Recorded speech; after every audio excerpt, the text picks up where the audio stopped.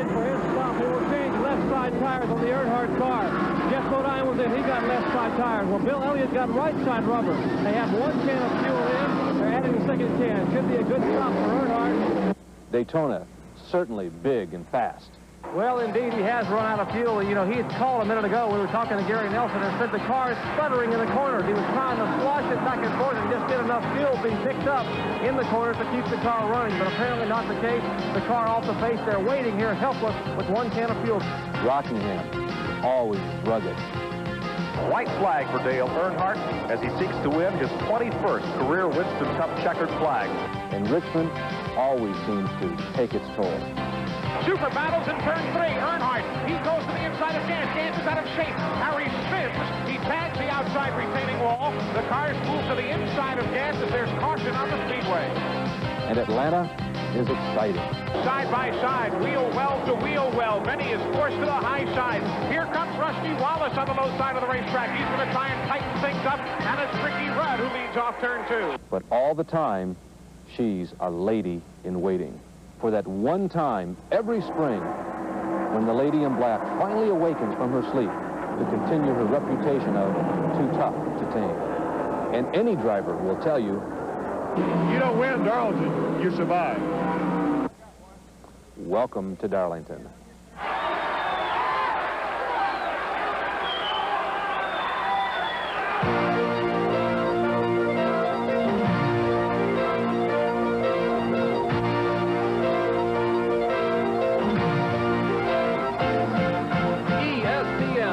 Leader in motorsports coverage presents Speed World, setting the standard with the most extensive schedule in racing.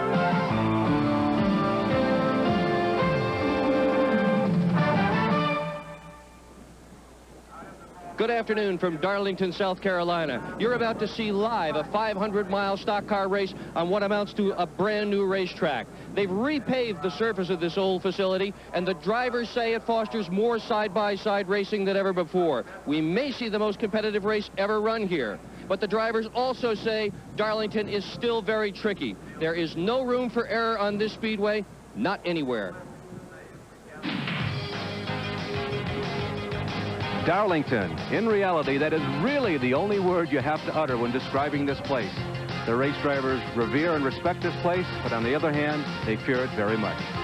Good afternoon, everyone. I'm Larry Newber. That, of course, was Dick Berggren, the editor of Stock Car Racing magazine. Bob Jenkins, who normally shares this microphone with me, is unable to be with us this week because of the death of his father, and we will keep him and his family in our thoughts throughout this broadcast. But with me is Dr. Jerry Punch, a veteran observer and broadcaster of the Winston Cup scene. Larry, this track, built nearly 4 decades ago, is steeped in racing tradition.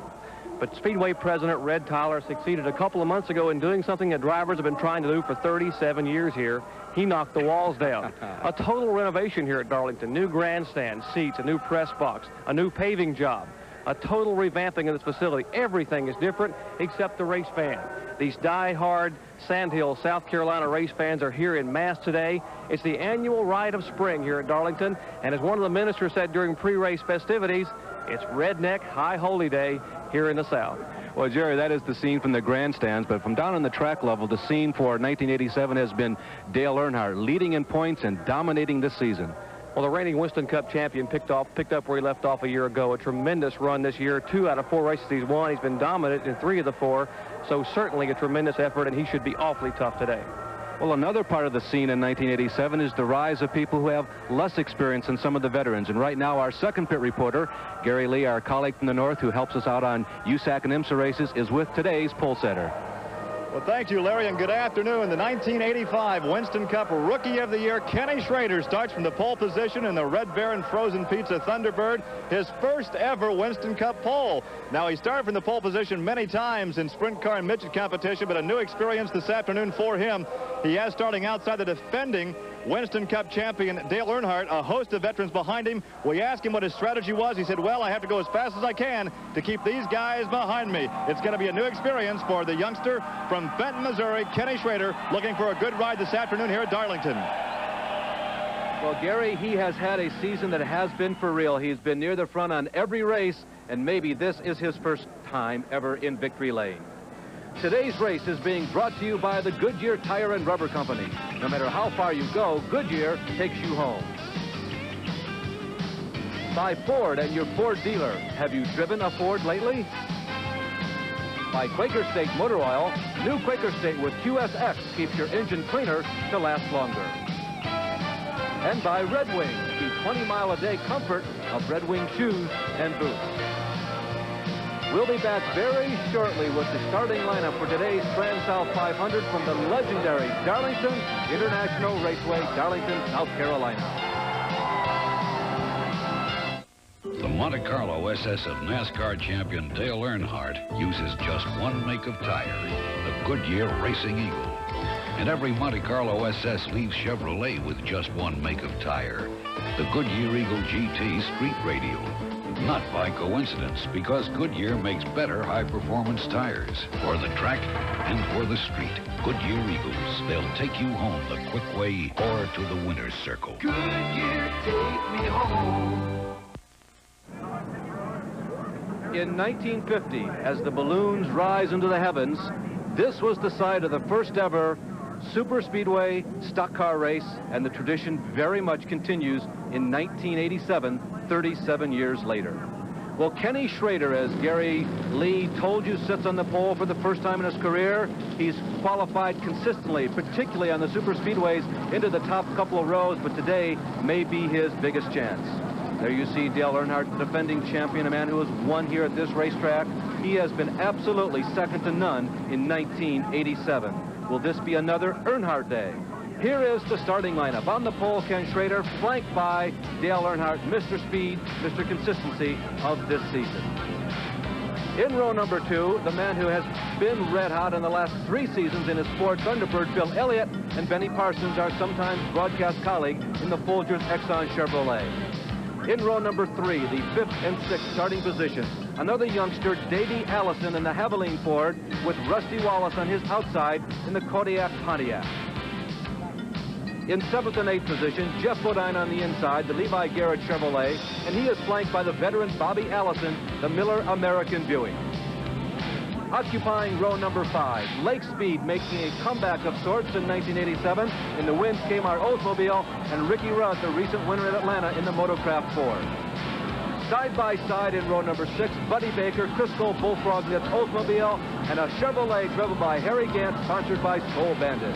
In 13th and 14th position, Neil Bonnet on the inside in a Pontiac by Valvoline, and Terry Labonte switching to the Junior Johnson team this year, Budweiser Chevrolet. 15th and 16th is the Fast Fair Copenhagen Oldsmobile of Phil Parsons, and Sterling Marlin in the number 44 Oldsmobile. 17th and 18th, Dave Marcus, Lifebuoy Chevrolet, and Morgan Shepherd and Kenny Bernstein's Quaker State Buick. In 19th and 20th, the side-by-side people there, Darrell Waltrip in the Tide Machine, it's a Chevrolet, and Bobby Hillin, the winner on a super speedway in 1986, it's a Buick. In 21st and 22nd, Cale Yarborough switching to his own team this year. It's an Oldsmobile, and another Olds, the Kodak Film, one of our camera cars, Rick Wilson. The 12th row, the Pettys, Kyle Petty and Richard Petty in a Ford and Pontiac, respectively. And now here is the rest of the field. In 25th and 26th is Ron Bouchard in a Chevrolet and another Chevrolet roommate, Tommy Ellis. Then Greg Sachs in the Valvoline Pontiac and Eddie Bierschwal in the Panhill Knits Ford. In 29th, Rodney Combs, the Dyguard Chevrolet, Michael Waltrip, and the Domino's Queen of Hearts Chevrolet. In 31st and 32nd, Jimmy Means on the inside. On the port side is D.K. Ulrich. 33rd and 34th, Connie Saylor and the Sunny King Ford Honda Buick, and Alan Kowicki, he sat on the pole earlier this year in a race at Richmond in the Xerox Ford. in 35th. In 36th, H.B. Bailey out of the Southwest, flanked by Slick Johnson. Next, we have Bobby Wawak and J.D. McDuffie, then Steve Crispin and Jonathan Edwards, and James Hilton in car number 48. We will have 2 in-car cameras for you today as they cam around this larger than 1.13 mile oval. First, in Cale Yarborough's, the Hardee's machine, the Hardee's car cam. There you get a shot of Cale riding behind on this pace lap, Darrell Waltrip on the inside, and Rick Wilson on the outside. Rick is significant to us today because he has the other in-car cam, the Kodak race car cam of Rick Wilson. There you can see it once again, Waltrip on the inside. You saw that shot from inside of Cale Yarborough's car and directly up ahead. And we're working into the 10th row. There is Bobby Hillen, and Morgan Shepherd is down on the inside. This racetrack, there's one factor that you have to deal with, and that is intimidation. Jerry? Exceedingly so. You have to beat the racetrack as well as the other competitors here, and Earnhardt can do that. Dale Earnhardt likes to intimidate drivers because of his experience, and he can do it. He's done it in the past. Well, I don't think anybody's going to intimidate Kenny Schrader. You know, in his qualifying race at Daytona, he was running side by side with Bill Elliott, and Elliott tried to intimidate him. Schrader held his ground and won the race. Nobody's going to push him around today, Jerry. Well, we will go one more lap before we go green here. Kenny Schrader is a man with enormous experience. Kenny Schrader, of course, has been running indoors in the midget races in 1986. He has won up in the Chicago area, finished second in the Indianapolis area. Lots of experience in all kinds of racing. Jeff Bodine, this is Gary Punch at ESPN. 1 lap to go, partner. Wishing you good luck today. Thanks a lot, Jerry. Yeah, we need lots of luck today. This is a tough old racetrack. It did pretty good with us yesterday. We just hoping that Levi Garrett, Exxon Motor Oil, 18 Spark Plug Chevrolet will stay up there. Well, stay out of trouble and best of luck to you. Thanks a lot. Hope it's a good race. The reference that Jeff was making to the late model sportsman race that was conducted here yesterday, he finished second. He was runner-up to, well, who else? Dale Earnhardt. The man who finished third was Jeff's brother, Brett, who was not in the race today, but we anticipate his next Winston Cup race next week in North Wilkesboro. We anticipate green flag. You know, these drivers run 30 times, 29, 30 times a year, and it becomes somewhat routine. But believe me, the Darlington International Raceway is a racetrack which catches your attention. The hearts beat just a little stronger at this point in the race. You begin to grip the steering wheel a little more. Now the emotion goes away. You look to Harold Kinder, green flag.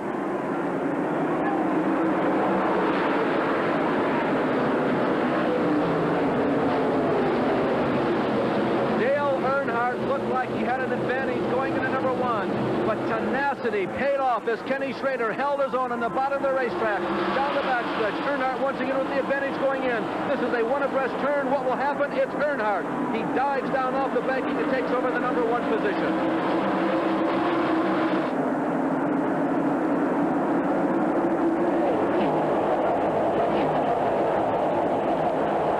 Start, Larry. 41 cars going out of here in Darlington, and Dale Earnhardt already flexing a muscle in his Chevrolet. Where he picked off earlier in the year, he's been extremely strong. You know, in this race a year ago, he was dominant, led over 330 to 367 laps, and he's again at the front of the field.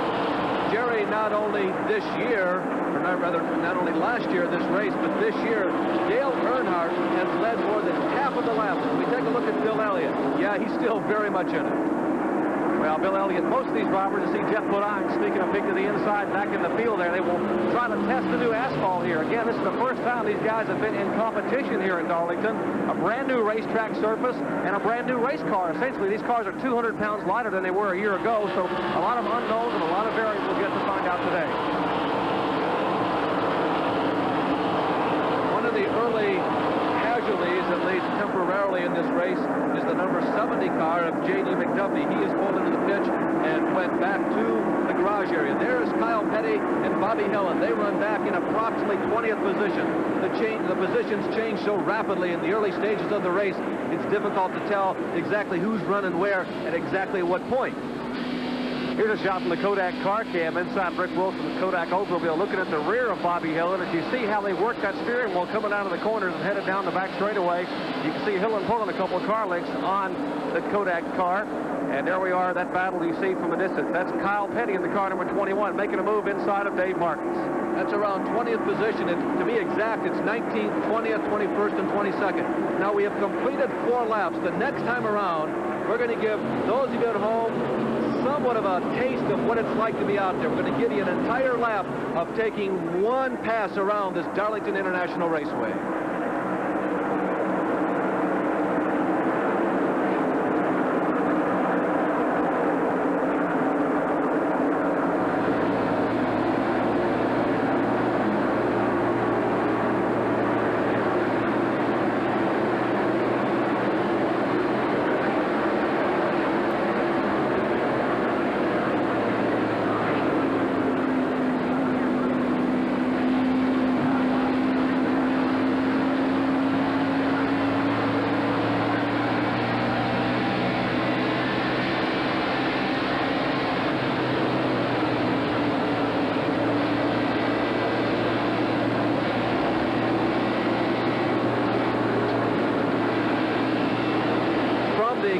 Of your rocking chair at home, you see what it's like to be rocketing around the Darlington International Raceway at better than 150 miles an hour.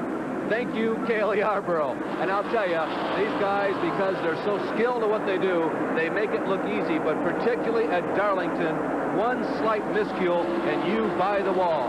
Gary Lee joining us today here at Darlington has got a comment on our pole setter, Kenny Schrader. As we said before the race, Kenny said I wanted to go real fast to keep these guys behind me. He could not go fast enough to keep Dale Earnhardt behind. He may not wish right now to go fast enough to keep either Bill Elliott or Davey Allison behind. We were just talking to Junie Dunleavy, the car owner. He said right now Kenny's going to set his own pace. It's a very demanding racetrack and a very long race. So don't be too surprised if Kenny should fall back to 3rd or 4th in the early going. We're going to go back to 6th and 7th position right now. There it is, Rusty Wallace, Benny Parsons, and Lake Speed kicking up his heels and making himself heard from. Well, a Pontiac, a Chevrolet, and an Oldsmobile, indicating all of the factories involved in Winston Cup racing. And right now, Rusty Wallace, who's had a pretty good run the last couple of races, a couple of top 5 finishes the past 2 events, trying to hold off Benny Parsons. And Jerry, what a run for Lake Speed. We mentioned he's trying to make somewhat of a comeback. He lost his ride basically a little more than a year ago on the Winston Cup Trail. He sat out 1986, and 1987 is very important. We got a spin in turn number 1. Looked like a blowing engine. That's Steve Chrisman, the rookie competitor, spinning up in turn 1, tags the wall, and the car coming down off the wall. Chrisman, one of the rookie competitors from Indiana, a short track hot shoe from around the Terre Haute, Fort Wayne area. There's a couple of cars skidding. And Jerry, while this is going on, you can see Davey Allison has taken advantage of this yellow flag, and Davey Allison has moved around to 2nd spot. No yellow flag. The NASCAR officials ruled that Chrisman is out of the way, no debris on the racetrack, and Davey Allison really gained on that.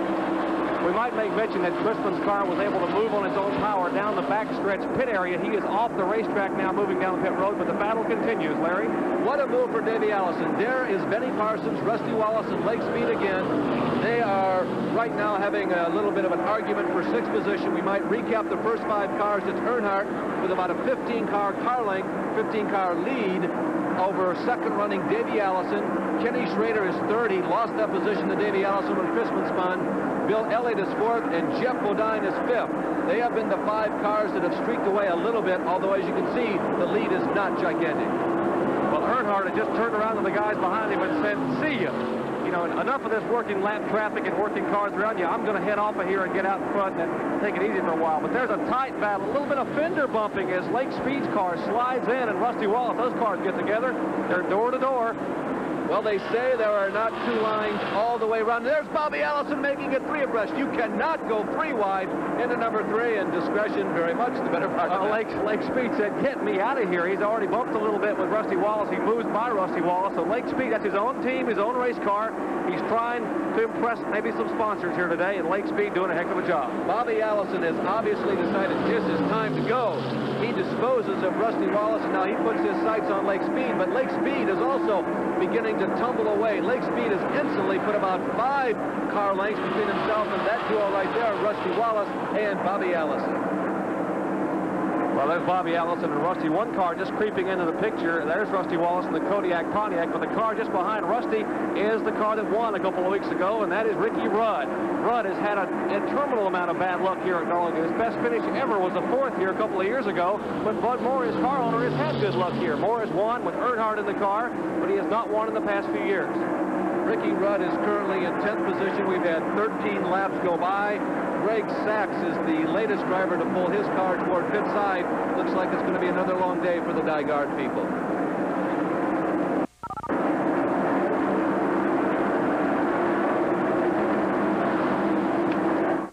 You could buy a $100,000 sweeper to clean up around your house. Hey, look out, Marge! Are you crazy? I'm coming through! Sure, it cleans driveways and patios quickly and easily, but so does the Litter Critter from ShopVac.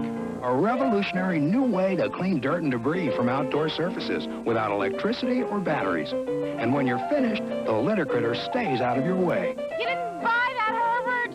I'm not crazy! I leased it! The Litter Critter, a sweeping improvement from ShopVac.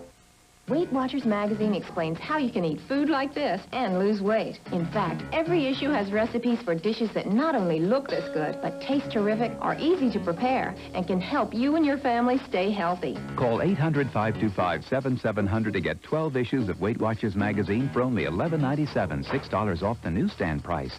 You'll also get free our pocket-sized booklet with calorie counts of popular restaurant dishes, even fast foods. Call 800-525-7700 now.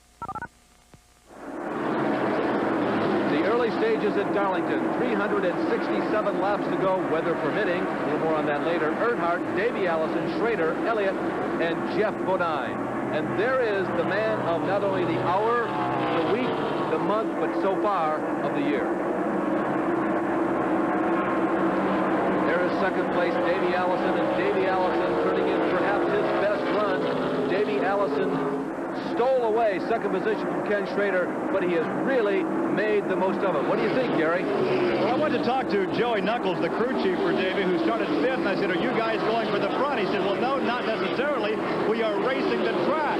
Well, obviously, everything is very well in car 28 because they started 5th, they're up to 2nd, and appear to be gaining on your leader, so they're only racing the track, but they could well be up in front before too long. There's Davey Allison. What a tremendous run he's had. He's run awfully well here in the past in some of the Busch Grant National events, but this is really his first good run here in a Winston Cup car. The two leaders just put one lap on Bobby Wallach. Yes, for those of you who are veteran observers, that was a number 77 on Wallach's car. He has an arrangement going on with Kenny Reagan in regards to points, the collection of points for the number 77. There is Ken Reagan, or rather Ken Reagan's number with Bobby Wallach behind the wheel. He qualified back in the 37th position and is trying to survive out there, which is a trick in itself here at Darlington.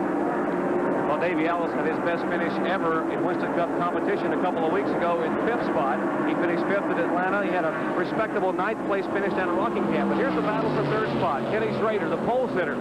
Kenny, who had not set on the pole since July 5th of last year in a USAC stock car race at Terre Haute, Indiana. Sits on the pole here at Darlington, and I guess he's sort of biding his time right now, Larry. Yeah, Jerry, he really is. And, you know, the cars this year are about 200 pounds lighter. Here you can see the average speed up to this point, the green flag average speed. We've not had a yellow yet, better than 156 miles an hour.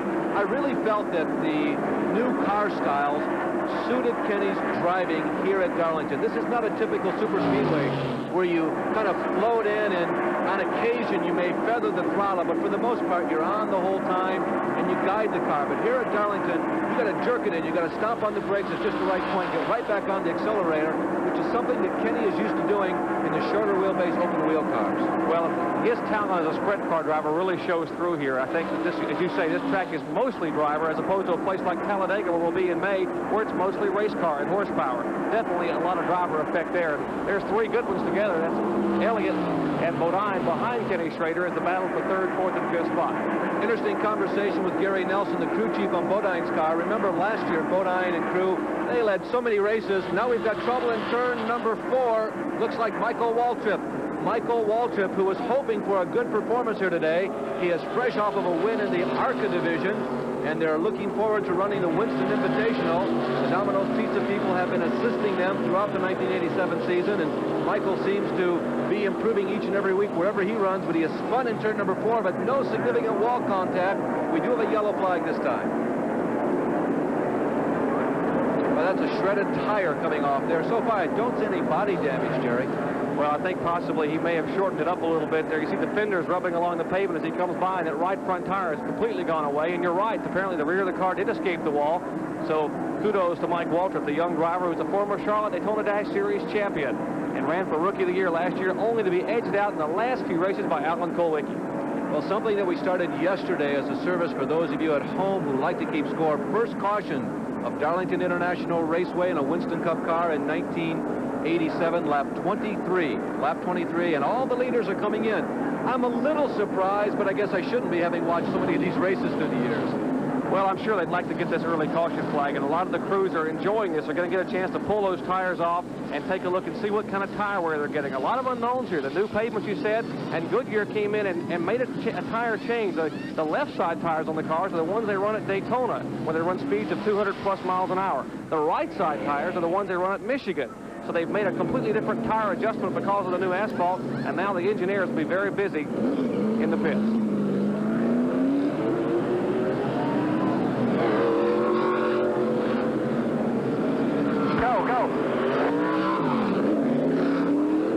We have a hookup with the Gary Nelson Jeff Bodine radio, and we were trying to get tuned in so that we could share with you at home what's going on during this pit stop, and there may not have been any conversation because this is reasonably routine for these Winston Cup crews. When they came in, they knew exactly what they wanted to do. You heard it was probably Gary Nelson shouting, "Go, go, go," and that may well have been the only part of the conversation, except when the yellow came out, I'm sure Gary said, "We coming in?" The answer was yes. Jeff said, "Here I come off of turn number 4, and I'm in," and that might have been all that was said until the end. Well, radio communication is extremely important now because the driver really can't see that well of what's happening on the cars as far as its servicing is concerned. And the most important part of the service is those fuel cans. The guys getting both cans of fuel completely in the car, getting the car completely gassed before they leave pit road. Well, this yellow flag on lap number 23 disrupts an otherwise cautionless Darlington International Raceway Grand National Winston Cup race.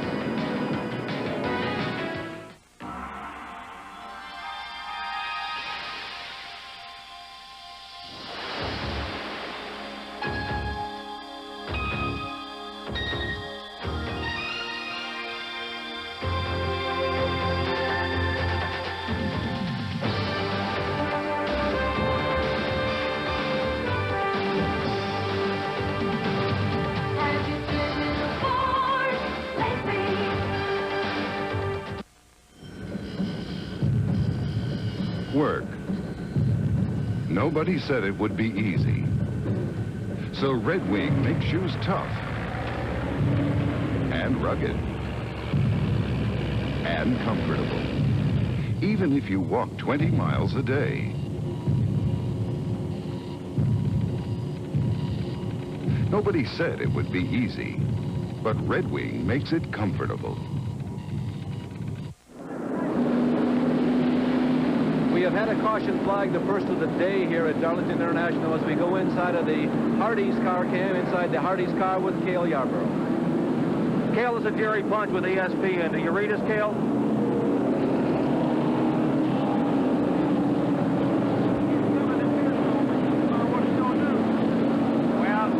What's going to change with two cars, Cale? What do you think Transouth for? The way that car is coming off the corner. Cale having a conversation with his crew chief there, Jake Elder, and apparently they are trying to get that car dialed in. Cale made a couple of pit stops. What we should have done is dump those fuel and you've been out and lead the race. The rubber 23 left.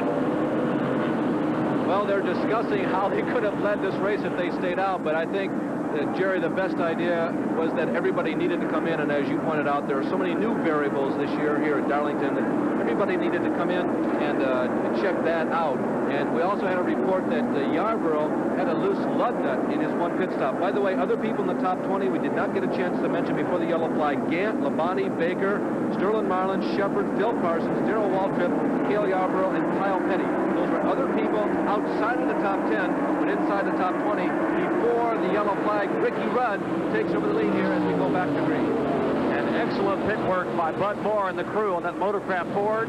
This is the car that Rudd finished second in about 3 weeks ago at Rockingham, or 4 weeks ago at Rockingham, and he leads the way here at Darlington. Now, we have seen many, many times on a Winston Cup race how the changes that are made by the crews during a pit stop really affect the on-track performance of the machines. Even though we had those 5 dominant cars before the pit stop,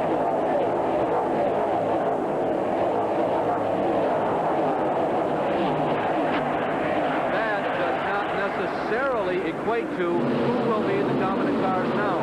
Right now, Ricky Rudd leads. That's Bill Parsons in second, and that is the Greg Sachs brothers, number 50, Greg Sachs, running in third, and Earnhardt is fourth. Now, here's another service we're going to hope to provide for you in 1987, a pit stop summary. This shows you the top 5 cars in the race as the yellow flag flew and what position they came out of the pits in. You can see Earnhardt dropped from first to fourth, Davey Allison from first to fifth, Kenny Schrader all the way down to 21st position. Just a horrendous pit stop. From third to 21st, Bodine back to 10th, and Elliott back to 8th. But we might add that they all did a lot of work, Jerry. Indeed, and Kenny Schrader's probably the least experienced crew of those 4 or 5 there. But here's the yellow flag recap. You see on lap 23, car number 30, Michael Waltrip spun, Larry, and the caution flag out for 4 laps. There is Dale Earnhardt testing Greg Sachs and the Dingman brothers, number 50. The Dingman brothers have come from road racing. They have been observing what's going on in Winston Cup racing in terms of the money and the attention and the interest. So they've decided to make the plunge full time in 1987. And right now, Mr. Sachs, the guy who won that surprise victory at Daytona a couple years ago, has given it a pretty good ride. He is indeed. This is his 4th time at Darlington. But watch Earnhardt now, the veteran, begin to work over the young driver, Greg Sachs. Earnhardt now trying to intimidate him a little bit up in the high groove. They'll get Sachs to bob and weave a little bit. One little mistake, and Earnhardt will get by. But Jerry, he's taking his time. Earnhardt is being cautious. You know, I think Dale Earnhardt is indicted a lot by that being too aggressive or being somewhat overly aggressive. And the fellow who's been affectionately called the Rambo of stock car racing, I think has calmed back a little bit. His driving style has been quieted a little bit. There is Davey Allison going to the inside of Earnhardt. Davey says, well, okay, Dale, if you won't take it up tough to Greg Sachs, I'll do it. But now Earnhardt gets him back right away. I think Dale just gave Davey Allison a little bit of a lesson in how to go into turn 3. Davey went in really hard. The car went beneath Earnhardt, but then skipped up across the racetrack. Dale just turned the car left and went right back by. I think Davey will remember that next time he goes into turn 3, that you have to really feather the car a little bit. They look like 2 turns. Okay, it's 4 turns, but in reality, here at Darlington, there must be 8. It's a tremendous racetrack. No 2 turns are identical here at Darlington. It's an egg-shaped oval, 1 3/8 miles, and now Earnhardt now beginning to climb in on Greg Sachs. And you got to give a call to Greg Sachs, the Mattatuck, New York former modified ace, doing a tremendous job. Ricky Rudd continues to hold on to the vanguard. There goes Greg Sachs. He goes underneath Bill Parsons, and Greg Sachs reaches his high water mark of this race so far. There goes Earnhardt underneath Bill, and Davey Allison is following.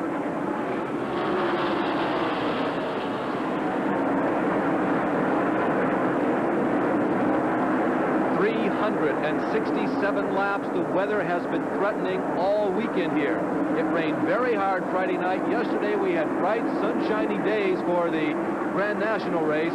The Weather Bureau has said that if rain hits Darlington, and they are predicting it, it will happen sometime this afternoon in the vicinity of 3 o'clock. Here's a battle back in the pack. That is Darrell Waltrip in that bright orange and white numeral car number 17. That's Waltrip leading the pack.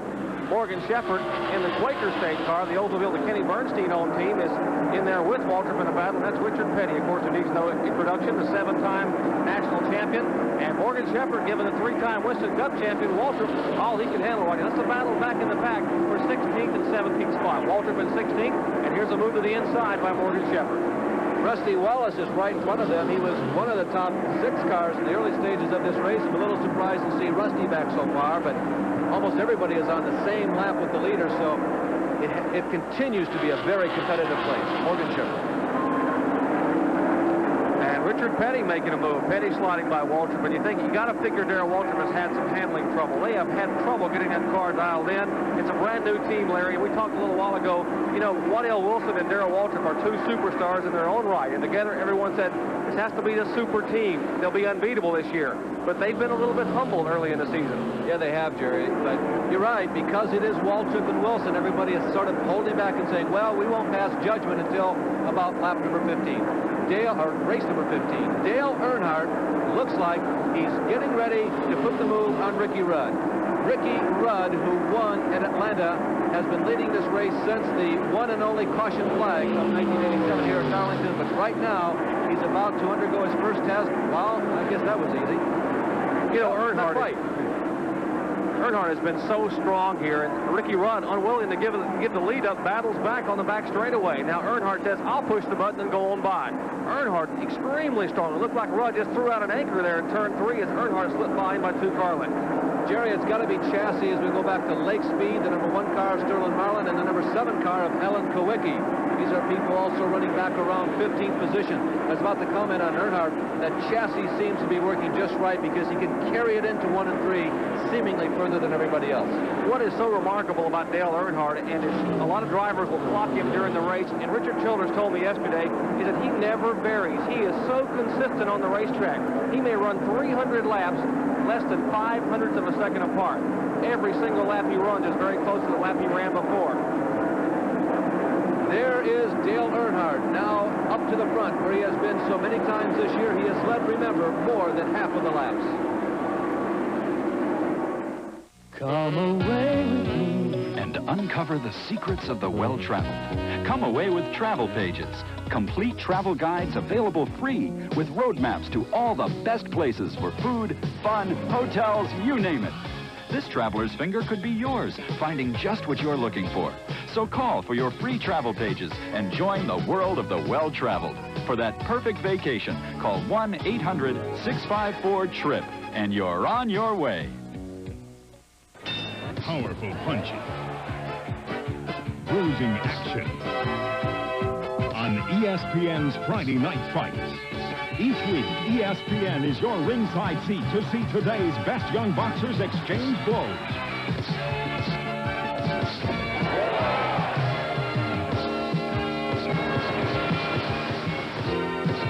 Count on championship rounds of top-ranked boxing live on ESPN.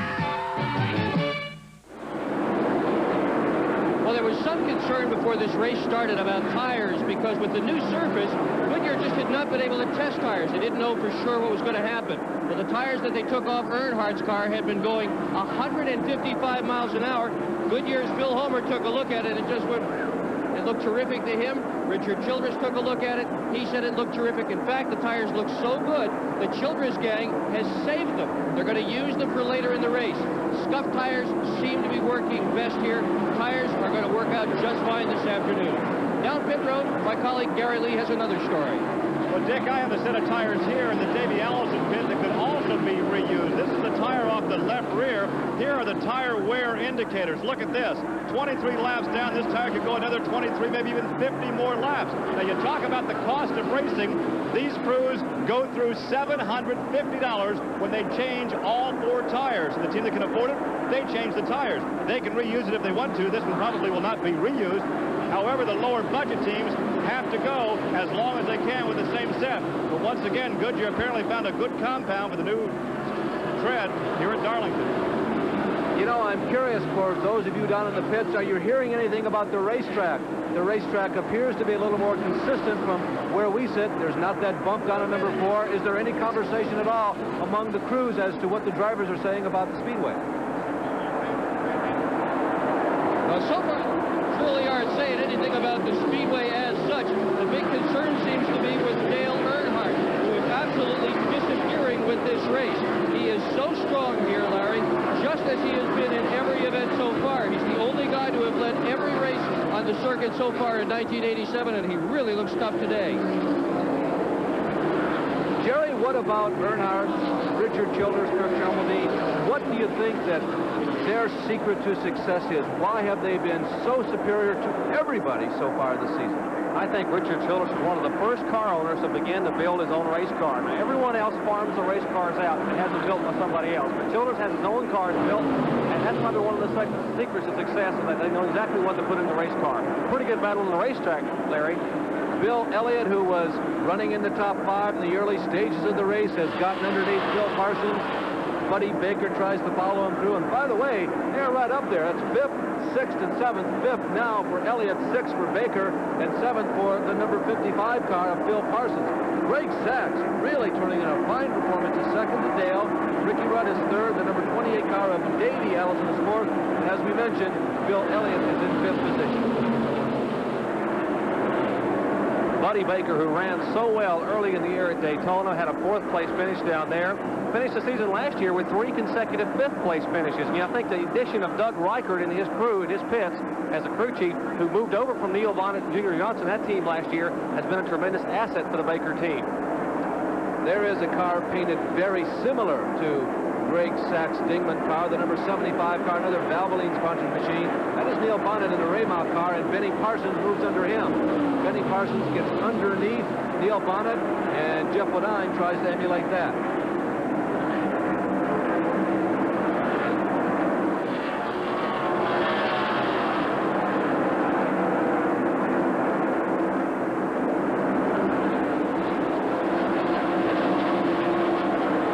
Different kinds of approaches there on the screen. Benny Parsons, easily the biggest surprise so far of this season.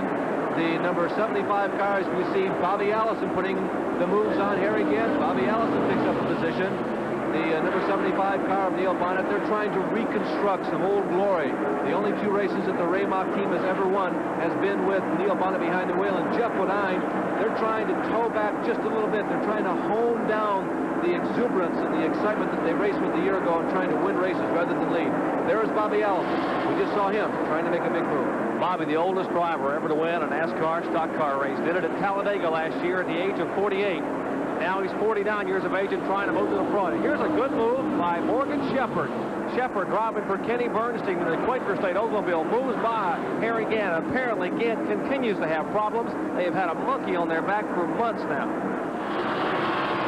1.366 miles around, but it often seems like it's about 10 miles around because you have to fight this raceway every inch of the way. Morgan Shepherd in the middle of the screen in the bright green car. Jeff Wadine leading that pack down the front stretch, the 1/4 mile front stretch. Even though it's a mile and a third around here, the straightaways are only 1/4 of a mile long. Bobby Allison, Neil Bonnet. Once upon a time, Bonnet was recognized as Bobby Allison's protege, but no more. They are without question peers.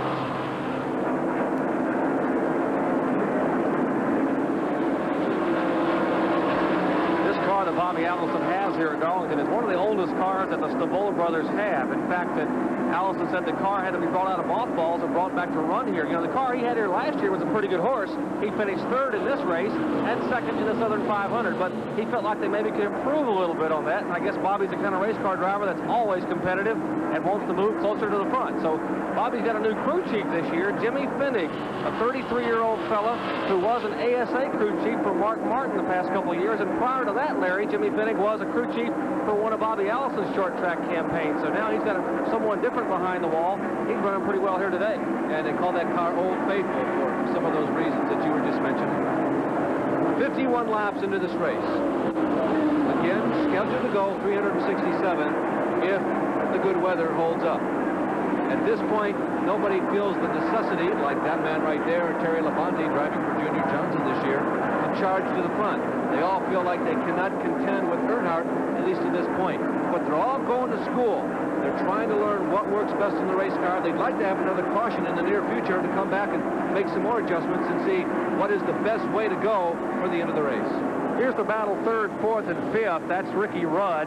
There's 3 Ford Thunderbirds together. Rudd, the red car, number 15, and of course the rookie driver, Davey Allison, in the car number 28, is 4th. And 5th, of course, no introduction for Bill Elliott, the fellow who won $1 million here back in 1985, a couple of years ago, that Winston million.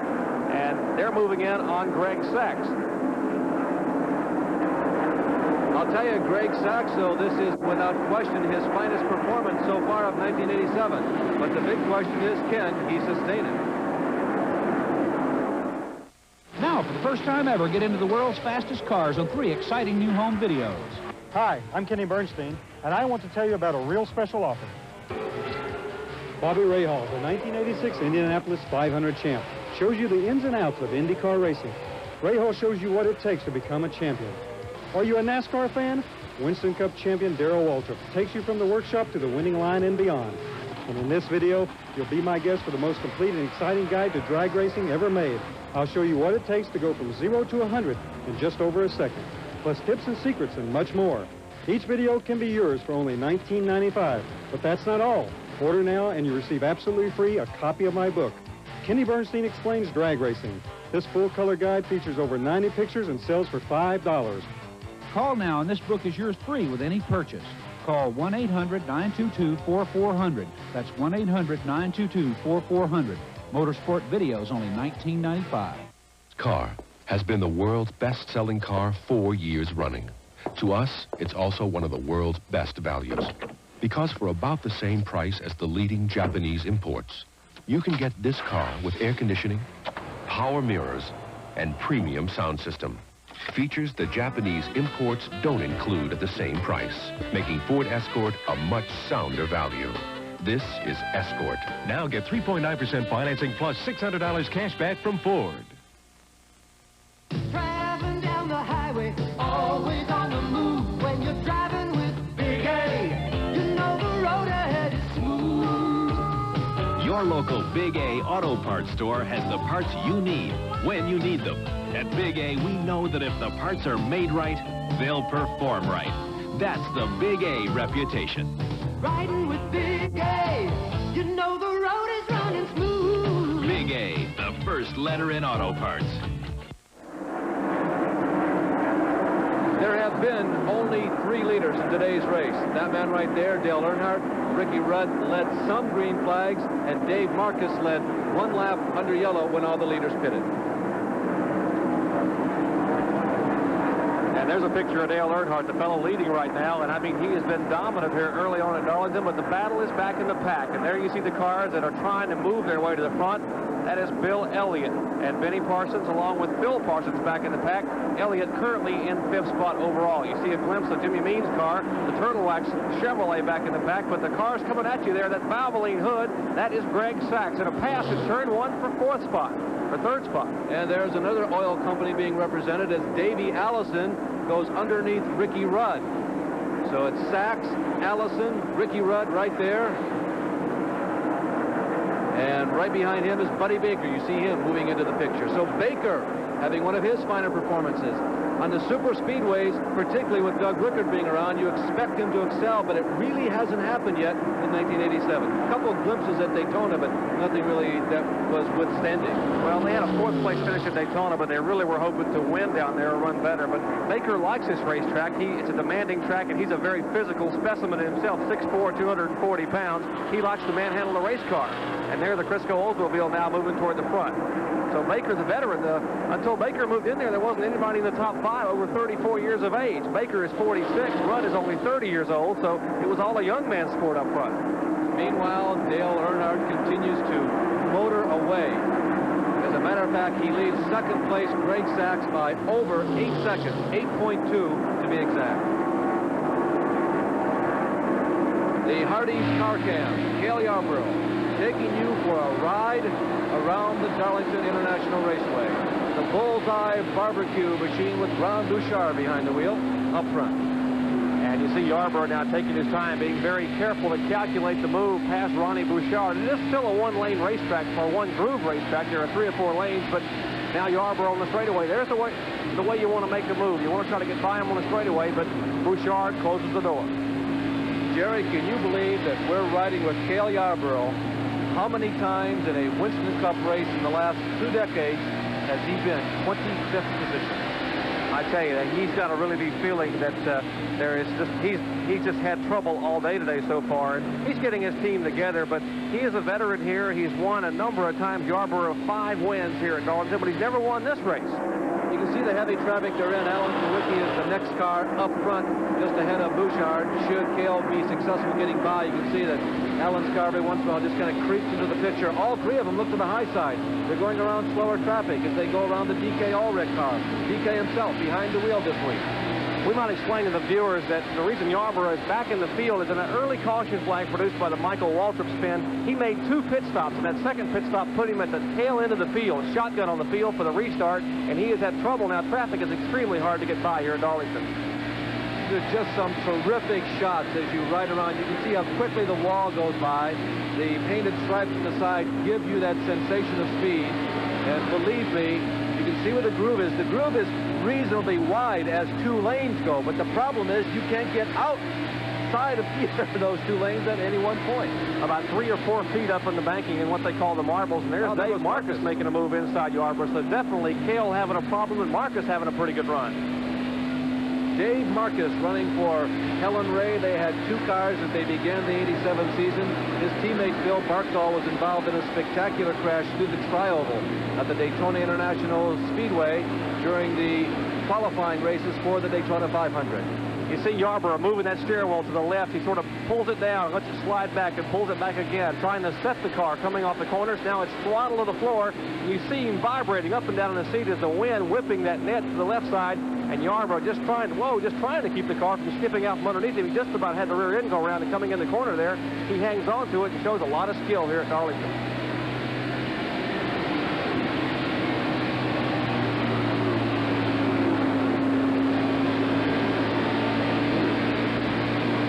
Greg Sachs continues to hang in there.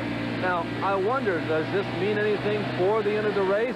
Is everybody else holding back, Jerry, or do you think that Sachs, after whatever changes they made in that car, is that strong compared to the rest of the field? You know, no one really thought much about Greg Sachs this week. He has to be the sleeper, obviously, but he has a veteran crew chief. The Dingman brothers, of course, who own the cars, are not that familiar with stock car racing, but Sachs definitely, with David If behind the wall, who has been with a number of teams, including the MC Anderson team, I think the Blue Max team, a number of teams, Jack Beebe he's worked with in the past. He knows a lot about stock car racing, and I think he's put him up front. Well, running very close, right there knocking at the door is Davey Allison, and Gary Lee has been following that story. How many times have we heard the phrase, hindsight is 20/20? Well, right now, the Davey Allison crew is saying, you know, we shouldn't have changed those tires. We didn't have to. Right now, they don't like the set they have on the race car. Davey is calling in that the car is tight. He cannot pick up the throttle where he wants to coming off turn 4. Consequently, they are eager for that next caution to bring him in and change the stagger. They say he can run a little faster. Right now, he's holding his own in 3rd position, but they are not happy with the tires and the handling of car 28. 2nd, 3rd, and 4th on the screen. And if Davey Allison is not happy, boy, if he gets pleased, he may be one of the few cars who can contend with Earnhardt, who, by the way, has stretched his lead to about 1/3 of a lap. Allison really looks hungry right now. Sachs goes into that corner just a little high, but does not leave quite enough room for Davey to get by. Dick Berggren. Well, Davey Allison's not the only guy who wishes he had a different set of tires on.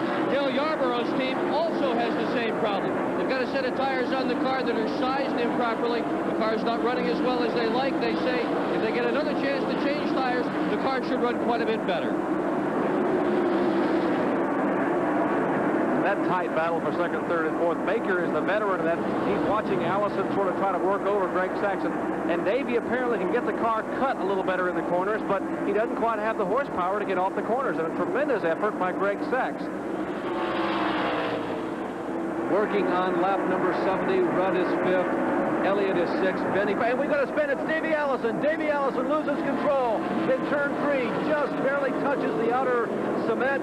No contact with any other machines. Davey Allison running a competitive 3rd place. Stayed on the handle just a little too long going into turn number 3. And the yellow flag being displayed here at Darlington as the field coming by for caution. There's a scramble back to the yellow flag. Davey Allison getting some sheet metal damage. They pass across the start-finish line on that Havoline Ford. Let's take a look, Larry, and see what happened with Davey Allison. He was running in a tight 3-car battle. There is Greg Sachs and Allison, then Baker. And Baker and Allison, whoops, looks like they may have had a little bit of help there. As Davey's car gets sideways, smoke from the car, Baker goes high, misses him, and Allison will come up and just pop the wall there with the rear of that 4th Thunderbird. That's a tough break because certainly that ruins a set of 4. Also a little bit of damage to the rear spoiler. It looked to me like, Jerry, in close inspection, maybe we can take a look at it again, but it looked like that Davey might have started that on his own. Like he lost a little bit of control, which slowed him down, a move that Buddy really didn't anticipate, and Buddy had nowhere to go except touch him, and just a little nudge at 150 miles an hour in a high bank 20-degree turn, and you're sideways. Yeah, it's hard to get those cars slowed down, and as Baker was trying to do. Here is the leader, Dale Earnhardt, making his way to pit road, and we'll see what kind of pit work that Lou LaRosa, Kirk Shelberding, and the crew can work. Let's go down in the pits to Dick Bergeron. Well, I think you can pretty well count on this being a 4-tire change for just about everybody. Everybody seems to be using used tires today. The used tires, the ones that just gotten scuffed in, seem to be more adapted to this racetrack than what are called sticker tires. Brand new tires. Sure enough, Earnhardt's got 4 new ones going on. Down the road, Bill Elliott's in the process of putting 4 tires on. Up and down pit road, just about everybody's doing it. Gary, what's it look like down to you? We are down here with Davey Allison. He wanted the yellow, but he did not want to be the one to prompt the yellow, which he did. They're changing the right side tires now. They had wanted to change the stagger. They top out the fuel. There are no other adjustments being made to the chassis. A 4-tire change, and they top out the fuel for Davey Allison in the Havoline number 28. So let's see now if they get a better stagger setup and better handling for the second-generation driver. And in looking at that rear spoiler, I think I called it was probably damaged. It was not. Somehow he touched the outside wall, but did not damage the rear spoiler, and that could really have upset that car for the rest of this race. But by not hurting that, he might have escaped here. Well, you need that downforce on the rear of the car to keep the car stable in the corner, but apparently he just got a little bit of sheet metal damage, and there's the yellow flag still being displayed as a safety car with the lights on. And here's inside one of the cars, the pit stop taking place up for Cale Yarborough, the Hardee's race cam. As Cale Yarborough getting the windshield clean, we're watching the crew now trying to signal to Yarborough. Right now, Jerry, he is one of only 2 cars on pit road. There you see how desolate it is down there. Only about 20 spaces forward is Darrell Waltrip still sitting in the pits. So when you know that when there are only 2 cars down there, some extra work is being performed. Well, 2 of the veterans having their trouble today, and there is Alan Kulwicki. He has had trouble, and a left rear tire has come off the Xerox Ford. Kulwicki over just creeping along the apron, and you see that big hole in the left rear of the car. That's where the tire and wheel are supposed to be, and apparently possibly a miscue in the pits. Well, Jerry, for the pole setter from Richmond, you know, this week he lost his full-time crew chief, and he's been trying to do almost all of the work and conducting and directing all the work on his own, and somewhere along the line, maybe there was a miscalculation, hard to say, but maybe a lug nut wasn't fastened properly, but the left rear wheel, you can see it coasting to a stop along the wall. And you know, the car that his super speedway car that he wanted to run here was destroyed 2 weeks ago at Atlanta. This is the short track car. In fact, this is the car he sat on the pole with at Richmond, the car he ran 18 races last year, the one he nicknamed Sirloin because it was just so tough, a car he could run every week. The Darlington International Raceway has not claimed anybody yet, but it came very close during this moment when Davey Allison, running in the top 5, went for a ride.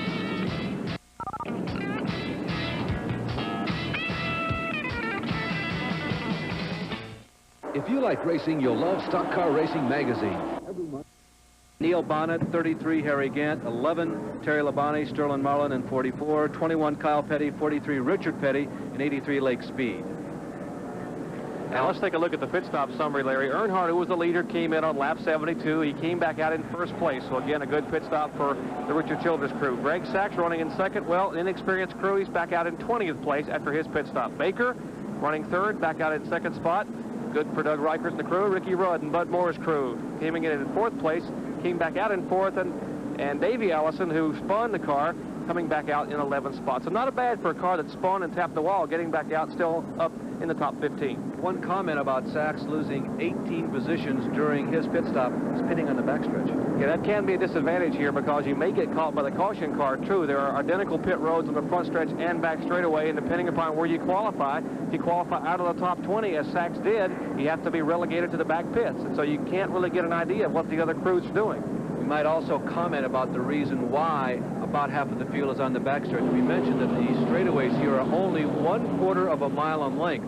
This track wasn't designed or constructed with the contemporary needs of contemporary Winston Cup teams in the pits in mind, and that's why we've had to divide the field from the front stretch to the back stretch. Well, there's a race on the track and a race in the pits as the Unocal gas cans are getting a workout here as they are working down on pit road.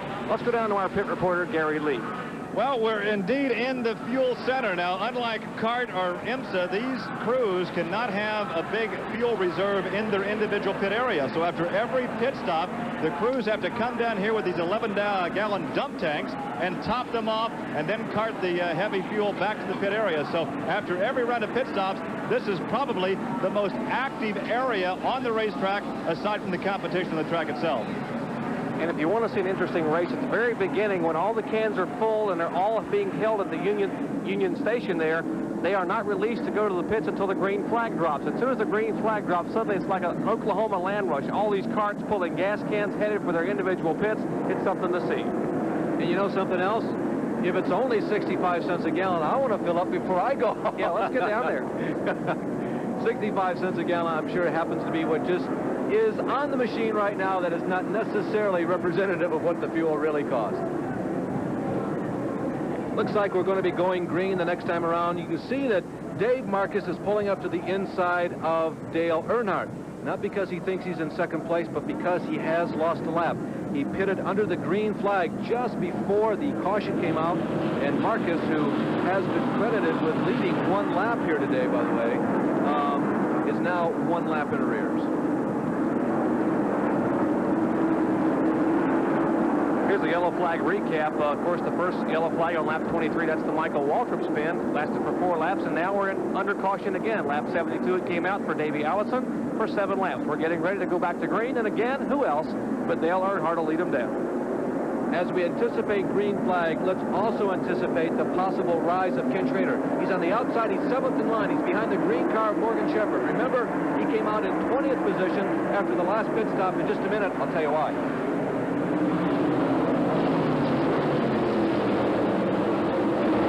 We'll get a chance to see if Buddy Baker can handle Dale Earnhardt. There's Earnhardt pulling already by 3.5 to 4 car lengths over Baker out of turn 2. There's the lap car of Marcus, and Baker running in second spot just in front of Marcus. And now back in the pack, Benny Parsons makes a challenge in turn 3. Parsons apparently getting fresh rubber.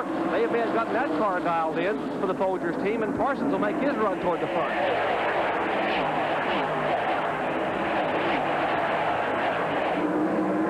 Earnhardt, Baker, Benny Parsons, Ricky Rudd, Bill Parsons, and Ken Schrader, I think, is going to be the man on the move. There he is on the outside of Dave Marcus right now. Remember, Marcus is a lap down, and Schrader seems to be rising to the top.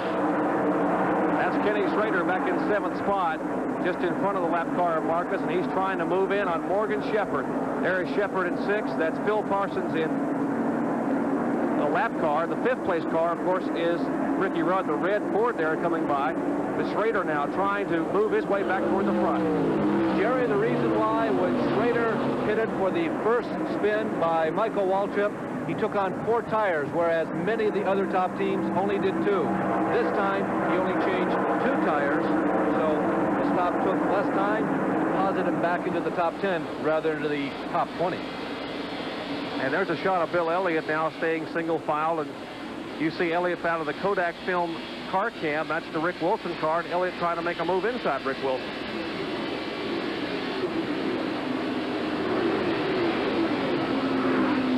Well, I'm with Butch Stevens, and he's one of the tacticians here. He's one of the astute race watchers on this circuit. He also works with Bill Elliott. Butch, can anybody do anything with Earnhardt? Not right now, but it's still early in the race, and this is Darlington yet, so we're just playing a waiting game. Our car is just a little bit too tight right now, but a little bit later, I think we'll be all right. Can you fix it with tire changes? Oh, yeah. There's no problem with that at all. Well, it's all calm in Bill Elliott's pit so far. It's a long way to go. 82 laps are now complete.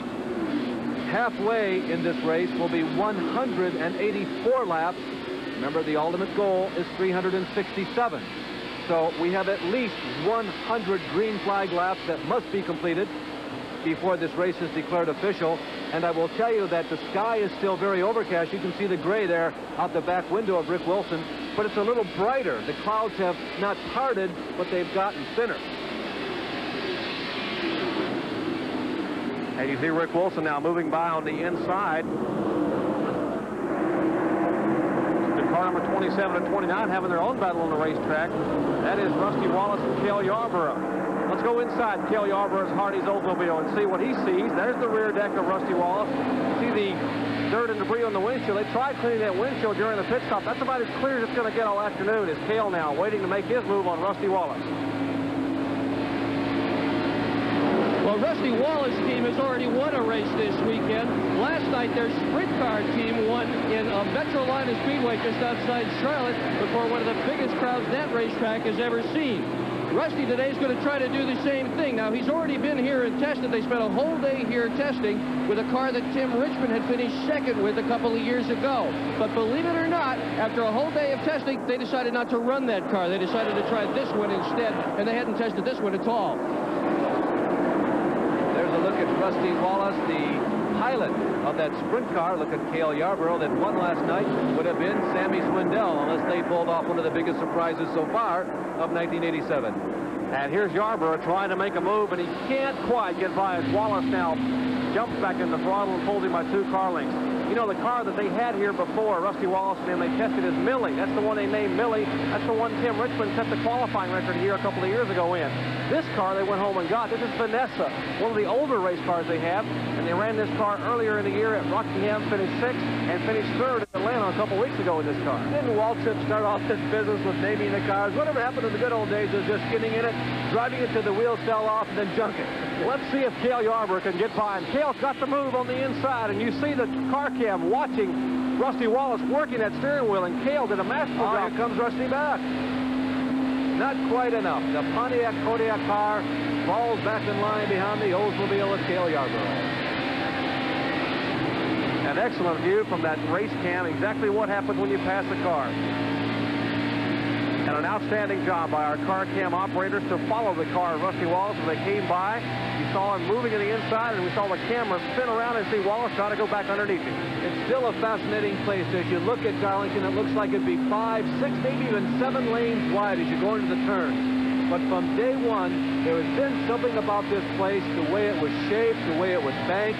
It turned out to be just the 2 upper lanes were the only ones that the modern, contemporary 150-mile-an-hour plus machines could operate on. When they first started here back in 1950, everybody tried the bottom, and it worked for some of them, but not since they've accelerated up above 125 miles an hour. Well, apparently Buddy Baker has had enough of Dale Earnhardt's rear deck, and he's trying to close in now. Baker in the Crisco car, running in 2nd spot, and there's the differential between Earnhardt and Buddy Baker, some 7 car lengths now as Baker trying to reel him in. Get an idea of just what the speed is. They come out of turn 4, Larry. That speed as they come by over 160 or 155 miles an hour. And apparently the track doing real well. The groove getting up real high, though, as Baker and Earnhardt both run in the upper groove. It's a very interesting moment in this race because few times in 1987 has anybody run down Dale Earnhardt when he was in the lead. But Baker is really doing the job right now. Buddy Baker turning in an outstanding performance.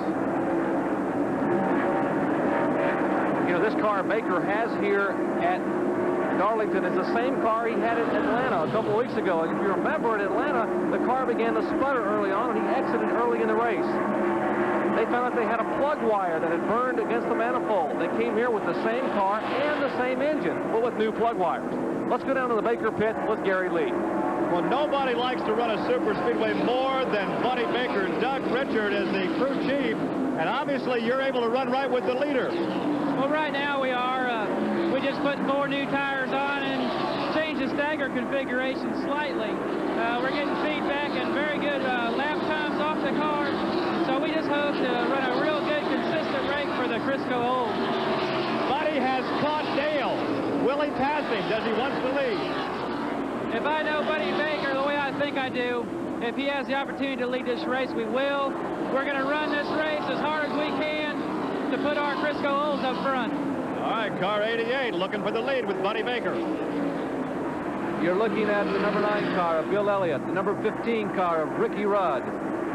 They are 6th and 7th right now as they have pulled back onto the track and racing hotly contested in the top 10 here in the first 3rd stages of the race at Darlington. Bill Elliott, Ricky Rudd there.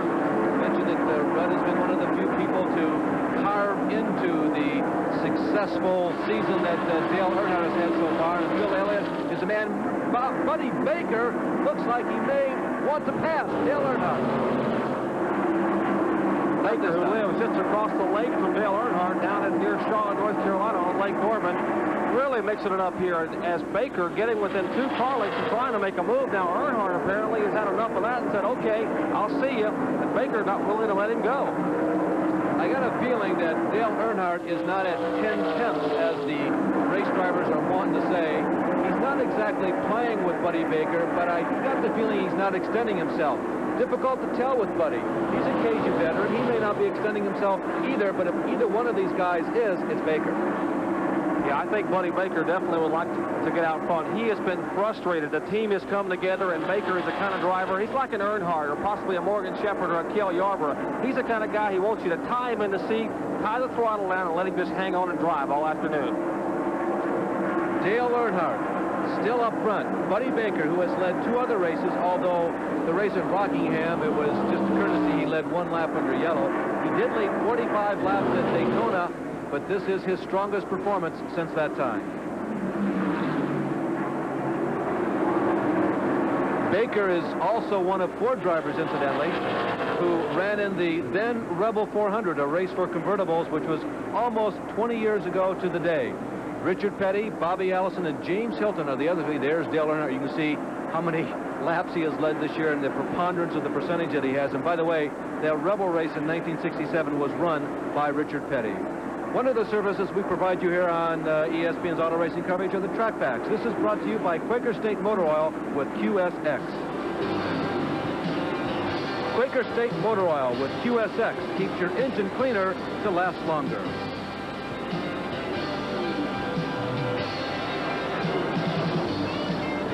Race teams take good care of their engines. This $20,000 motor is the difference between winning and losing. Some of the things that they do here might even be able to help you on the street. One of the things that they do is to change the oil often. After every race, as a matter of fact. They've got a little advantage, though. They can take samples of their engine oil and send it back to their sponsor, who will evaluate that oil and be able to determine a great deal about the internal condition of the engine. They also warm that oil up quite a bit before they ever put the engine under a load, something this team says you should do in your street car as well.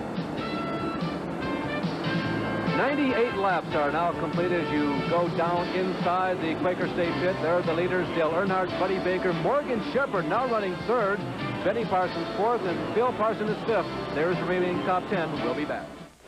Heaven on earth. Don't get him started. Larry Newber, along with Dr. Jerry Punch, Dick Berggren, the editor of Stock Car Racing Magazine, and Gary Lee at the Darlington International Raceway, a storied old place. And so far, we haven't had extreme excitement. The racing has been very good, though, Jerry, and the new surface, I think, is really getting a passing grade. I think so. I think the crews are extremely happy, and the Goodyear people have done a tremendous job of bringing the tire here that's going to work well for the cars. And there's the man of the hour, the man of the year so far, Dale Earnhardt. He's been a tremendous force, dominant in 3 of the 4 races we've run this year, and dominant here today. You know, we were talking about why is he better. We mentioned that earlier, and you mentioned about Richard Childress designing his own chassis. You know, all of these cars traditionally have run ballast. The frame rails are empty, and to get the car up to spec so that it weighs properly, you put lead weights in them. Well, very few people rebuild cars over the winter, but to make the cars lighter, you know where they had to take the extra weight from, as we look at Buddy Baker still a contending 2nd. They took it out of the lead weights that were in the frame of the car. That also had the effect of moving the center of gravity higher, which meant that the cars didn't get as good a bite on the speedway. And here's the battle back for 3rd spot between Morgan Shepherd in the Kenny Bernstein car. That's the green and white car, number 26. And just behind him, Benny Parsons, driving in the substitute role for Tim Richmond. That's the car that Richmond won 7 times with last year. A Harry Hyde prepared machine, the Chevrolet. And that's a battle back for 3rd spot. Morgan Shepherd, his best finish so far this year has been a 5th. He had a crash at Richmond. Benny has had really the best season of the 2 of them. As you know, he came reasonably close to pulling off a big one at the Daytona International Speedway. But Shepherd, he was 6th at the restart and has moved up to 3rd and held his own. Well, you know, Benny Parsons, who finished 2nd at Daytona, you know, you won a qualifying race there at Daytona. and then finished second in the Daytona 500. He had a 34th place finish at Rockingham. He was involved early on, had problems there with the engine. He finished 10th at Richmond, and again second 2 weeks ago at Atlanta. So he has had a tremendous year thus far. That team's an outstanding team, and when you think what's going to happen when Tim Richmond gets back in a few weeks.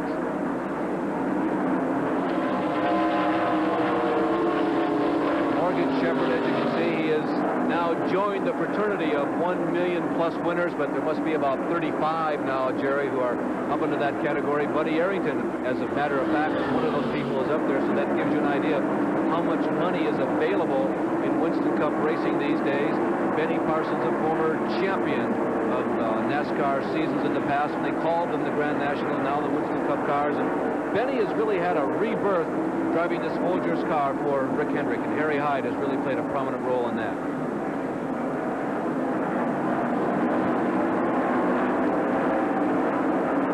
Morgan Shepherd, on the other hand, with the Kenny Bernstein mount, I think that they have struggled a little bit this year. Morgan, of course, is the kind of guy who likes to do a lot of hands-on craftsmanship onto the machine.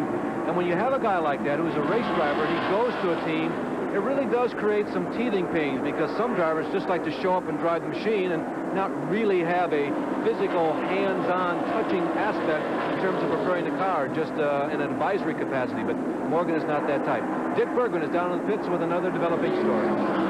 Well, Rick Wilson is having problems with his engine. In fact, he's had problems today with 2 engines. When they fired up this morning before this race, Wilson lost the engine in the car right in the garage. They lost the camshaft.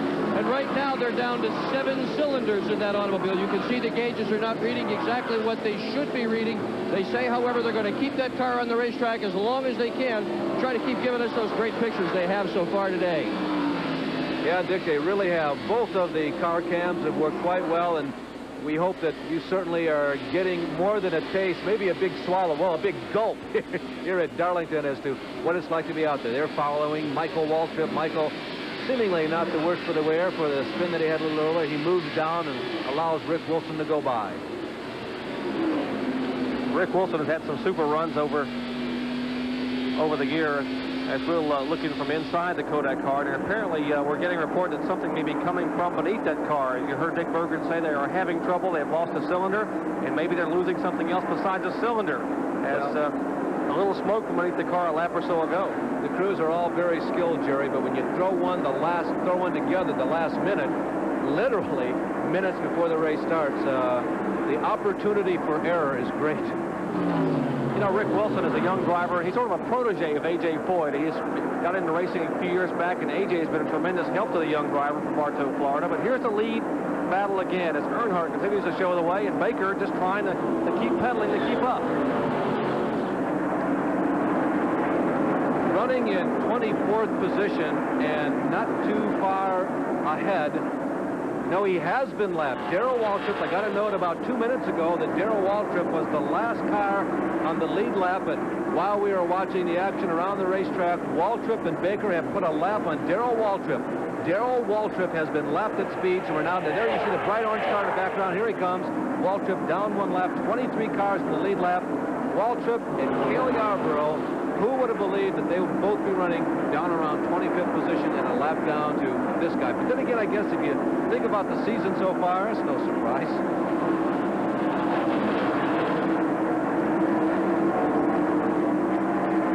You see some of the other competitors in the top 10. Jeff Bodine is right there. Bobby Hillin Jr. is right on the heels of Bodine. There's Terry Labonte in the car number 11, the Junior Johnson car, and then Kyle Petty running back in the pack. Those cars doing battle as Jeff Bodine will slide around Michael Waltrip's car. There's a good look at the Terry Labonte effort. Labonte ran his first race ever in Winston Cup competition here back in 1978. He ran the Southern 500, and they didn't really tell him that rookies aren't supposed to do well here. He came here and finished 4th. Really interesting story, Jerry, that during that race, Labonte kept looking up the scoreboard between 1 and 2, trying to keep track of the laps because he was worried about that. But Labonte, there you see him right there in the left side of your screen, kept looking up at the scoreboard, watching laps go by, never thinking to look at the first 5 positions. When he pulled in, he said, "Where did I finish?" And they said, "Terry, weren't you watching the board? You're 4th." This is the tail end of that pack that we are watching from the Hardee's race cam. Cale Yarborough with Harry Gant directly in front. Several of the people who are accustomed to at least several times during the year running up front are wallowing in like 10th through 15th. You're getting a look at the rear of the Harry Gant car as Yarborough now working out of turn 2 and down that long back straightaway. The banking here 21 degrees. The straightaway is only about 2,100, around 1,300 feet, so they're very, very short straightaways and wide sweeping turns. And now Yarborough will try to sneak up and move to the inside of Gant. The Wood Brothers car, Kyle Petty, is directly in front of Harry Gant. Keep seeing glimpses also of Jeff Wadine's car. 19th right now is where Kyle Petty is positioned. And the leaderboard is showing Harry Gant in 20th position, Cale Yarborough in 21st. So Cale has picked up a little bit. He was back around 29th position. He was running with Darrell Waltrip a little earlier as they go to the high side of Eddie Bierschwal. But Cale Yarborough is not a lap down. I stand corrected. Only Waltrip among those old KG grizzled veterans is the one who's dropped back a lap. But Dale Earnhardt will be closing pretty quickly on the Yarborough-Gant battle as he still sees the Gant car. You know, Harry Gant has had some tough luck. In fact, this team has not been able to finish a race since October of last year when he finished 4th at Rockingham. They've gone 6 straight races without a finish. And, of course, the most devastating race for Gant a couple of weeks ago when he was heavily injured in that crash at Atlanta. He hit the wall nearly head-on in turn 2, as there's Cale's car still at the rear of Harry Gant. At 3-car battle of Kyle Petty, Gant, and Yarborough. But Gant got a couple of broken ribs. He got a laceration across the tongue, and he's riding here with a special kind of harness. In fact, Gant had to go to the University of South Carolina. Bob Markham, the athletic director at South Carolina, had him build a special cage for Gant's ribs. He has the cage on. It has an air bubble in the cage to protect those ribs over the broken areas, so Harry could even get in the race car. So you've got to really give him an A for effort, E for effort today, as Gant out there trying to run 367 laps with a couple of broken ribs. He competed in yesterday's 200-lap Grand National Stock Car race, finished 5th, I believe, in that race. And if anybody needs an emotional lift in a Winston Cup race, it's Harry Gant. A real quick rundown for you as we continue to watch the progress of Kyle Petty and Harry Gant as they run in front of Cale Yarborough. Earnhardt continues to lead, Baker second, Benny Parsons is third, and now Yarborough goes to the inside of Harry Gant. Cale Yarborough makes his move and picks up one position in the field, and Harry Gant drops back behind Yarborough. And you saw Harry Gant's car bob and weave a little bit. He just about got in with Kyle Petty there as Kyle was slowing up a little bit, and that was the opportunity Cale Yarborough needed. Here's the Kodak race cam as Rick Wilson now will bring his car in and apparently back toward the garage area. Wilson makes the left-hand turn and will crank it back toward the garage. And we had a word earlier that they had lost a cylinder and may have been losing some water on the track. Let's go down to the pits and Dick Berggren. Good call, Jerry. That's a good guess as to what's happened. He's got a serious heating problem. Ordinarily, when you've got something of a heating problem, they'll put you right into your own pit area and shoot some water at it. These guys have all moved by the men's room so that, and they've moved down by the men's room here so that they can get access to a lot of pressurized water. I mean, a lot of water. They've got the hood up. They're going to try to cool this thing off. But boy, they are in trouble. And you know how dangerous a situation like this can be. How many times has your private car overheated? You open the hood, you reach down there, ignorant as we all are on occasions, open up the radiator cap, and all of a sudden that hot water sprays you in the face. It happened to me one time when I was on the Blue Ridge Parkway. I'll never do that again, I guarantee you. That can be dangerous. Here's the lead pack back up front as Baker now is reeled in Dale Earnhardt by a couple of car lengths, and we'll see if Baker can handle him again. Baker's car apparently pushing a little bit in the corner. He almost got into the concrete wall, almost got that Darlington stripe here that's so famous for, but he holds on and is about 2 car lengths back from Earnhardt. We are now also at the stage of the race, 122 laps in, where both of them are going to go to school on each other. They figure that the race setup has already been revealed. Whatever they can show during the race, each team has probably showed it. The other team is figuring that. So now Baker's going to test Earnhardt. Where is he strong? Where is he weak on the racetrack? And Earnhardt is going to do the same to Baker. Now Buddy Baker very smoothly through the corners, trying to keep the car as low on the track as possible and let the car drift up to use all the momentum. But Earnhardt, you see him pull Baker by 3 car lengths on the straightaway. There you see them out of the back window of Cale's car. They're way in the background there. They are beginning to move up now and approach the rapidly moving traffic. Harry Gant separates Cale Yarborough from Dale Earnhardt, and Earnhardt and Baker are moving into the top 20. They'll approach Gant first, then Cale Yarborough, then Kyle Petty, and then Terry Labonte. This could be tricky. Well, you see Gant move down now. He's been told by Travis Carter, his crew chief, that's the leader behind you. If you don't get the move, you're going to be a lap down here because Earnhardt's moving in. And what's going to happen is, next time by, Harold Kinder is going to be waving that move over flag as Earnhardt will not wait. He's going to move downstairs and try to go by Gant. Earnhardt gets by. Gant moves in on Baker, but Baker doesn't let him in. Baker squeezes in there and also gets a lap in on Harry Gant. Now they look at Cale Yarborough. Many, many miles underneath the blistered hands of this veteran here at Darlington, but Earnhardt once again tries to make the same move from the Hardy's race car with Yarborough behind the wheel, but not low this time. Will he try it going into number 3? That's the backswitch. No, there's Kyle Petty as Cale Yarborough is moved by Kyle. Kyle drops down low.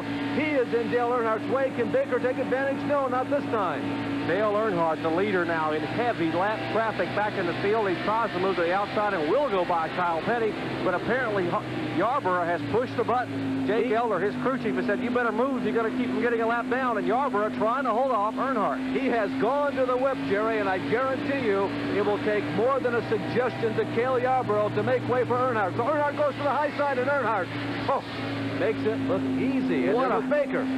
What a rocket ship. It just looked like Earnhardt would just press the button and just shot right by him. And there's a shot from outside. You see Earnhardt and Baker, the heavy lap traffic. The next car in line will be Terry Labonte. Terry Labonte and Jeff Bodine. So that gives you an idea as to how rapidly Earnhardt in the Wrangler jeans number 3 and Baker in the Crisco 88 Olds are moving. They are moving in on Junior Johnson's car and Gary Nelson's car. Well, we're about 15 or 16 laps away from the next green flag pit stop, but it's very important for Earnhardt to put as many of these contenders a lap down early. He would like to get by Terry Labonte, the car just in front of him, and Jeff Bodine. He knows that both Labonte and Bodine can be strong late in the race, and now Earnhardt and Baker take a peek to the inside, but no, Earnhardt says, no, I'll stay in line here in turn 1. It's awfully slippery here in 1, but that's where Baker just about vaulted the wall a few laps ago. Now they'll try the high road. Baker has decided, well, I will be Earnhardt's shadow, and unless somebody really gets in his way or he makes a major miscalculation, I'll stay behind. No, I am wrong. Baker looks to the inside. They're moving up on Jeff Bodine. Here's another guy who'll try to put the wrist lock on him. Bodine stays low. Baker has an opportunity. Coming down the front stretch. Will he dart down low? No, he thinks the better of it. He goes back up right behind Earnhardt. Cale Yarborough looks slow. He tries to pick up a position, and Jeff Bodine is now 1 lap down. 5 cars inches apart at 160 miles an hour, and Earnhardt did it the hard way on the outside, just a couple inches from that concrete retaining wall. He did not get a Darlington stripe. What he got was Terry Labonte and Jeff Bodine 1 lap down. Bodine is really slowing dramatically as Labonte and Yarborough each went by. This is about 16th, 17th, 18th position right now. Coming up next would be Neil Bonnet in the Raymont car. There's a little bit of real estate, however, between Bonnet and Earnhardt, but certainly not enough to withstand another 10 laps of cautionless racing. Dale Earnhardt and Buddy Baker are beginning to put it on the rest of the field. Will this be a 2-car race to the finish? Come back, we'll find out. Motor Trend Car of the Year, Thunderbird Turbo Coupe. Ford consultant Jackie Stewart tells you why. It's a rare combination. In the speed category, there was an 18-mile-an-hour difference from top to bottom in last September's race. In this race, there were only 8 miles per hour difference between the pole setter and the last starting James Helton. Right now, down in the pit area. Well, I'm with Rick Wilson here. He has parked the car, shut off the engine. You were giving us some great pictures, but we also saw your water temperature gauge go out of sight. Yeah, we must have cracked the cylinder head or blown the head gasket. You know, when it does that, you lose all the water, and then the temperature gauge just goes crazy, and you got trouble then. You know, the track's in good shape, though. Everybody can really good race out there good today, and I just wish we could stay longer. Well, they really tried to fix this thing, but you could see the water actually coming out of the exhaust while they were working on it. Larry? Well, thank you, Dick. Dale Earnhardt and Buddy Baker continue to really dominate this race as a couple of cars are dropping low on the apron. The yellow flag may come out. As you can see, the number 64 car, Emil Langley's car, with Connie Saylor behind the wheel. Now the yellow comes out. There comes Baker. He's going to try and put one on Earnhardt, but no, not quite enough as Earnhardt holds on. Connie Saylor, I did see a little bit of damage to the right front of that car. Maybe we'll get a shot on him before this yellow concludes. Lap number 135 is going to be the lap number 136, I beg your pardon, is going to be the lap when the yellow flag is recorded. Baker pulls up alongside of Earnhardt. It's like the race is over. He said, hey, that was fun, wasn't it, buddy? They have a little bit of conversation, at least visually, between the two of them as they decelerate going down the backstretch. I wonder what that was all about. Well, I think Earnhardt just motioned to Baker. He's going to pit, so Baker and Earnhardt now on the apron will head the pit road. This is a good time for pit stops, so they were getting up to come up on green flag stops in about 8 or 10 laps, and here the leaders will come in. Here's Earnhardt and Baker, Labonte. Let's go down the pit road and Dick Berggren. And they're getting ready to service Dale Earnhardt down here. They've been ready for the last several laps. These guys have not muffed one single thing on pit road all day. And we were talking about Earnhardt's supremacy. No question whatsoever that a lot of that supremacy is right here in this crew that works this car. They are the fastest in the business. Meanwhile, Gary Lee is down the road with Benny Parsons' crew. I am indeed, and what a fortunate yellow for Benny Parsons and Harry Hyde, because the Folgers car was ready to come in under green when the yellow was displayed. It is a 4-tire stop. They top off the fuel with the 2 11-gallon dump tanks, and the veteran is underway. Guys, the big loser during this yellow flag, the man around the table, is Phil Parsons. He was running in 6th position, had to come in prematurely. He did it underneath the green flag, and Phil Parsons may not only have lost his position in the track, but I think he lost a lap. We'll see how it shakes down once this yellow is over. I still would like... And a bad break for Phil Parsons. I'd like to amplify just a minute on what Dick Berggren said about the pit stop for Earnhardt. Earnhardt's crew, they have pit crew competition every year at North Carolina Motor Speedway in Rockingham, and for the past 2 years, Kirk Shelburne and the Wrangler crew of Dale Earnhardt have won that competition. Well, the yellow flag continues to be out. It looks like that Dale Earnhardt was the first one out of the pack. We'll see when we come back. So far, it's been an Earnhardt-Baker show.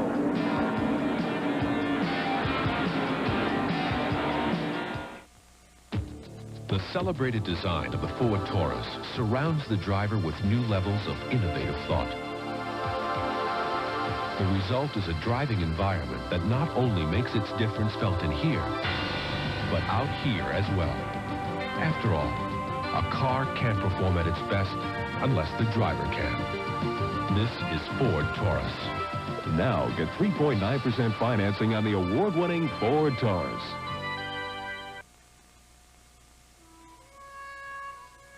There's no place on earth that I'd rather be than out in the open where it's all plain to see. If it's gonna get done, it's up to you and to me. There's no place that I'd rather be. Head for the mountains of bush. Head for the mountains of bush. Come on along. Head for the mountains of bush. Beer. Head for the mountains. It's cold and it's smooth. It's waiting for you. Come on, head for the mountains of bush. Beer. Head for the mountains of bush. Head for the mountains of bush.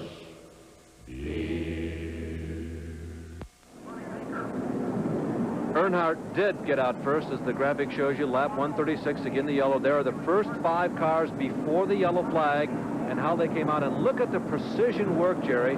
First came out first, second so on, and only Bill Elliott lost some ground. Well, Bill Elliott came in. I'm sure they made an adjustment on the car. He was running in the top 5 most of the afternoon. They wanted to make some adjustments on the car, try to get him toward the front. But Morgan Shepherd's cars had a good run. You just caught a glimpse of Darrell Waltrip's car, who had a lengthy stay on pit road under the caution. They were working beneath the front of that car. Waddell Wilson and the crew trying to possibly get that car to handle a little better, as we are still under caution here at Darlington. Jerry, at the top of the show, we talked about how the face of the lady in black has been changed. Benny Parsons yesterday said, I guess she's had a facelift, but we don't know exactly how she will be treating the drivers here in 1987. Well, that's the way the track looked before. The old sort of shiny, worn-out asphalt, and you see the pit road there. And then the trucks moved in. The heavy rigs came in to begin the demolition of what was a 37-year-old racing facility. And there's what it was, piles of dirt, gravel, and chunks of asphalt. And it had developed some ripples over the years, and there were some tricky parts in this racetrack, particularly in turn 4. Now it's getting a smoothing job, sort of the cosmetic work. They're digging the drains from beneath the gravel. They're going to lay new gravel, a new foundation. It's about 3 feet thick there, 4 feet thick, as you see now, the relief. There's the old press box that what was there for many years, and there's the new beautiful facility today. The Winston Press facility in turn 1, air-conditioned suites there. And the new Lady in Black, or the Track Too Tough to Tame, is a beautiful facility today. Larry? Yeah, she really is. Well, we're just about ready to go back to green, and we commented earlier in the race, it looks like they've made a 4 or 5 lane racetrack, but the way it's constructed, the way the ground was laid out here, it has retained the integrity of this racetrack. It is still something very unique in all the world of racing. It is indeed a unique facility. It's a one-groove racetrack, and only a few people have the strength or courage to make it more than that. And one of the guys who leads the pack right now as the green flag is waving is Dale Earnhardt. Bill Parsons on the inside in the black and white burgundy trim number 55 is going to attempt to hold his own, try to hold back Dale Earnhardt. He just cranked off a really good first and second turn. Phil Parsons gets out of this restart with about a 4 or 5 car length advantage on Earnhardt. This is where Earnhardt has been strong going into 3. Let's see if he can move in on Phil. Not that lap. Now you see, go ahead. See the difference between Earnhardt and Parsons. Parsons' car begins to slide up, but Earnhardt is still about in the 3rd or 4th groove.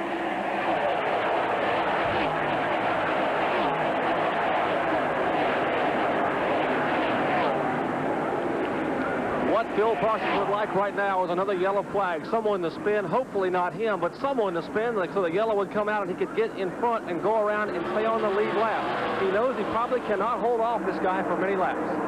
Absolutely true, and Parsons will be giving it all. He slipped just a little bit going into 3. Jerry, you called how firmly the Dale Earnhardt car holds onto the racetrack. He scoots underneath. Earnhardt looks like he's riding on a rail here at the racetrack. The car handling so well, it'll go wherever he wants to push it. As Baker now slides by Phil Parsons. And Benny Parsons back in the pack. He's beginning to make his move. After the pit stop, Baker was 2nd, Benny Parsons was 3rd, Morgan Shepherd was 4th, Ricky Rudd is 5th. There is 3rd running, Benny Parsons. Sterling Marlin was 6th, Bill Elliott was 7th. In running in 8th was Kenny Schrader. 9th was the number 28 car of Davey Allison, and 10th was 8 Bobby Hillen. Lake Speed had been in the top 10, but he had to make an extra pit stop. So Lake Speed is holding on. Dick Bergman is down in the pit area with an update from the Jeff Bodine pit. And I'm with crew chief Gary Nelson. You guys are off the pace, Gary. What's wrong? Well, I'll tell you, we've got all kinds of problems with the handling. Jeff says he doesn't know which way the car's going, so he's got to run it a little more conservatively to keep from crashing. We've already lost a lap. It's going to be a long day, I think. I just saw one of the tires you took off the car. It looks virtually worn out. Is this something you can fix with tire changes, or is it more serious? It's more serious. That's what worries us. That was about the length of a full pit stop, so we're going to have fresh tires every time we get gas, and that's because of the way the car's sliding to the turns, I think. Boy, this is not a joint to have the car not exactly right. Jeff Bodine will have his hands full for the rest of the afternoon. He is 1 lap down, Dick and Jerry, and I'll tell you another guy who's trying to do chin. We got a spin in turn 3. 2 cars up in the wall. One of them appears to be Benny Parsons. No, that's like Labonte also. That's Terry Labonte, and he gets Parsons tagged. is in front of him, and I think Benny Parsons was also involved. We've got a comment that... and that's Terry Labonte's car we see sitting Benny there. Parsons is coming down the front stretch, so yes, Benny Parsons, you can see with damage to the right side of the car. A Darlington stripe, but it wasn't at the traditional place where you get a Darlington stripe. You can see how hard that Benny hit with the right side of the car. The car has moved over significantly, and he looks terminal. And that car should be finished for the day. A hard lick by Benny Parsons, the 46-year-old Ellerby, North Carolina driver. And apparently, there's a picture of Benny Parsons. He limps that car back toward pit road after contacting the wall. And there's Lake Speed. And he's getting an assistance from some of the safety crew as Speed will climb out of the car. I think Lake was the 3rd driver that was involved, and really disappointing for Lake because He needed a good finish, and it just wasn't to be. I think he may well have been an innocent victim. We also got a report that Morgan Shepherd is another car as well as Ricky Rudd. Apparently, Labonte and Shepherd were trying to avoid the car of Benny Parsons. When Parsons contacted the wall, Labonte's car tried to get stopped, got sideways. And let's take a look and let's see what happened. Remember that Parsons was running in third position. Contact has already been made, and Shepherd and Parsons are spinning, as well as Labonte. There's Labonte, and he's already coming off the wall. He will get contacted again, looks like by Ricky Rudd, as Elliott moves by, Yarborough moves by, and the rest of the lap traffic ahead. So Rudd tags Labonte, and Labonte had already been tagged by Morgan Shepherd up against the wall. And there is Ricky Rudd's car. We never did see exactly how Lake Speed got involved, but a really disappointing accident because it takes out 5, or at least involves 5 very top contenders. Have not seen the disposition yet of Morgan Shepherd, but he too is running in the top 10. And there's 30-year-old Ricky Rudd, the fellow who won his 7th win of the year, and Morgan Shepherd climbing out of his Quaker State car. We'll take a look at this from the in-car camera. I believe that we are inside of Cale Yarborough's car at that point. And you can see Yarborough on the brakes as Rudd's car goes by him down below, and there's Morgan Shepherd's car spinning. Rudd does a great move to miss Shepherd, but then he can't get out of the way as Labonte comes right down in front of him, and Ricky Rudd has nowhere to go. He just tags Labonte, and he is again a victim here at Darlington, and Rudd's luck continues to be bad here at Darlington. Boy, a graphic portrait of what can happen at 135, 145 miles an hour in a turn on a 20-degree bank corner. The cars that were involved were running 3rd, 4th, 5th, 15th, and 18th. We're going to show you that in-car replay again because it's so graphic, but this time at real speed. Here we are at actual speed now. As there's Rudd's car running along beside Yarborough. Yarborough will pass Ricky Rudd. Now they're in the banking. Yarborough hard on the brakes there. Rudd's car sliding by. What's the move? Rudd goes to miss Shepherd. He misses him, but then here comes Labonte. Nowhere for Rudd to go. Well, we never have had an opportunity to find out exactly how that unfolded. Pretty good effort right there on Cale Yarborough, but I think it's a matter of luck or no luck of the draw. You never know what card's going to come up, and the card that came up was just not one that would help Ricky Rudd make the pass that time on that circle of the table.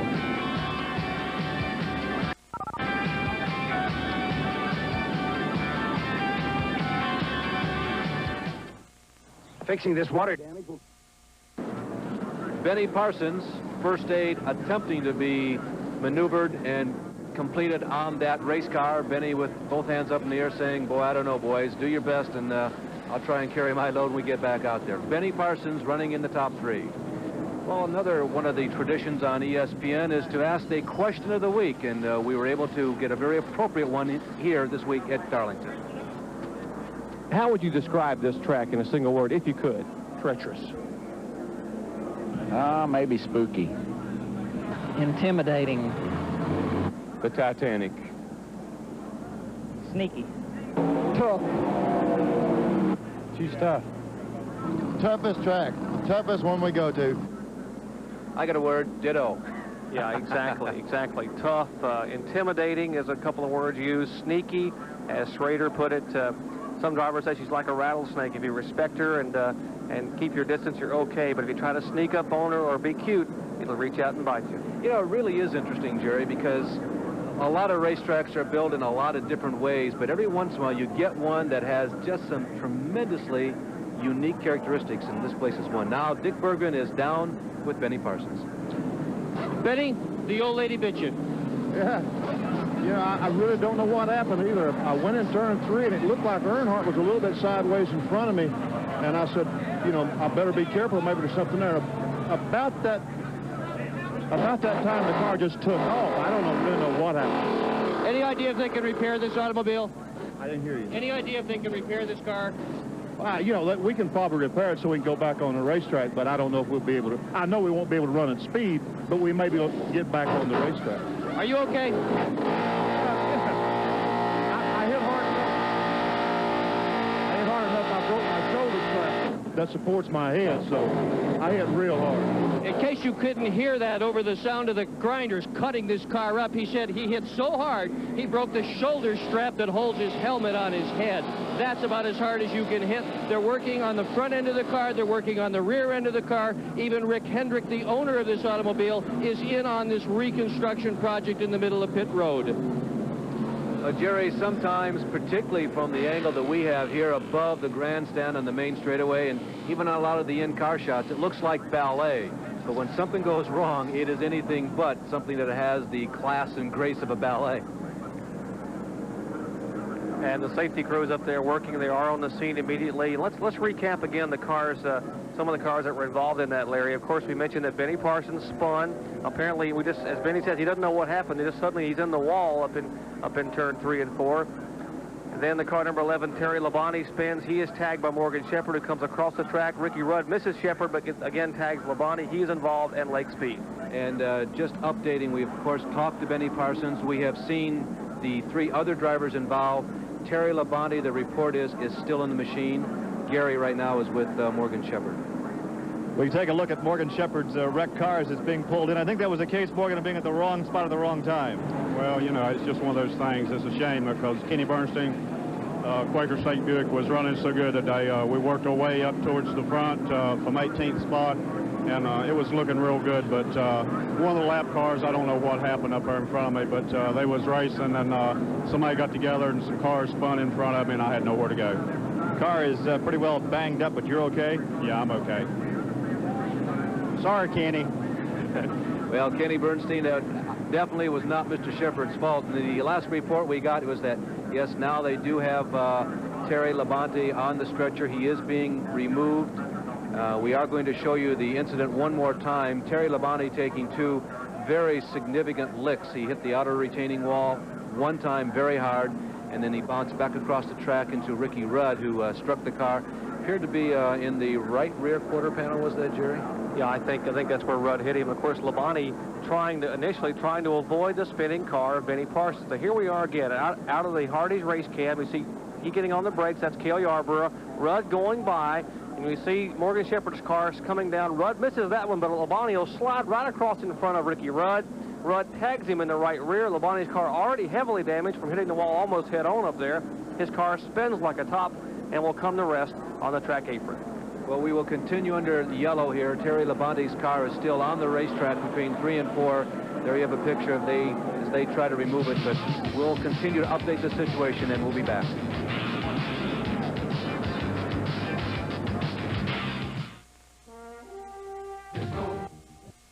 You heard, Jerry? Well, Jeff Hammond just turned to Kim Labonte and Terry's wife and said, you know, he's okay, Kim. His left shoulder's hurting him a little bit. And, of course, the straps will pull you awfully tight and he gets spun around at 160 miles an hour. So hopefully that's the news we have. And there's what's left of that Budweiser Chevrolet after taking 3 impacts, one with the wall, a second impact from Morgan Shepherd in the right front of the car, and the third impact, a violent crash from Ricky Rudd in the right rear. That was from the hospital. Right now, Gary Lee is with Lake Speed, another one of the people involved. It is always difficult to talk to a driver that's had a good drive going for him. Now he's out of the race. Exactly what happened out there, Lake? I think it's just a case of some guys that got together up in front evidently on the restart, and we're all packed up so close, there just was no place to go. It's one of those things you try to stop best you can, but the guys that get to start stopping first are going to have an advantage, and when you're just that close, there's no place to go. But the Wins Kmart Oldsmobile was running good enough to win the race today. We know that. We went to the back of the pack and worked our way close to the front each time there was a restart. So we're very disappointed for a new young team starting out, but at the same time, we're very optimistic with the fact that the car ran so well. So once again, we can see the damage in the background, but the driver is okay. Now let's go back to deck. Well, I've just talked to the crew, and the crew won't say what the situation is with Terry Labonte, but Bill Kaiser, who is with the racetrack, just talked to me, and he said he's got a slight shoulder injury, but he is okay. Labonte in the hospital now with his wife at this moment. We might also add that the reason why the helmet was on, they tried to keep Terry as immobile as they possibly could, so they got him to a point where a physician could actually observe him and work on him. Yeah, that's a trauma protocol. They keep the helmet in place, put a collar around his neck. They will strap him to what's called a KED, a Kendrick's extrication device, to keep him immobile as possible and get him in for the trauma doctors to go over him from head to toe. We continue under yellow here, but we anticipate going back to green in probably less than 10 laps, maybe as few as 5 laps. As you can see, Dale Earnhardt has come back under the speedway after this lengthy yellow flag. He continues to lead here as he's done so many laps this race again. Richard Petty there motoring around. He has lost a lap to the leader. Dale Earnhardt, as you can see, leads Buddy Baker, Sterling Marlin. Kenny Schrader is now 4th, and Bobby Hillin Jr. is 5th.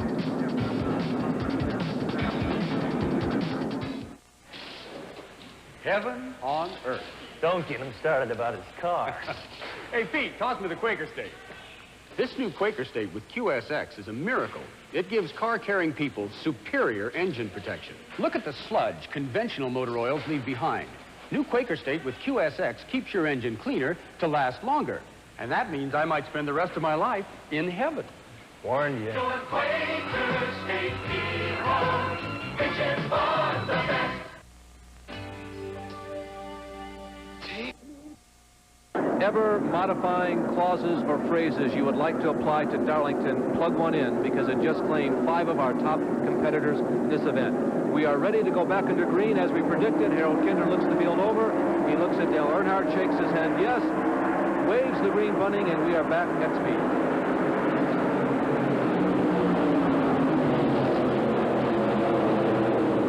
Again, Dale Earnhardt will assume the point, and Buddy Baker will assume the chase. As Baker runs second, the third-place car is Sterling Marlin. A good run for Sterling Marlin in the Piedmont Airlines effort. That's the same car that he finished 13th in a couple of weeks ago at Atlanta, and he has never had a really good finish here at Darlington. He finished second last year at Daytona in July, driving for Hoss Ellington, but he has not had a good run.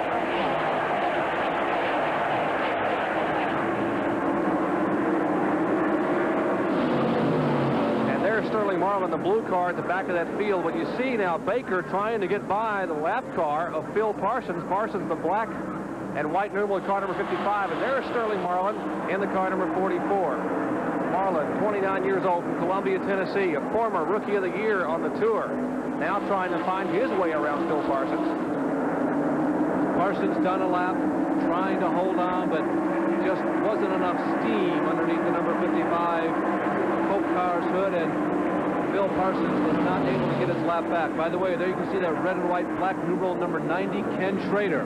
Remember, he qualified on the pole. He ran strong in the first segment of green flag of the race, and Ken Schrader has worked his way methodically back up to 4th. He has not been in a challenging position for well over 100 laps, but Ken Schrader is definitely a factor in this race. Here is Darrell Waltrip. He, on the other hand, has not been a factor in today's race. He is in 19th position, 1 lap behind, and Dick Bergen is on top of the story. And I'm with Waddell Wilson, his crew chief. Waddell, what's wrong with the car? Well, when we started the race, the car was pushing. You know, we come in and changed tires and then went back out and everything seemed to be pretty good. And all of a sudden it got real loose and he couldn't drive it. So we're trying to figure out what's wrong with it. We don't know if something broke or, you know, we really don't know. We're just kind of guessing right now, going by what he's telling us and trying to desperately to do something to help the car to get it to where he can drive it. And this is no racetrack to be loose. It's a very tough racetrack to drive, and a car that's loose is a car that's looking for an accident. 11 cars remain on the lead lap. Again, repeating, one of them is not that man right there, the Tide Ride, Darrell Waltrip. In the last 10 Transouth races, he's had 4 wins and 4 seconds. Really incredible record here at the spring race. Now let's take a look at the battle for 4th spot between Kenny Schrader.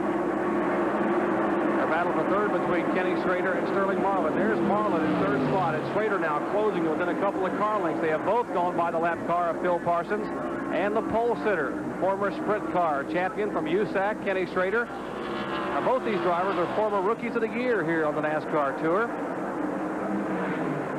Another driver who seems to have found a little bit of what was lacking in earlier laps is Jeff Bodine, but it's probably too late because Jeff is in 12th. He is the lead car that is 1 lap down. He is ahead of this pack of cars right there, being led by Bobby Hillin Jr. You can see Ron Bouchard in the bullseye car.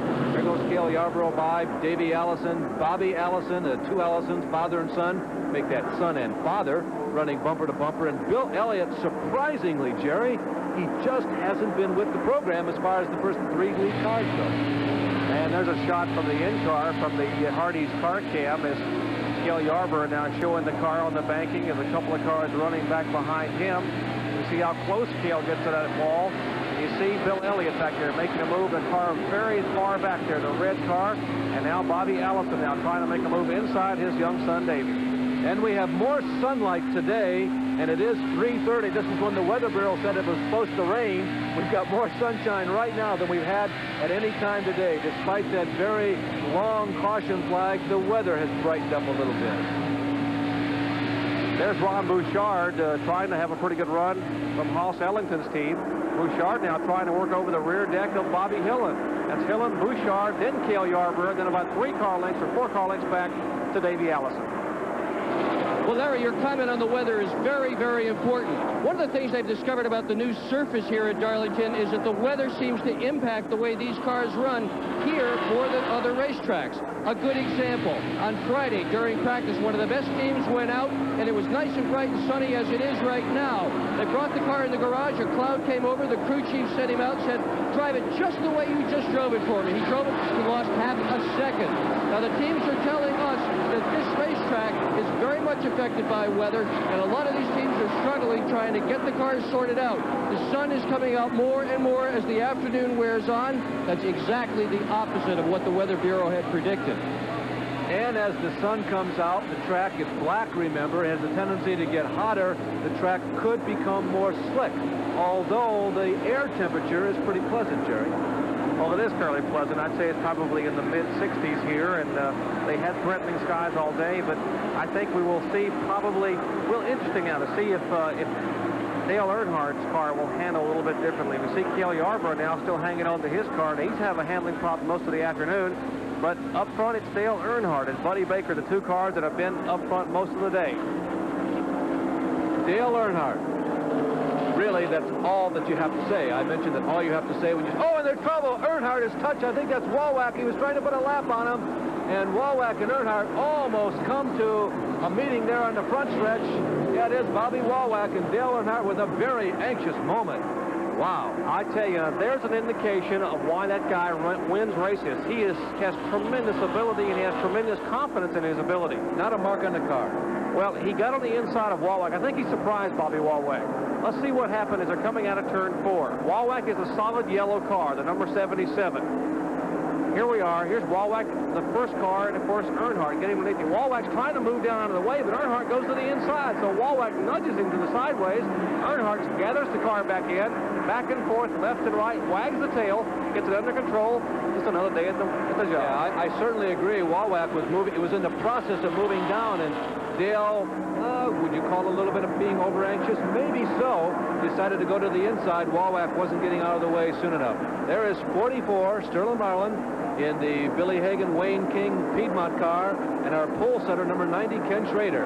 They are having this discussion for 3rd place behind Buddy Baker. Right at the bottom of your screen, you can see how close they are.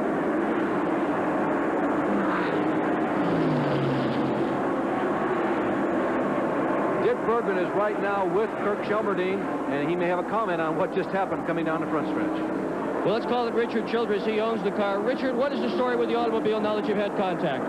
Well, it's all right, I think. We'll have to look at it when he gets back in here. It didn't hurt the car because he's still running as fast, but we just hope he didn't knock the fender down on the tire. Well, it looks okay for Earnhardt, guys. I'm sure they had to be anxious moments in the Wrangler pits as Richard Childress saw his driver. You know, a couple of weeks ago, he was dominant at Atlanta. Just with about 30 or 35 laps to go, the car just shut off in the back straightaway, and it happened an alternator problem. And so they lost juice from the battery, had to come in and change the battery. Kenny Schrader has been bird-dogging Sterling Marlin since we went green after the big crash between 3 and 4. A couple of laps ago, he took a look to the inside. It looked like he had about a quarter of a car length. But when you're in the middle of a corner, and you have a quarter of a car length at Darlington, that's not enough. that is not enough. Two former Rookies of the Year. Of course, Sterling Marlin won the Rookie of the Year title in '83. Schrader won it in '85. Neither one of these youngsters have won on the Winston Cup Tour. And they're in good position right now to win. If something would happen, of course, to Earnhardt or Baker, they're running back for third and fourth spot. Kenny Schrader, as a matter of fact, to let you know how much of a shiny pin he is, he has won just barely over $500,000. If things continue to go as they are this year, he will probably exceed that total in this year alone, because he has been a constant fixture in the top 5. Bill Parsons is behind this duel. Remember, the two of them are looking toward third place right now. Bobby Hillin is fifth, almost halfway through.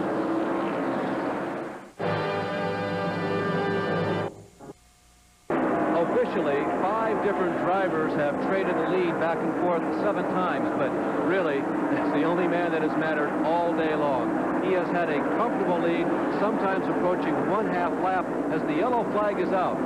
No word exactly yet as to what the reason is. We see no incident on the speedway, no smoking tires, apparently no spinning cars, but the yellow flag is out here on lap 178. Now we're getting a report that Kyle Petty was showing some smoke from the engine compartment about a lap ago, and maybe NASCAR officials somewhere around the racetrack are saying, hey, there's something shiny on the track here, we need to throw out the caution. Yeah, NASCAR, in extreme safety precautions here, if they would think that any fluid would be on the racetrack, they'd put the yellow out, because this track is tough enough to drive when it's bone dry. But yeah, here is Kyle Petty, the car number 21, smoking, and possibly, Larry, you might have been right. Possibly the Wood Brothers car may have had an engine problem or lost some fluid, but anyway, we're under caution, and here comes the leader. Well, Earnhardt's got to come in because he's got to check the condition of the car after that little sachet, and Dick Bergman is there. Yeah, we've been here all day, actually, and we're going to watch this crew do their acrobatic ballet again, and it's going to be yet another 4-tire change. And once again, pit road is a total mayhem. Everybody is here. Everybody has got exactly the same strategy. Change 4 tires, try to get a set of tires that's going to fit with the changing weather that we are experiencing here. There is right now a loose tire on pit road. Alice's crew just got it. Schrader came in, took no tires, gone, and here goes Earnhardt, the first of the 4-tire change leaders out. Very interesting maneuver on Kenny Schrader, Junie Dunleavy's crew. Bob Johnson decided we're not going to change any tires. We're going to go for the lead. 179 laps are now in the books. 184 makes the race official, but I don't think we're going to end prematurely. The weather looks good. You know, I think we're going to go all the way, and Schrader, an interesting philosophy on maybe what happened in the Kenny Schrader pits. Let's go down to Gary Lee in the Kenny Schrader pits. Junie Dunleavy is the car owner for Kenny Schrader. A very interesting strategy. You didn't change tires. Well, we had just changed tires a few laps ago, and he said the car felt real good, so we just think we'd give him some gas, let it keep getting. Obviously, a few seasons back, you took a chance on an open cockpit champion from the Midwest. It's paying off well now. Boy, it's really doing a great job. Big smile on his face as he talks about the job being done by young Kenny Schrader from Benton, Missouri. And while we are discussing the Ken Schrader situation, Davey Allison has come in for a second pit stop. Richard Petty remains in the pit area doing full service, 4 tires, completely refilling the car with fuel, of course. The yellow flag remains out. Neither one of those guys appear to be in jeopardy, and we will certainly be back.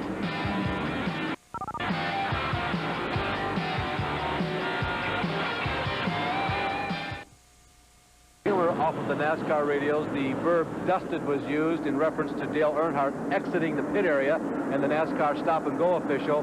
Penalty was just 1 car length. They put Dale behind Buddy Baker. I didn't see the incident, but it must have been thrilling for a second. Well, apparently they're drag racing down pit road, and the man at the end of pit road with a stop-and-go sign, the NASCAR official has him.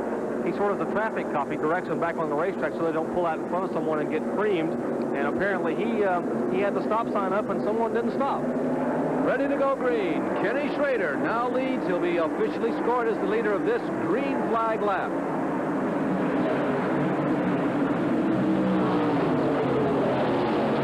The caution flag, by the way, coming out on lap number 179 for those of you trying to keep up at home.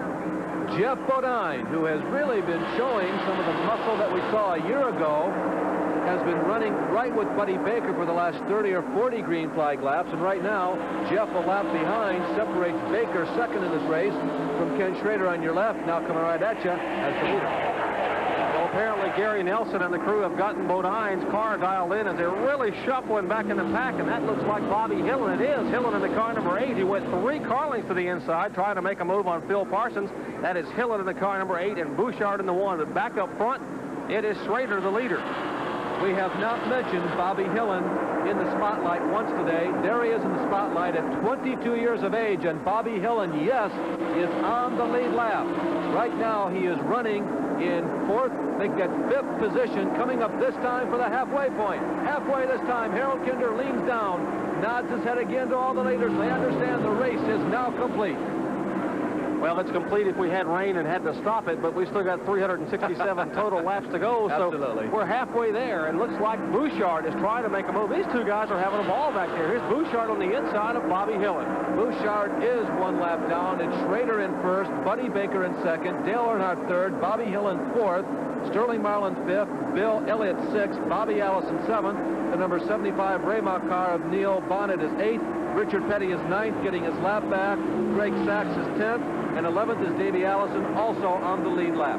And Schrader just about tags the wall in turn 1. The rear of his Thunderbird slides sideways. Now he is off the pace a little bit. Here will go Buddy Baker by him. There's Jeff Bodine sliding by him. And hopefully Schrader may have a tire going down. We'll keep an eye on Kenny Schrader's car. He definitely is slowing in turn 3. Well, maybe that decision, that strategic decision of not to change tires during the last yellow flag was an error. Well, here's Baker, the leader, and Bodine, the lap car. Earnhardt in the 2nd place car. We'll watch Schrader again, and the car does bob and weave again in turn 1. So I guess Bob Johnson and Judy Dunleavy on pit road have got to be watching that car and thinking maybe we do have a tire problem, possibly a tire going down. Maybe we can get one of our pit reporters to check on that with Bob Johnson or the car owner Dunleavy. I might add, Jerry, that in normal situations, I said, is that an error? In normal situations, it would not have been. The car is not acting like old tires. It's acting like a tire that's been damaged by debris in the track. Gary? Joey Knuckles is the crew chief for Davey Allison. What's the problem with the left front? Well, when we spun earlier in the day, we bent a little something in our steering component. The tie rod's rubbing the oil pan, and we just jacked it up and knocked the oil pan up just a little bit for clearance. He was having trouble coming off the 4th turn over there. But the Havoline 4 Thunderbird, we're going to come on and overcome all this and win this car. But during that pit stop, you were penalized, were you not? Yeah, I had to have that many guys over the wall to fix the car, but it didn't hurt us because it was under caution anyway. You've heard him speak of optimism. They're going to win it yet, he says. Well, somehow Davey's been able to hold on to the lead lap. There is Davey Allison working on the inside of Greg Sachs.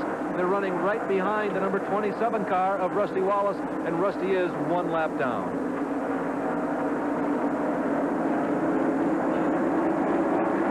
Today's mid-race recap of the Transouth 500 here at the Darlington International Raceway is being brought to you by Napa. Those of you keeping score, we hope that this provides a great service for you. The leader at the time was Buddy Baker. The margin was just 1 second. The average speed had dropped down to 125.2 miles an hour. Officially, NASCAR said there had been 8 leaders. 10 times the lead had changed. A recap of the yellow flags. The first one, a harmless spin by Michael Waltrip. The second one, harmless also by Davey Allison. Then a 2-car spin, and then the big multi-car accident. The yellow flag was out for 12 laps. Terry Labonte was the most seriously injured in that incident, but appears to be only minor injuries, a shoulder. There was a yellow flag for 4 laps on lap 179. Oil in turn 4. We believe it came from Kyle Petty. Out of the race officially, Steve McDuffie, the first one out, then Tommy Ellis in the Friedlander car, James Hilton, Steve Chrisman, and Rick Wilson, one of our camera cars, brought to you through courtesy of Kodak. Then Rodney Combs in the Die-Guard machine, Dave Marcus, who led a lap here today, Jonathan Edwards, Blake Speed involved in that crash, Terry Labonte, the primary player, Ricky Rudd was also in the 5-car crash, as well as Morgan Shepherd, and man whom we believe Taylor. We've got a spin now developing on trouble in turn two. That's Greg Sachs who spins the car out of turn two. The Mattatuck, New York driver had the car spinning. He kept the car down as low as possible on the track, and the other cars have gone around him. Great break for Schrader. Schrader definitely, there was something missing underneath that hood of Judy Dunleavy's Ford prepared by Bob Johnson, and now Schrader. Look for him to duck in. Well, here we are just exiting turn one, and you see the car just tapping the wall. That is Sachs' car scrubbing now across the wall. He brings it off the wall, tries to keep it tightened, but the car spins. That's Rusty Wallace's car number 27, the Kodiak car, going by him above. He will slide back up on the racetrack, Sachs, as other traffic now splits him. There's Gant making a move to the inside, and here comes Alan Kulwicki by. You know, you look at this racetrack like we did Friday morning at 6 a.m. in the mist. It appears to be about, a football field wide, but you see these guys at 150 miles an hour. It looks about 2 inches wide. Well, you got to give credit to Greg Sachs. He kept the car from going back up in front of lap traffic and kept it out of the wall. So we'll watch for Kenny Schrader to make that valued pit stop. You just cannot run with these fellows when you don't have fresh rubber. And there's the car that spun earlier back on the racetrack. That's Greg Sachs, 33-year-old Mattatuck, New York driver who won 2 years ago at Daytona, the biggest upset in NASCAR history. Running awfully well earlier today, but got caught back in lap traffic with some of those pit stops, and he's had his troubles. Well, has Earnhardt had another successful day as we take a look at Greg Sachs, former modified racer? Well, we've raced 184 laps the last time that NASCAR did some summary work for us here. And the leader of 164 of those 184 laps was number 3, Dale Earnhardt. Schrader's still out on the track. Well, Judy Dunleavy and the crew are ready for Schrader on pit road. Dunleavy getting ready to bring his driver in. This is indeed a break for Schrader, and they are giving the signal 1 lap to go. We'll be back under green next time by, but apparently Schrader will make that move on the pit road. No, Schrader stays out. Meanwhile, coming in are Richard Petty, and it looks like Bobby Allison ducks into the pits with just 1 lap to go till green, and Allison has been a threat to the top 5. This could hurt his chances severely. Well, gas only for Richard Petty as the field moves by, and Schrader could not take advantage of this yellow flag. And what a tough break for him. The car ill handling. They needed to get fresh rubber at least on that right rear, and they just didn't get in. What I didn't understand, Jerry, is why he didn't come in the very first lap, because the yellow came out when the leaders were on the backstretch. Schrader seemingly had enough time to at least pit on the second time around. Dick Bergman is down there. What's the story, Dick? Well, actually, Larry, the story in the situation is that Schrader is telling his crew it's not the car that's changed, but the racetrack. Schrader has told them perhaps somebody is dropping oil on the speedway, but the handles just went away on the automobile. They were planning to make a pit stop. They were going to try to do it right, but they got less of a yellow flag than they anticipated. It blew it away. Up pit road, Gary Lee has another story.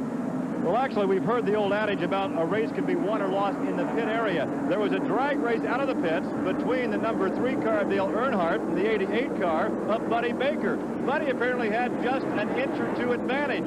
So a NASCAR official pointed to the number 3 car and said, "You go behind Buddy." We thought perhaps there was a penalty. There wasn't. It was just a drag race out of the pits, won by car 88. Green flag. Jeff Bodine will labor to get his lap back. Keep your eye on the Levi Garrett number 5 machine as he drops to the low side of Buddy Baker. That's where he started. Jeff Bodine, for him, every single lap now is the white flag lap. If he can stay there, he perhaps can get his lap back and get up there and maybe go to racing with Baker and Earnhardt. Both of them know it, and they're going to try and put him back. Jeff Bodine's car up on the outside groove, trying to hold off Buddy Baker. The car slip and slide out of turn 4. Bodine extremely loose.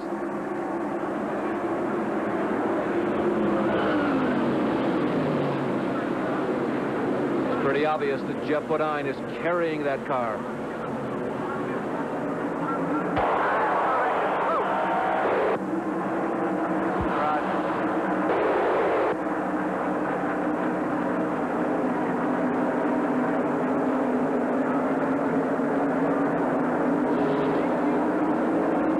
Transmissions between Gary Nelson and Jeff Bodine.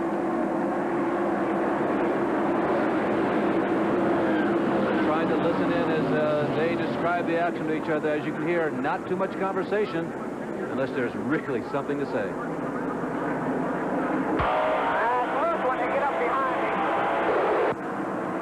Okay, just hang up there and see what happens.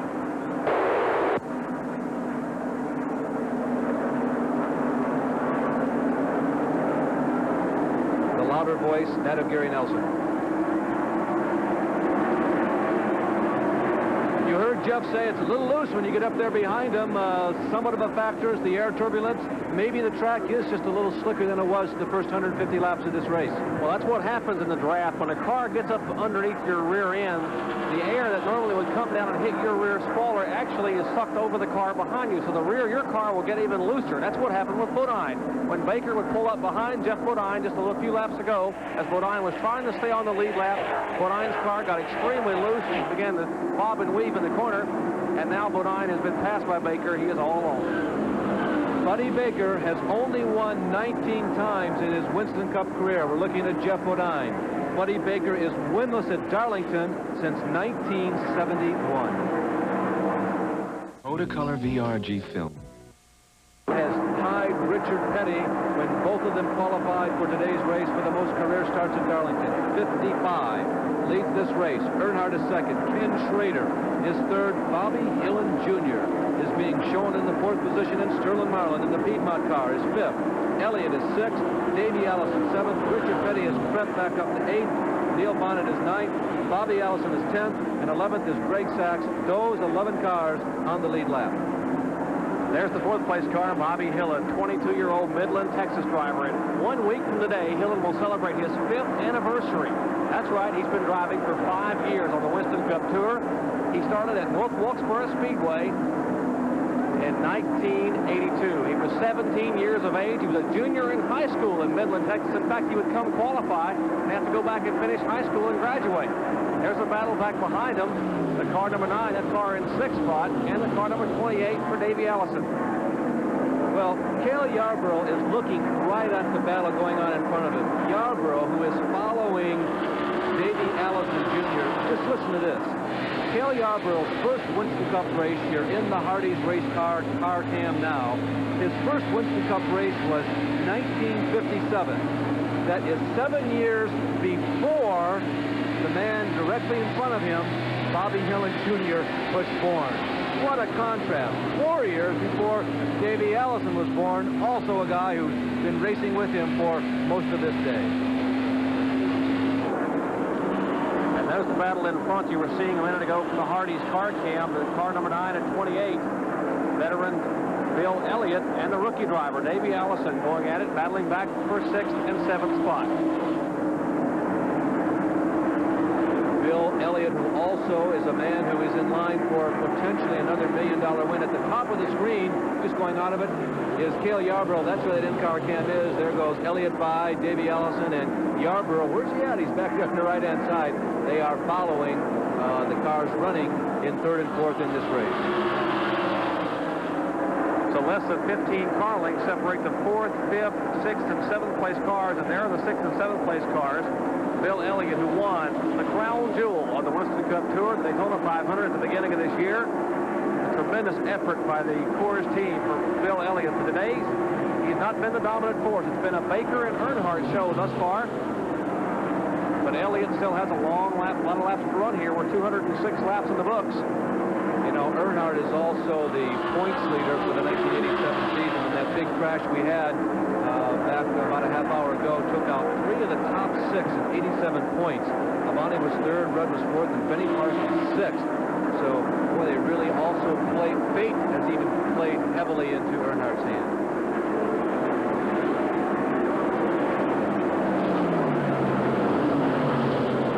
There you can look at Sterling Marlin's car, that blue and white car number 44. Sterling Marlin driving for the new team this year, the Wayne King, Billy Hagan team out of High Point, North Carolina. Jerry, they too, like Harry Gant, Hal Needham, Travis Carter, 11 cars we see on the lead lap, they needed a good race, and they're getting it today. I think a lot of people were wondering, did Hagan and King make a good decision in putting Sterling in this car? He was not as much of an established superstar as the driver that they lost, Terry Labonte, when he went to Junior Johnson. But this race, I think, is Sterling's strongest performance over a period of at least a couple hundred laps this season. Well, Well, I think Sterling Marlin is one heck of a race car driver. He comes from a long line of people, of course, that have driven competitively. His dad, Cuckoo Marlin, a veteran who's now retired, who won a qualifying race at Daytona many years ago. And now Sterling trying to make a move. We'll see how good he is in the corner as he slides by on the inside, Bobby Hillin. And he will take over fourth spot from Hillin. But Hillin now moves back to the inside. And if these two cars bob and weave and mix it up, that gives Bill Elliott back there, Elliott and Davey Allison, a shot to get up there and battle with them. Directly in front of them by, oh, let's see, about 10 car lengths is that man right there, Kenny Schrader. Now, Schrader appeared to be on the edge, on the verge of going over the edge just a few moments ago, but things have calmed down a lot to him. But you can see that Sterling, using the centrifugal force on the banking, is moving in very rapidly. That 10 car length differential melted to nothing in no time, Jerry. Well, Sterling Marlin really using all of the racetrack. His car drifts up pretty high in the corners, and Schrader now sort of cooling a little bit. I'm sure he's been told by Judy Dunlap that we still have a lot of laps to go, and the tires are getting worn, so I'm sure he's told his driver, Kenny Schrader, not to take any chances. And Bill Elliott has stayed in it. He's not been that factor for the lead, but he still is playing at least a role in this race, and certainly will be one of the determining factors as to how the top 5 shakes out should he be able to finish this entire race. But I got to tell you, Jerry, I very much am surprised. As strong as Elliott was down at Daytona, this too was one of his better tracks in his glory year of 1985, and I figured with him qualifying in the top 3 that he certainly was going to be someone to at least challenge Earnhardt. You know, I talked to Ernie yesterday, and they brought their short track car here. They feel like this is a short track sort of expanded to 1.5 miles. And here is Schrader now, moving underneath the lap car of Jeff Bodine. You see Schrader. He sees Sterling Marlin back there in the blue car and wants to put Bodine between him and Marlin. But Marlin will have nothing of that. He's going to try to move down and go underneath Bodine, but not in turn 1. That's one of the toughest places on this track to pass as Sterling Marlin falls back in line. But here's the battle back there for the 5th spot as Elliott now and Hillin mix it up. Side by side, remember that Elliott, the year he won the $1 million, he won both of the races here. The first one was with ease. The second one, the lady in black tried to strike out in, but it didn't. Elliott way down in the bottom of the racetrack. He's well out of the groove. Hillin closes the door on him, moves down and holds back Bill Elliott. And Davey Allison now moves underneath Bill Elliott. As Allison makes the move and slides back up in the groove in turn 1. As Davey Allison showing the way around Bill Elliott. That is the 6th spot. Elliott being cranked back to 7th position. And there's Bill Elliott in the car number 9. This is the car that they ran at Richmond. It's a car that was formerly a road course car. They ran this car at Watkins Glen last year, and Elliott qualified this car at Watkins Glen, tagged the wall up there, tore the entire right side of the car off. It had to be rebuilt, and they converted it into a short track car. And Elliott has that car here, and now back in the pack, here's Bobby Allison, 2 veterans battling. That's Allison and Cale Yarborough. And following Bobby through, one of his young friends from nearby Bessemer, Alabama, that's Neil Bonnet, the car number 75. And here's the Hardee's car cam. You're getting a look at the rear of the Bobby Allison car. They just went by Cale Yarborough, and whoa, just about coming together there. And the car spinning. Yarborough with nowhere to go. Can he get through? No, there's debris. He did not make any significant contact with the accident unfolding live before you. Cale Yarborough, a little bit of skill involved there. Well, maybe a lot of skill, but once again, the element of fortune. Somebody losing control, fire breaking out. And right now, unable to tell who it was. We see a helmet getting out. Is that perhaps Davey Allison involved in that? Hitting apparently the inside wall backwards, and the fuel cell immediately splitting. Now we're getting confirmation on somebody's radio that it is Davey Allison. I'm fairly confident that I did see a helmet removing itself from that conflagration. And the safety crews are there immediately. You see the ambulance and the fire crews there trying to put that fire out, as we have had a crash now. They're just between turns 3 and 4. Through the inside guardrail, Jerry. A tremendous lick for Davey Allison, and we will not speculate. As you see the long shot there, the safety crews are there immediately. Let's see what happened on the replay, Larry. Well, there is Cale Yarborough following Bobby Allison, and already Davey has begun to spin. He collides with his father and then begins to back down toward the inside wall. Greg Sachs misses him. He hits the inside guardrail. And Ron Bouchard slides by, and Allison just came down by himself and came across the track and tagged the inside retaining wall. So a pair of Allisons getting together. Davey spinning the car, being tagged by his dad, and Davy's car sliding backwards across the racetrack against the inside guardrail. Well, he did go, as we look at Buddy Baker, who was leading the race when this yellow came out. He did go through that guardrail. It's not cement, it's only corrugated steel. It's only 1 tier deep, so that had to lessen the blow. It was not like hitting a piece of cement head-on or backwards head-on, as would have been the case in this particular instance. Well, there is a fence area, there is a ditch and another fence and a grassy area between that guardrail and the fan compound, so there is no danger to anyone up there as far as the car coming into the fan compound. And Harry Gant now getting some adjustments made, and apparently he is making some adjustments in the pits there, putting his goggles back on as Travis Carter and the Skull crew. And you will not find a harder working crew than Travis Carter and that crew on the Skull Bandit. They have tried their darndest to get that car back up front, and they have just not been able to do it. This is the car they ran at Rockingham and rebuilt. Again, a look across at some of the smoke and debris. The safety crews continue to work up in turns 3 and 4.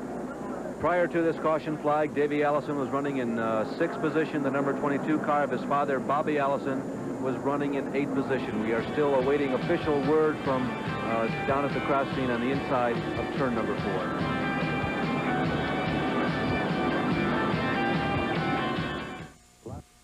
4. The last commercial break, we got some definitive word on both Davey and Bobby Allison, Jerry.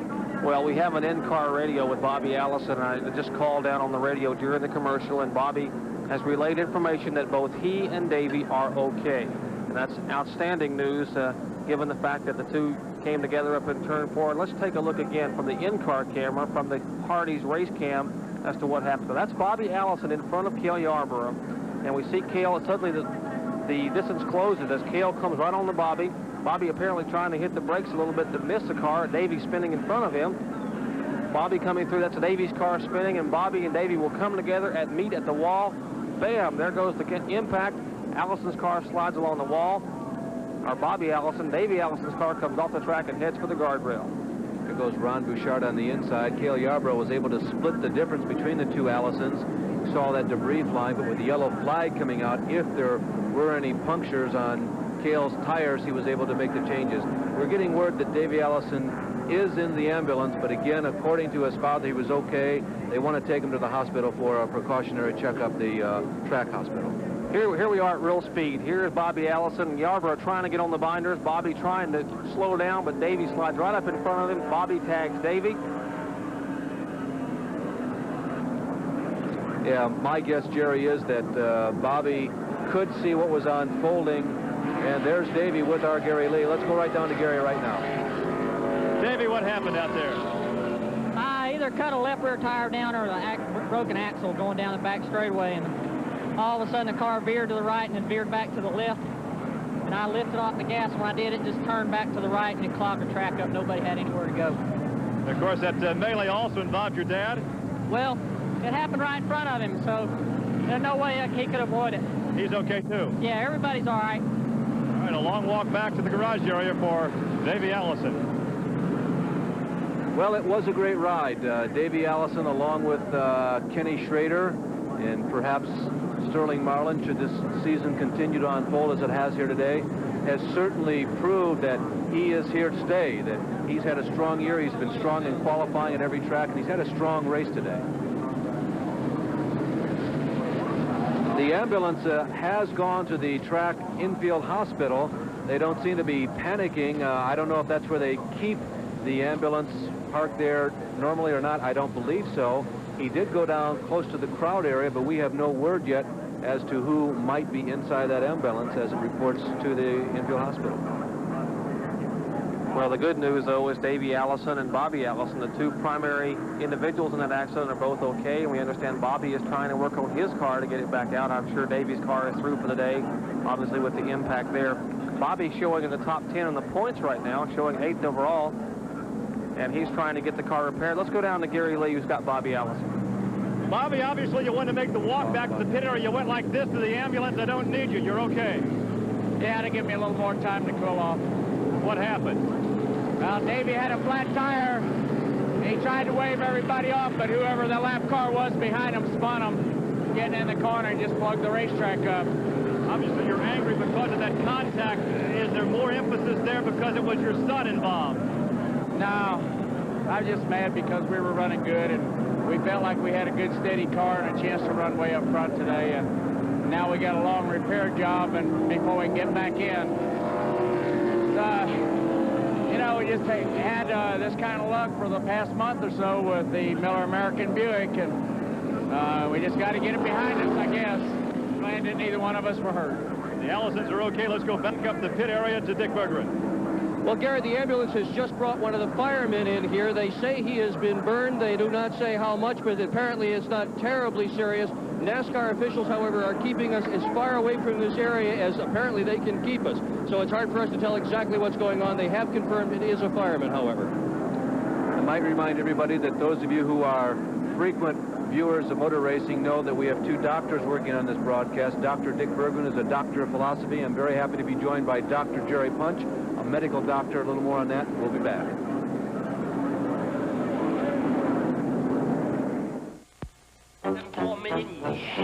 For everyone on the crash and fire involving Davey Allison and Bobby Allison, but neither one of them were injured.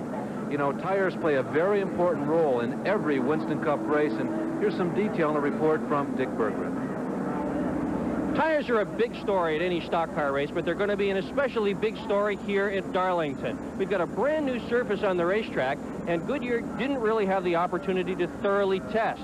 So they made some educated guesses about what the proper rubber should be here. Now, they've gone to a harder tire on both the left and the right side. Not the hardest tire Goodyear makes, but a tire that's about 10 to 15% harder than elsewhere. They hope that's going to be hard enough to be able to take the toughness that this racetrack can dish out. And this track can really dish it out. Of all the super speedways, this may be the one racetrack where we see more cut tires, more flat tires than any other. And there's a very good reason for it. Although this track is over a mile in length, the drivers treat it as if it's a short track. There's a lot of contact here, a lot of cars rubbing into each other, and the tires get cut down as a result. In addition, the debris doesn't seem to sweep off the racetrack, and that cuts tires. Fortunately, all the tires here at Darlington have a tire within a tire. There's an inner liner, an absolute inside tire that holds air even if the outside tire is cut. So if the outside tire gets cut and goes flat, the driver can still generally retain some control of the race car. One other interesting point about the tires here at Darlington, most racetracks, you'd like to have a brand new tire on your car. That'd be the fastest way to go. Not so here. Used tires are the hot ticket here. Here's a tire Jeff Bodine practiced with on Friday. He has decided to save that tire. He's going to use it in the race. Used tires, believe it or not, are faster than new ones. Jerry, the inner liners have saved a lot of drivers, but you know something else that it adds to the teams is that you don't have to put as much air pressure in the outer tire, and therefore all the changes are a bigger percentage of any of the changes that you would make. It really makes those precautions, or rather those type of action, you got to be much more precise. There is the charred car, the remains of the Havoline Ford for Davey Allison, has been put on the flatbed truck, and again, that car coming in contact and erupting in flames, and you got to give a call to the safety crews who were there immediately to put that fire out, and Davey Allison walked away unscathed. Dale Earnhardt continues to lead this race. He won the 1982 Southern 500 and the 1986 Transouth 500. Could this be a repeat?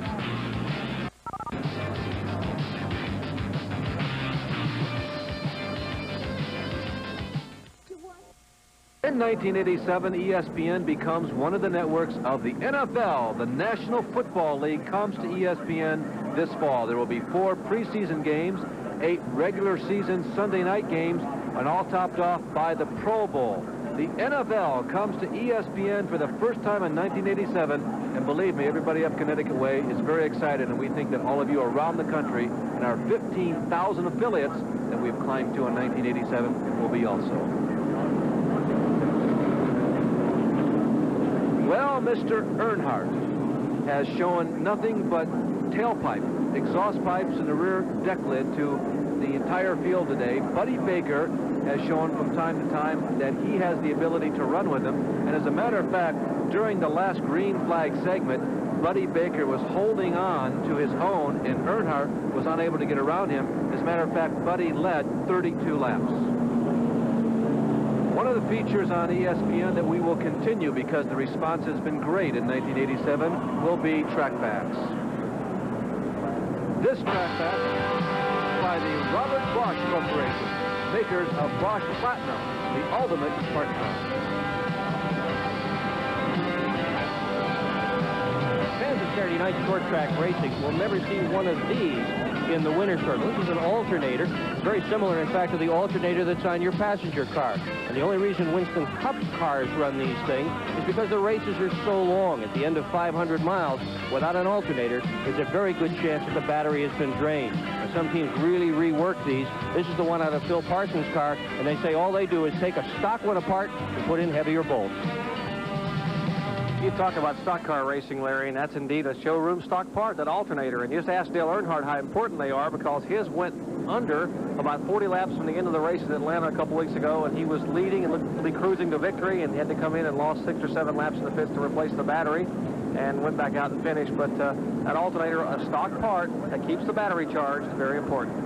You know, Jerry, from time to time you get into conversations with people about whether or not automobile racing is a legitimate sport. I think that it is, and one of the elements they like to attack is the fact that, well, equipment, machinery can break down. Well, it's like any other sport. There are all kinds of forms of luck. That happens to be one of the elements of racing. It's one that I think makes it as fascinating as it really is. Well, we continue to be under yellow. It's a lengthy yellow because they are repairing the inside guardrail inside of turn number 4. No serious injuries, but we're still yellow.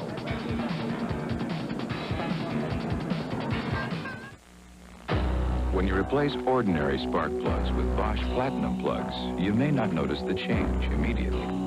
The quicker starts, the smoother acceleration. For 14 laps now, came out on lap 217, and we are on lap 231, completing lap, I guess they've changed the scoreboard. This will be 231. Earnhardt is the leader, Buddy Baker is second, and the number 90 car of Kenny Schrader is third. The Kenny Bernstein number 26 Quaker State Buick is back out on the track. It's very easy to pick out. It's green, but that's not the easiest characteristic to see. All you see is 2 tires and a radiator coming toward you. That's what's left of the Kenny Bernstein Quaker State Buick. And we understand they have a driver change.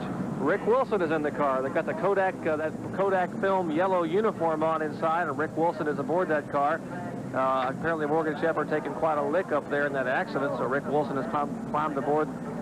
And there's a picture of Rick Wilson. He's in the car doing a nice chore. These guys will sub for a lot of their friends. In fact, Benny Parsons got in the Sterling Marlin car at Rockingham and finished a race for Sterling, and now Rick Wilson in the Quaker State car here at Darlington.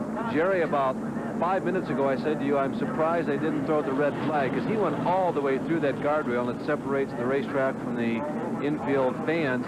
We now understand the red flag will be coming out this lap. They have stretched this as far as they feel they possibly can, still trying to conclude repairs on the inside guardrail and 4. The red flag is going to come out. It does look strange. That car has been shortened by a bunch. You know what, people, I was talking to Larry McReynolds, the crew chief on the car number 26, and this is the car that was wrecked so severely at Richmond about 3 weeks ago, and the car had to be totally rebuilt. Well, there's the guardrail they're working on. Radios buzzed and said red flag, but the yellow stayed out that lap, so we'll just have to wait and see exactly what transpires here. You know, whenever you come to Darlington, you just can't help but being a little nostalgic.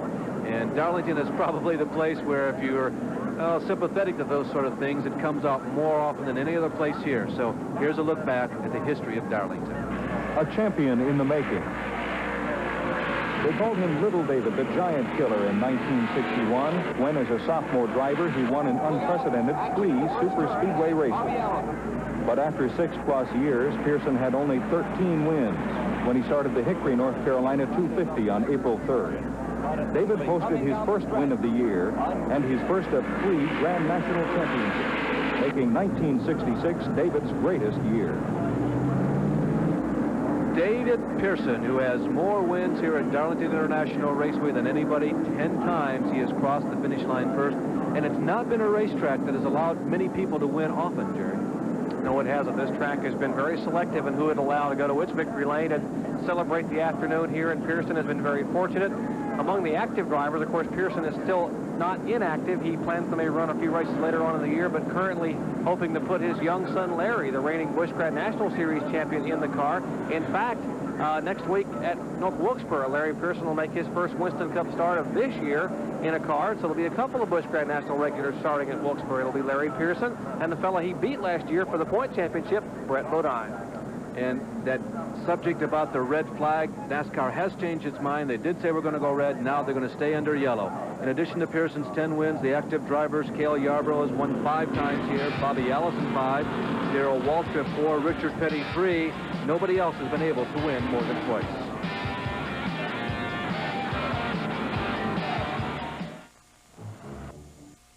And the only thing that's happened since you were away is that Kenny Schrader unusually came in here after about 5 or 6 of these yellow flag laps to get a splash of fuel. Now, I did some quick calculations. We have 133 laps or thereabouts left in this race.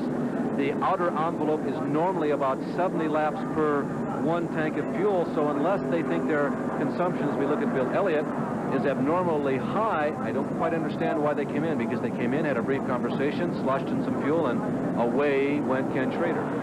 Let's check in with Jeff Bodine, who certainly has had his hands full all afternoon with trying to get the Levi Garrett car to handle. Jeff Bodine, this is Jerry Punch at ESPN. Do you read us, Jeff? Hi, Jerry.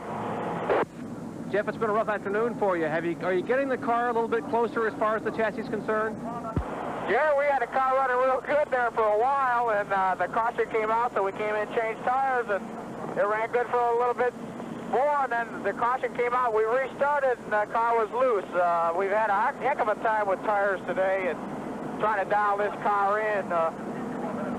I don't know if we're ever going to get it right. We keep trying. It ran awful good there for a while. Maybe we can keep the Levi Garrett. XI motor oil, AC spark plug, Henrik Chevrolet up front. We're going to try. Jeff, we watched you when you're out in front of Buddy Baker there trying to get your lap back, and we were eavesdropping a little bit on your conversation with crew chief Gary Nelson. He said the car got awfully loose. Is that because Baker was tucked right beneath the rear of your car? We thought that had an effect on it, but no, there's something else wrong, and we haven't been able to figure it out yet. Sometimes that will cause the car to get loose, but we've got another problem. We don't know what it is. The car will run good for a little while, and then it just goes bad again. It's really got us frustrated, but we haven't given up yet. Well, best of luck to you, Jeff. Keep plugging along. Okay, we're going to try to keep out here at this tough Darlington track. Okay, thanks a lot. Our Dick Berggren is down in the Buddy Baker pit. And I'm here with the guy that owns half of Buddy Baker's cars, Danny Schiff. The other guy who owns the other half is in the car at the moment. It's Buddy Baker. Danny, you guys are having a good day today. You must be pleased. We're very pleased with the Crisco Oldsmobile, and Buddy's doing a great job. It's taken us 2 years to put this thing together, and we really think we're a front runner in every race. Now, you've got this long slowdown period. How will that affect the automobile? We're not sure, but so far, all the gauges check out fine. Buddy's fine. The car's fine. Weather's changing a whole bunch. Will that change your setup as we get more sun this afternoon? We set the car up to run with the air being a lot cooler than it was in the beginning. We think we're up the right gear. We got a 400 gear in it. Well, that's Danny Schiff. He owns the 88, half of the 88 car. Meanwhile, down pit road, Gary Lee has another story. Gary? We never like to see in motorsports is fire. A lot of fire protection in these Winston Cup cars. Here is the Hardee's cutaway car. This is the very back of the car. This is the fuel cell. It has a rubber bladder inside. Here's the fuel intake. This is the overflow. It is pumped out. There's a great distance between this and the driver. The driver, of course, is wearing a Nomex fire retardant outfit. So once again, although we saw fire today, with the rubber bladder and the fuel cell, it is very, very unlikely to see fire in Winston Cup racing. Indeed it is, Larry. And of course, inside that bladder, there's a sponge that will keep the fuel inside the cell, even if the bladder is ruptured usually. So NASCAR has had that as a safety measure, and that has minimized fires for many, many years. In fact, it's one of the few fires I've seen in a long time. Yeah, we continue to be under yellow. That incident started about what really happened. It has caused such a delay in the races that Davey went through the inside guardrail, which is only highway steel rail, if you will, with an occasional railroad tie. And right now they are in the midst of repairing it. That's the reason for our big delay. Kenny Schrader apparently has started something, because while you heard those reports from the pits, Bobby Hillin Jr., Dale Earnhardt, and Alan Kowicki, and one other car I caught a real quick glimpse of, the sun coming in, I couldn't see who it was, has they have made pit stops, and now Rick Wilson is also bringing in the Quaker State Buick. It's coming back to pit road. Well, we'll continue to watch the proceedings here as we're seeing more and more of Buddy Baker now up front as Earnhardt has given up the lead.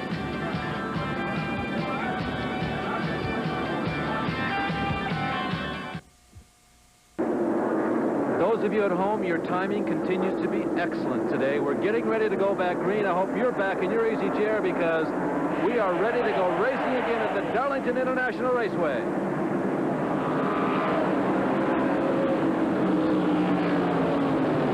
Just updating you, the condition of Terry Labonte is, at least in a medical term, good at this point. That's all the detail we have, but it is not a serious or certainly a life-threatening situation.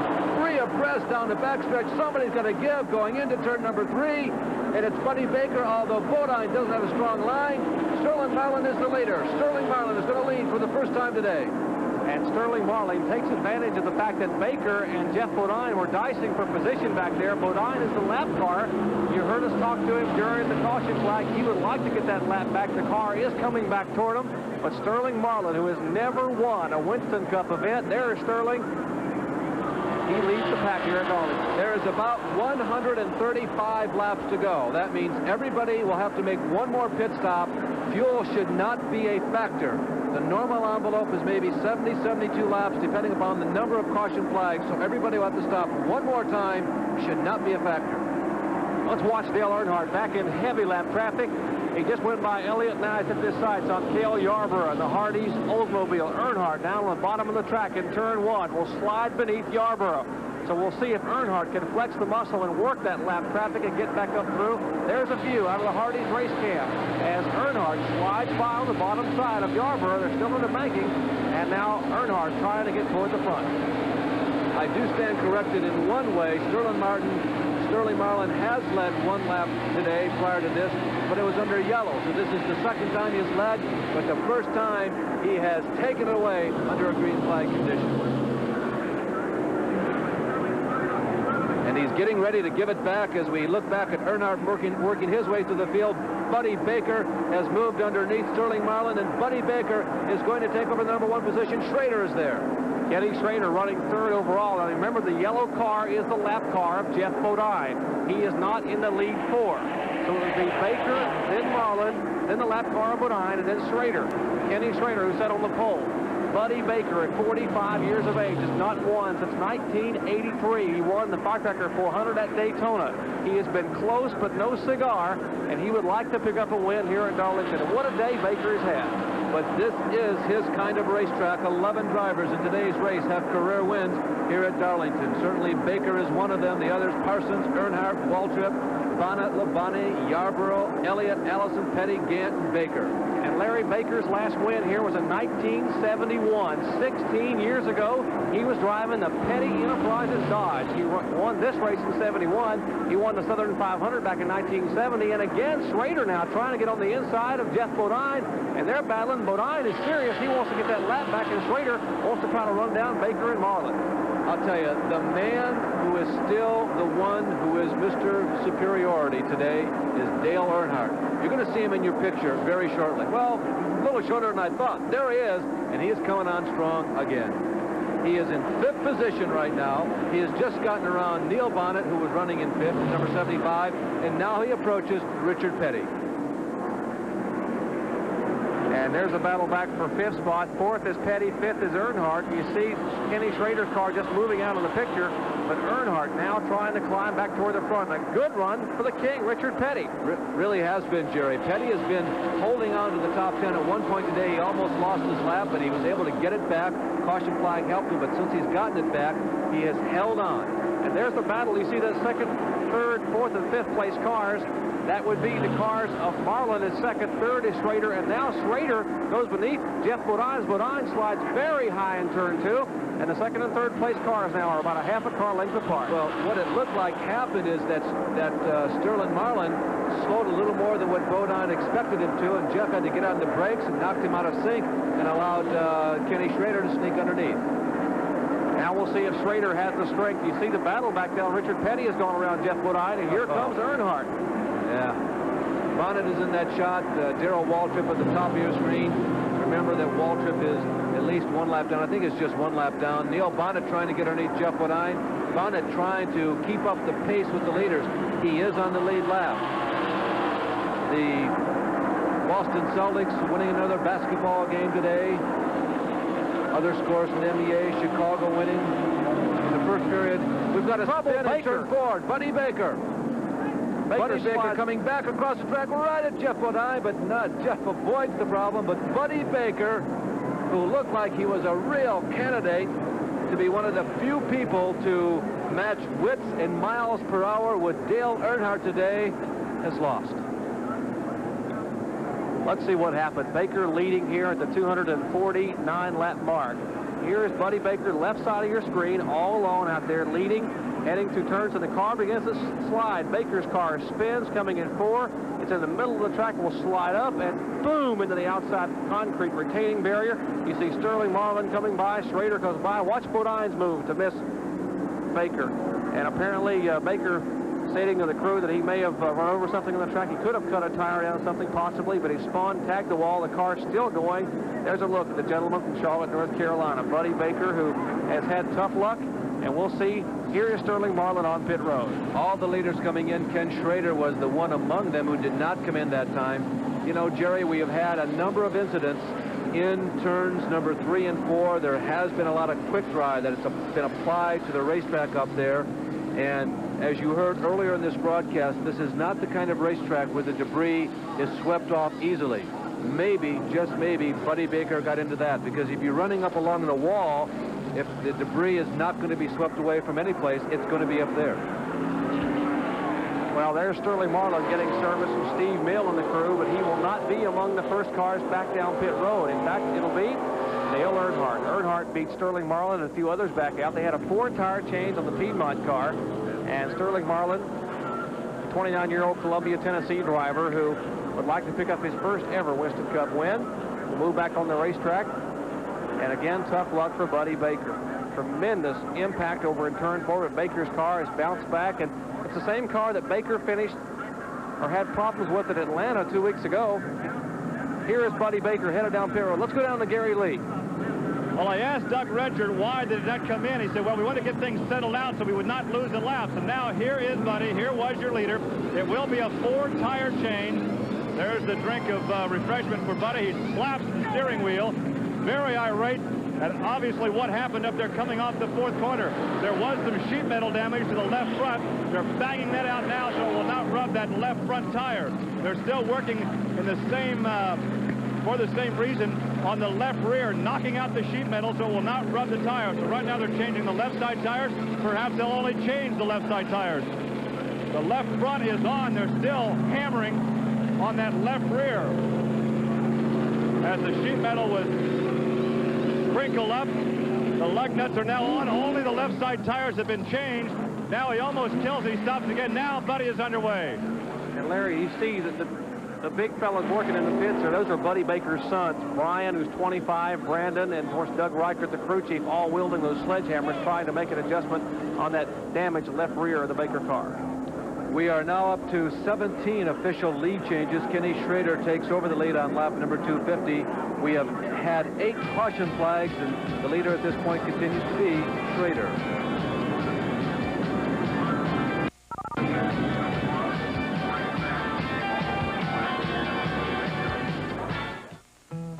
Even though hunting season is over. Again, you came back just as the green flag fell. You people at home ought to be giving lessons. I'll tell you, you're hitting it right in the nose most of the time today. Kenny Schrader did not pit, Larry, and he will be the leader. Schrader's last pit stop, he came in under that lengthy caution for the repair of the guardrail. On lap 234, he pitted for a dash of fuel, and there's Phil Parsons trying to get one of his laps back.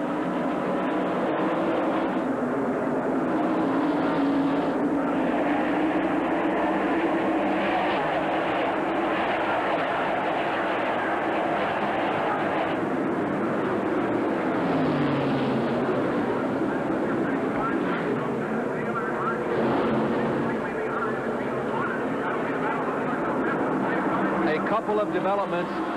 Bill Parsons has gotten his lap back. He now runs the distance of the racetrack behind the leader, Ken Schrader, but he's now on the same lap. As the green flag flew, Bill Elliott began to make his move. He goes to the inside of Bobby Hillin Jr. Bill Elliott is now second, but there's that blue and yellow car again. Earnhardt goes to the inside. As the green flag flew, Buddy Baker had to pit. He is about, 3/4 of a lap behind. He has not lost a lap, but he is considerably back. And the battle for fourth spot there is between Neil Bonnet and Bobby Hillin, as Hillin has fourth spot.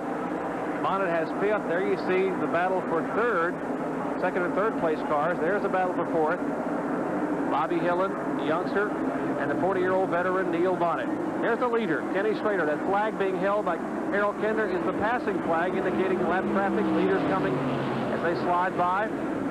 Kenny Schrader, the leader. That's the lap car now, having been relapped. That's Bill Parsons. And now let's see if Earnhardt begins to make his move on Bill Elliott.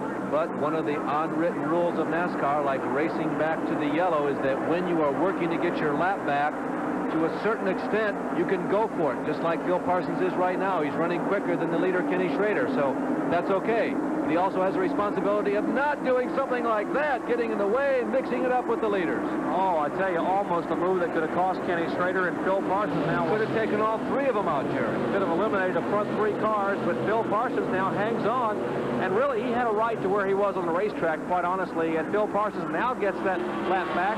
He's on the tail end of the lead lap. There is Schrader now. Elliott pulling to his rear bumper. Let's look at it again. As you mentioned, Phil Parsons, he had a right to that piece of real estate. Phil Parsons on the inside. Now he gets his car turned. Schrader's car up high. They just about, Phil tries to turn to keep him going into Schrader and just about loses his car, but he gathers it back in. And now the battle really tightening up as two cars slide by Schrader. Elliott is the new leader. Three cars. Here comes Neil Bonnet. Well, almost.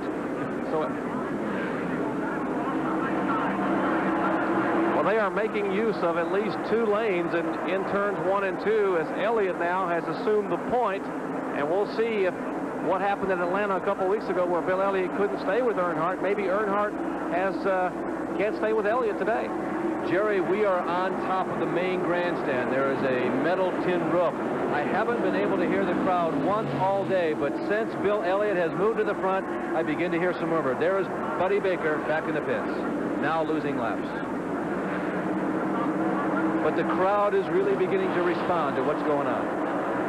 Well, Elliott definitely a favorite here. You know, a lot of the Georgia contingent, because Dawsonville not that far from Florence and Darlington, South Carolina.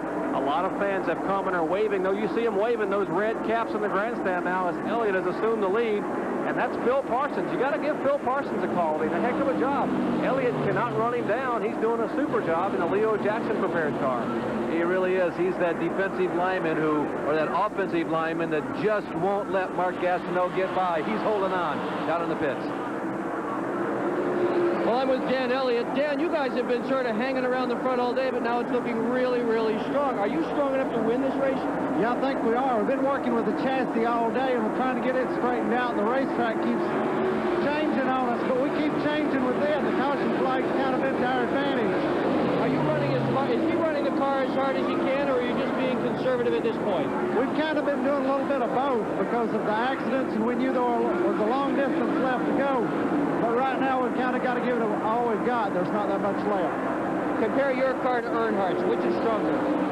Let's wait and see. That's an answer or a question that doesn't have an answer, I'll tell you at this point. There is Bill Elliott in the upper right. You can see Bill gets around Bill Parsons. Earnhardt follows him through, and now they have a clean track in front of them, and now we will see what we will see. Looks like Elliott's car has been dialed in. I believe Dan Elliott, Ernie, and the crew have been able to get that car dialed in, and he seems to be pretty well even with Earnhardt. Earnhardt does not have the advantage he had early on, as Bill Parsons now just riding in the wake of those two drivers. He's still the lap car. This is the first time today that Bill Elliott has picked up the 5 points for leading. The first time that Bill Elliott has been there not only under yellow or also under green. There is Rusty Wallace moving underneath Bobby Hillin Jr. Bobby Hillin has been on the lead lap. He remains on the lead lap with the leaders. Wallace is not, nor is Darrell Waltrip. Running fourth right now is the number 75 car of Neil Bonnet, and in seventh position is 44 Sterling Marlin. In a battle for 6th spot there, two young drivers. And there's Darrell Waltrip moving on the inside of Rusty Wallace. And the car behind Wallace, yeah, Waltrip is a number of laps down. They have had their problems with handling. There's Waltrip and Wallace. Then coming into the picture, you'll see, of course, the 6th place car. That's Bobby Hillen. We mentioned the Hillen incident. Hillen battling with Sterling Marlin, and there's Sterling Marlin, the 7th place car. Boy, Jerry, very, very sad news from the backstretch where Greg Sachs has retired. Greg Sachs, who had been running in the top 10 all day. Remember, he had that stint in the runner-up position for a few laps earlier in this race. It looked like he was in for his strongest finish of the year, but they have pulled behind the wall in the backstretch. And the number 88 car is back in the garage area. Now we'll see if Earnhardt can hang on. You know, normally what Dale Earnhardt will do at a track like this, he is so consistent, he'll let his car just run consistent laps and wait for the car in front of him's tires to get hot or get worn out, and then he'll make it move. For some reason, Earnhardt seems to be able to keep the car fairly consistent lap after lap. And apparently now he is beginning to move in a little bit on Elliott, but a couple of cars nearby. Of course, Phil Parsons sitting there, he has the best seat in the house. As again, Earnhardt, lap traffic, that is H.B. Bailey's car, one of the lap cars, and Earnhardt falls back single file. Dale Earnhardt, we commented near the top of the show that he has led more laps than anybody else. He has won 2 of the 4 races run so far. He only finished 16th at Atlanta. We had a chance to talk to him a little earlier. How does Dale Earnhardt characterize his own driving style? What kind of driver are you? Well, I love racing, Jerry, and I'm serious about it. I get out there and want to win, and I put my 100% into it, and I enjoy it. Anytime you enjoy something, you're going to do it better. So I'm having a good time doing it. And I don't know. I just try to be tough as I can on that racetrack and try to win. Jerry, I got to tell you that in the off season, one of the most moving moments, at least for me as a racing fan, was when Earnhardt stood up to accept the trophy as the Winston Cup champion for 1986. He said, I watched everybody else come up here with their prepared notes and speeches, and he said that I decided that I would approach my talk up here like I do my racing and just let it come from the heart. Well, he's a very sincere person, and sometimes he is mistaken for being a little bit conservative and too quiet at times. But you know, he is a very sincere, very warm-hearted individual when you get to know him. You know, one thing I'll say is, you know, there has been controversy in the last couple of years that maybe Dale is too much of a rough rider. I got a feeling about that, and you know, there's always a chance, I suppose, he could be way off base calling it from afar, but I think that if Dale has a weakness, it may well be that he expects the same thing from the other drivers that he would take from them or that he wants to dish out, and it may well be a matter that he expects that if they play rough with him, he can handle it, and he may misjudge some of the others from time to time. Well, he likes to dish it out, and he don't mind taking it. You know, he grew up around the short tracks of Charlotte, North Carolina, watching his dad, the late Ralph Earnhardt, run the dirt tracks, and he saw the framming and bamming and the bumper tag that went on week after week, and that's the way he grew up. I'll tell you one thing for certain, make no mistake about it, the man in the blue and yellow car stands on the gas, and particularly on the big tracks, so does the man in the red and white car. 272 laps have been completed, 367 to go, so we're getting down to about 100 laps to go. Figure on pit stops and no more than 35 laps, maybe about 30 laps before we begin to stop. Bill Elliott is showing the horsepower that we have not seen at all from him yet today. That is until about 20 laps ago when he moved to the front after the last caution flag, and Earnhardt is either waiting or Elliott, Dan and Ernie and boys found something. Well, I think the biggest thing is that Elliott's car has gotten dialed in chassis-wise. We have one car coming off the wall in turn 4. It is Michael Waltrip's car who tags the wall and comes down out of harm's way. And that car now on the apron as we are again under yellow here. A rash of yellow fever at Darlington, Larry. Well, Michael had a spin in the very early stages of this race, and I'm sure it disrupted that car. And on this racetrack, if you're walking around with a wounded puppy, soon it becomes a mad dog and almost impossible to hold on to. Moving to the high side of Phil Parsons. Phil will have an opportunity to move once again up towards the front and try and get that lap back. He'll have to fall in line behind Michael Waltrip, although kind of anticipate Michael to come into the pit. Yeah, he darts ahead of Bill Elliott, probably an indication that he's going to drop down the next time the field comes around. And the two leaders are coming in. Jerry, this is too early to make this their last stop. Yeah, we just about beat too early. They have to go about 100 laps, and they can't do it. There's no way. A little less than 100 laps. They can only go about 70 laps, but they've got to come in and get some fresh rubber, so they'll make their way down pit road. I tell you, though, with 7 cars on the lead lap, it might be kind of an interesting move for somebody like a Schrader or maybe a Neil Bonnet to stay out there, because he knows everybody has to come in at least once, but it does look like all the leaders are coming in, and Gary Lee is down there in the Earnhardt pit. We are, and it's a right side tire change right now. We asked Richard Childers, the car owner, if they were going to make any chassis changes. He said, no, we're just going to pick on some new tires. It will be a 4-tire change. A 4-tire change, no chassis adjustment, but Richard Childers would not say if they were going to change the stagger. And, Jerry, interesting, again, Kenny Schrader took on no tires, just fuel. Well, Kenny Schrader's car getting back out again. Here is Bodine as the Levi Garrett crew working. Gary Nelson and the crew will make a 4-tire change on that car, number 5. Ken Schrader, I think, is going to come out as the leader of this race. Yes, he will be. Bill Elliott will be second, and Dale Earnhardt third, although Schrader did not gain that much track distance from the two leaders prior to the yellow flag, because they were the second and third ones out of the pit. You know, Jerry, Benny Parsons told me that in that Atlanta race situation, when he lost the race when there was a late caution, he said what they discovered was that as their tires wore down, as they got a little warmer, they worked better. So maybe that's what Kenny Schrader is hoping to happen to him here today.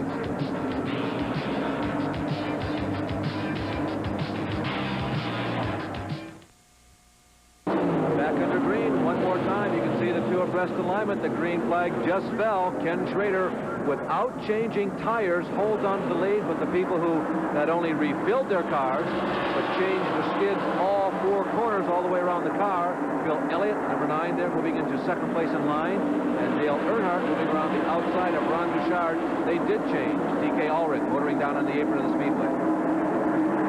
One car is really strong is Bill Elliott. He is moving in on the car that did not change tires, and I believe Nick Bergman has a comment on that. Nick? Ask Bob Johnson why, just as you all hear it. Bob, why did you not change tires? Set of tires were working real good that we had on there. The tire wear has been real good all day. This place isn't really that bad on tires. So if you put on another set, you might mismatch or something, so we just think it would stick it out. It's the quickest we've run all day with the set we had on there. We got to make another stop anyhow, so let's see what happens. That's Bob Johnson telling you what's going on in the Schrader camp. Comment being that the track is not that hard on tires anyway. They've been getting pretty good wear, so why not stretch it to the next and final pit stop? That speaks well for the Goodyear engineers who came here and tested the tires, and they have picked the perfect tire. We've had no tire wear problems. In fact, Kenny Schrader on used tires is still being able to hold off Bill Elliott and Dale Earnhardt. That speaks well for Schrader's driving ability. Try and propel your mind now forward about 100 laps. That's about how far we are from the finish of this race. This might be a scene that could be replayed at that time.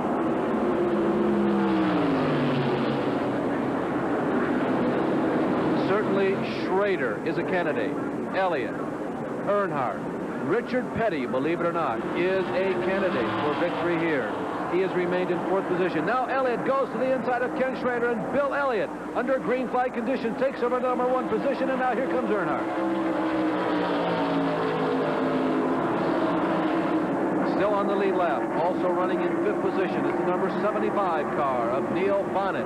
Bobby Hillen is there, although he is not shown in the top 5 for about the last 50 laps. And the 7th and final car on the lead lap, Sterling Marlin.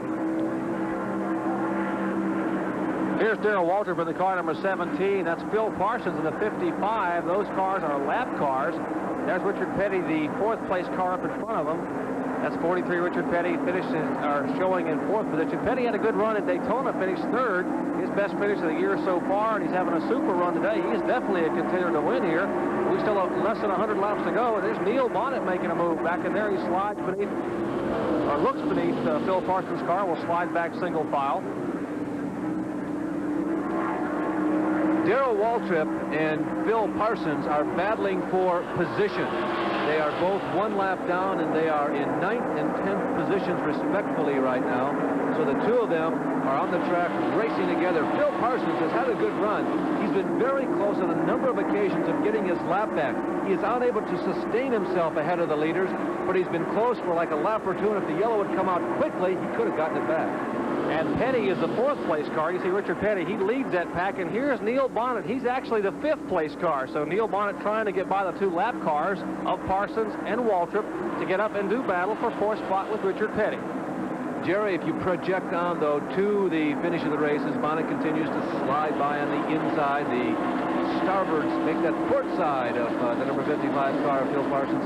It sure looks like that the only people who really, at this point, have a legitimate chance of winning this race are Elliott Earnhardt. Buddy Baker is the only other car and driver combination who showed the apparent strength to run at the 2 of these people. Well, I think Baker's problems, you know, he had a tremendous day, and I'm sure he wishes he could have that lap back over in turn 4. But Waltrip's car seems to be getting a little bit better, but he is again laps down. There's Darrell Waltrip in the car number 17, the Tide Machine, one of the Rick Hendrick stable of cars. As Richard Petty is in front of him, the 4th place car, and now Neil Bonnet falls back in line behind Waltrip, keeps his eyes set on Petty. The car that Neil Bonnet is driving here, there's the car number 75 in the picture, is one of the oldest cars Ray Mock has. In fact, this car was built back in 1982, and when Bonnet was with Ray Mock back in 83 and sat on the pole here at Darlington, it was that race car. When he won the Busch Clash, it was that race car. When he won at Atlanta, it was that race car. And when he won at Charlotte, it was the same race car. They put it out behind the shop, and Neil, when he went back to Ray Mock, said, find that race car wherever it is. I want to drive that race car, and son of a gun, it's here at Darlington today. Absolutely. Well, right now, as we watch the 4th running Richard Petty running in 1st, 2nd, and 3rd, right there, Bill Elliott, Dale Earnhardt, and Ken Schrader are the people who qualified 1st, 2nd, 3rd, not necessarily in that order. And that really follows in line with history. In the past 28 years, only once has a winner of a 500-mile race at Darlington started out of the top 10. Here's a replay of Dale Earnhardt getting a little bit loose in the corner. Watches it rear into the car, begins to slide 20 degrees out of shape. Earnhardt very calmly steers the wheel, backs out of the throttle, back in the throttle. Another day on the way to church for Dale Earnhardt. Yeah, back on that story about how often people from the front win here at Darlington. The 1983 Southern 500 winner was Bobby Allison. He started 14th, but the last time a driver started out of the top 10 and won a Transouth or a spring race here was the Rebel 300 back in ready for this, 58, Curtis Turner. So the place to start at Darlington is up front, and the first 3 starters running this race right now in the first 3.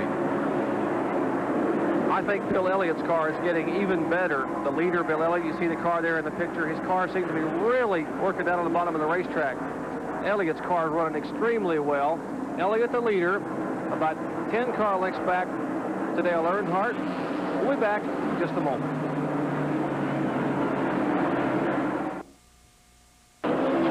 Although Bill Elliott leads at this juncture right at this moment, Dale Earnhardt, you can see him sliding out of turn number 4. We have been watching him on our TV set here while you were away at commercial, and the car has been dirt tracking all around this 1.366 mile oval, but he does not seem to be losing ground. He has already, by the way, locked up the most laps led, the 5 bonus points to go with that, and Jerry, he's looking for number 1. Earnhart ties, but he has problems with Bill Elliott possibly. Elliott, one car spinning. That's Bobby Hillen's car. Spins and is tagged by Cale Yarborough. Spins the car back around. Hillen's car comes to rest just out of turn 2. And tough break for Bobby Hillen. Bobby Hillen being shown in 7th spot on the lead lap. A tremendous run for the Midland, Texas driver. His car now refired. And there's a shot of the youngster, Bobby Hillen from Texas, as the left front of his car heavily damaged. He spun the car. Cale Yarborough did a great job trying to avoid Hillen. Just nicked him as he came off the banking, and a lot of tire smoke as Hillen trying to get back to pit road. Jerry, if we talk to Cale Yarborough when this race is over, do you think he's going to say he had a lucky day because he just barely missed? You can see the caution officially on lap 295. He just barely missed significant collisions, or an unlucky day because everything seems to be happening in front of him. I think Cale Yarborough has to feel like a cue ball. He's been bounced around all afternoon out there, and all kinds of multicolored objects coming at him. Here are the leaders on pit road. Earnhardt is in. Here is Elliott in. and what could be and might be their final fuel stop. Let's go down to Gary Lee. Well, they are indeed working with the number 3 car of Dale Earnhardt. We asked Richard Childress if the car was loose. Will you make any changes? He just shook his head and walked away, so we're not really sure with this tire change if they're also changing the stagger on the car. But obviously on the racetrack, perhaps he was just driving so hard the car was loose up in the corner. A 4-tire change, they top off the fuel, and Dale Earnhardt is underway. And there's Bill Elliott's car coming off the jack, Larry. As Kenny Schrader was exiting, he drove over his air hose. Be interesting to see if that was caught and if it was deemed to be an infraction by NASCAR officials. Now, I do believe that he changed 2 inside tires. He took 2 right side tires. Outside tires, okay. And we're getting the word that Neil Bonnet took no tires, and of course some changes taking place on both the number 9 car and the number 3 car.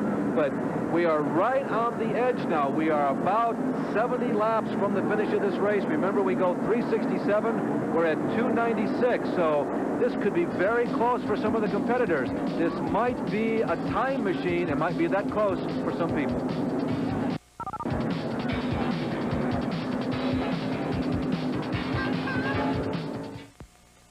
Fixing this one. Yarborough's car limping around the Darlington International Raceway. Heavy steam coming across or coming from the right-hand side as the tires continue to rub. And here's what happened. Yarborough just tries to get by Hillen, but just clips Hillen on Hillen's left front.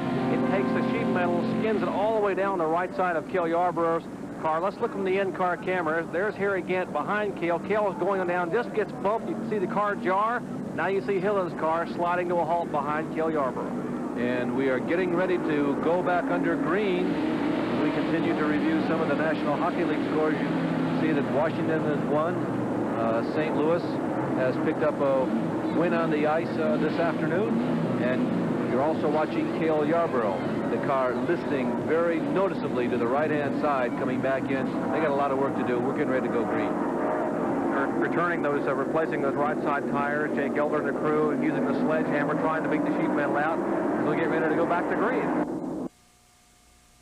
By calculations, Larry, they would have 72 laps to go from the time they made that pit stop, and that could be really close, Jerry, for some of them. That's 98.352 miles. A little over 98 miles, and I don't think that some of the Fords who seem to be getting a little bit less gas mileage can make it. Maybe we'll check with our pit report later on to see what's going on, but right now, Earnhardt showing as the leader with 6 cars in the lead lap. Here are those 6 cars. Earnhardt, Schrader on the screen, Richard Petty right behind him. They're separated by the lap car of Harry Gant. In 4th position is Bill Elliott. 5th is Sterling Marlin, and 6th is Neil Bonnet. 1 lap down in 7th, Gant. Number 1, Ron Bouchard is 8th. Number 17, Darrell Waltrip 9th, and Jeff Bodine is 10th. Recap on the yellow flags, going all the way back to lap 23 when Michael Waltrip spun. You can see the highlight of that chart right there is the multi-car accident involving most significantly Terry Labonte in 146. On lap 217, the accident involved both the Allisons and the Big Fire, but no significant injuries. Here's the second page as we run the total up to 9 unofficial, make that official yellow flags for today. The number 88 car when Buddy Baker spun out of turn number 4. Michael Waltrip, his second caused caution flag in the Bobby Hill and Cale Yarborough incident in turn number 2 on lap 295. Well, there are the front 3 cars. Dale Earnhardt, the leader, and Kenny Schrader doing a little bit of a bob and weave coming out of 4. Richard Petty, the 7-time national champion, in 3rd place, and Petty is gaining on Schrader in turn 1. And Schrader's car not really that stable in turn 1. It's back and forth a little bit, but Petty gaining some ground. As we kind of await a charge of Elliott, which we haven't seen yet, here is the pit stop summary from the last stop at lap 295. When Elliott was leading, he came out in 4th. Earnhardt held his ground, coming in at 2nd, leaving at 2nd. Kenny Schrader, taking on only 2 tires, came out in 1st from his 3rd entry. Richard Petty was 4th, moved up to 3rd, and Neil Bonnet from 5th to 6th. So everybody pretty much held their own. Pretty good pit stops were all involved. The interesting one was Ken Schrader taking only 2 tires. Gary Lee with another comment.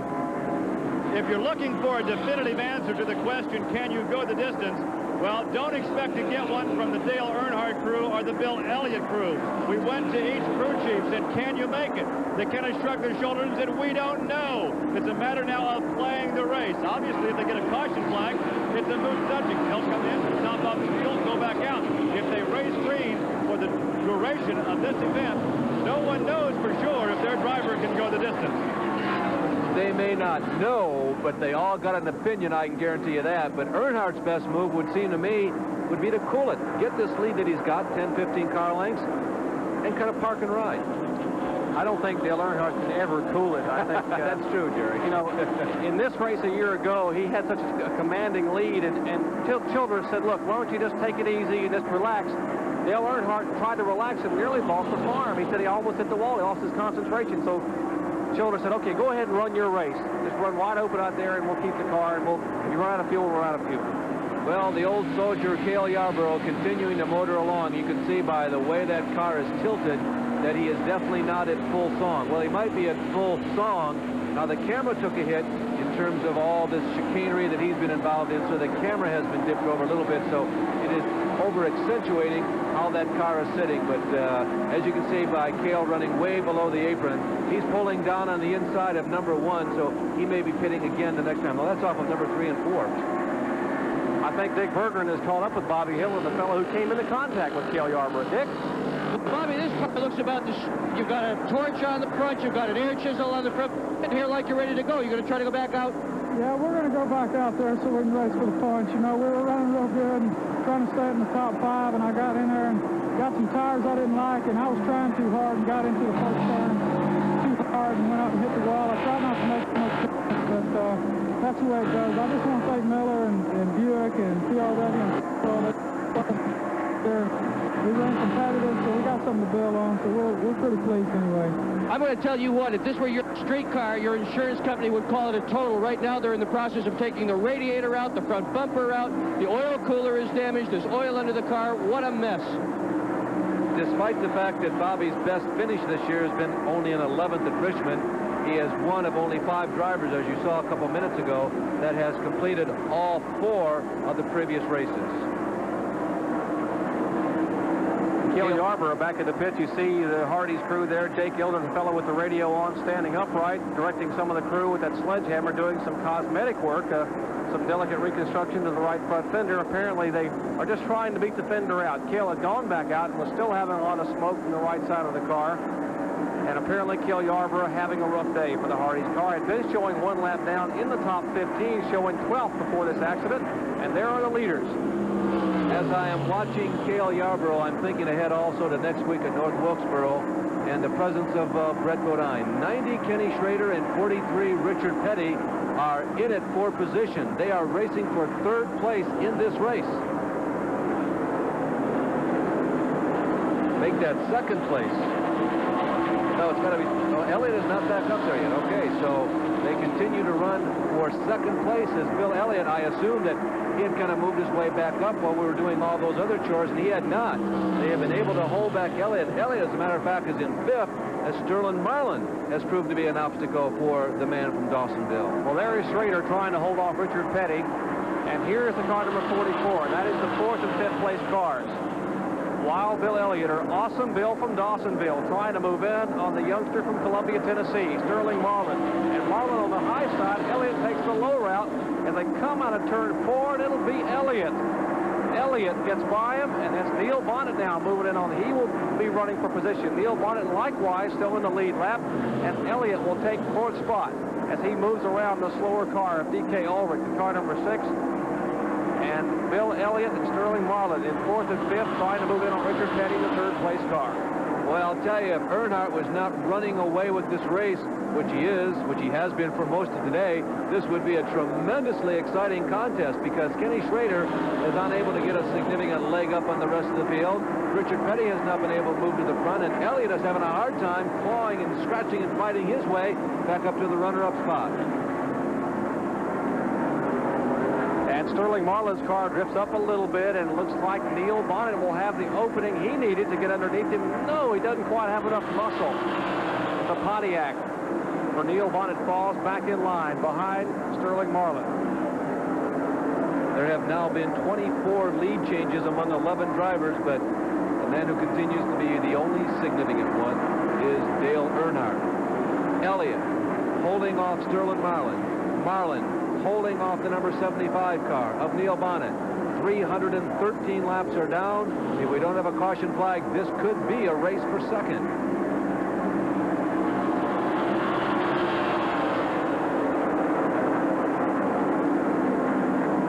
Dale Earnhardt, who, as we dawn on the fifth race of 1987, has now won over $5 million in racing. He could add to it today.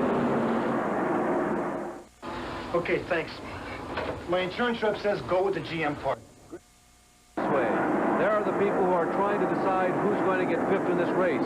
It's Sterling Marlin in the Piedmont blue and white number 44 machine, and the Valvoline red, white, and blue car is Neil Bonnet. And Darrell Waltrip is right in there, but Waltrip is one of those cars who is a lap down. He is being shown right now in 9th position. Well, there are only 6 cars on the lead lap, and those are the 5th and 6th place cars right there. Sterling Marlin and Neil Bonnet. A tremendous run all day long for the youngster from Columbia, Tennessee, Sterling Marlin, and lap traffic as Bonnet falls back in line. That is Darrell Waltrip and Ron Bouchard, the lap cars behind Neil Bonnet.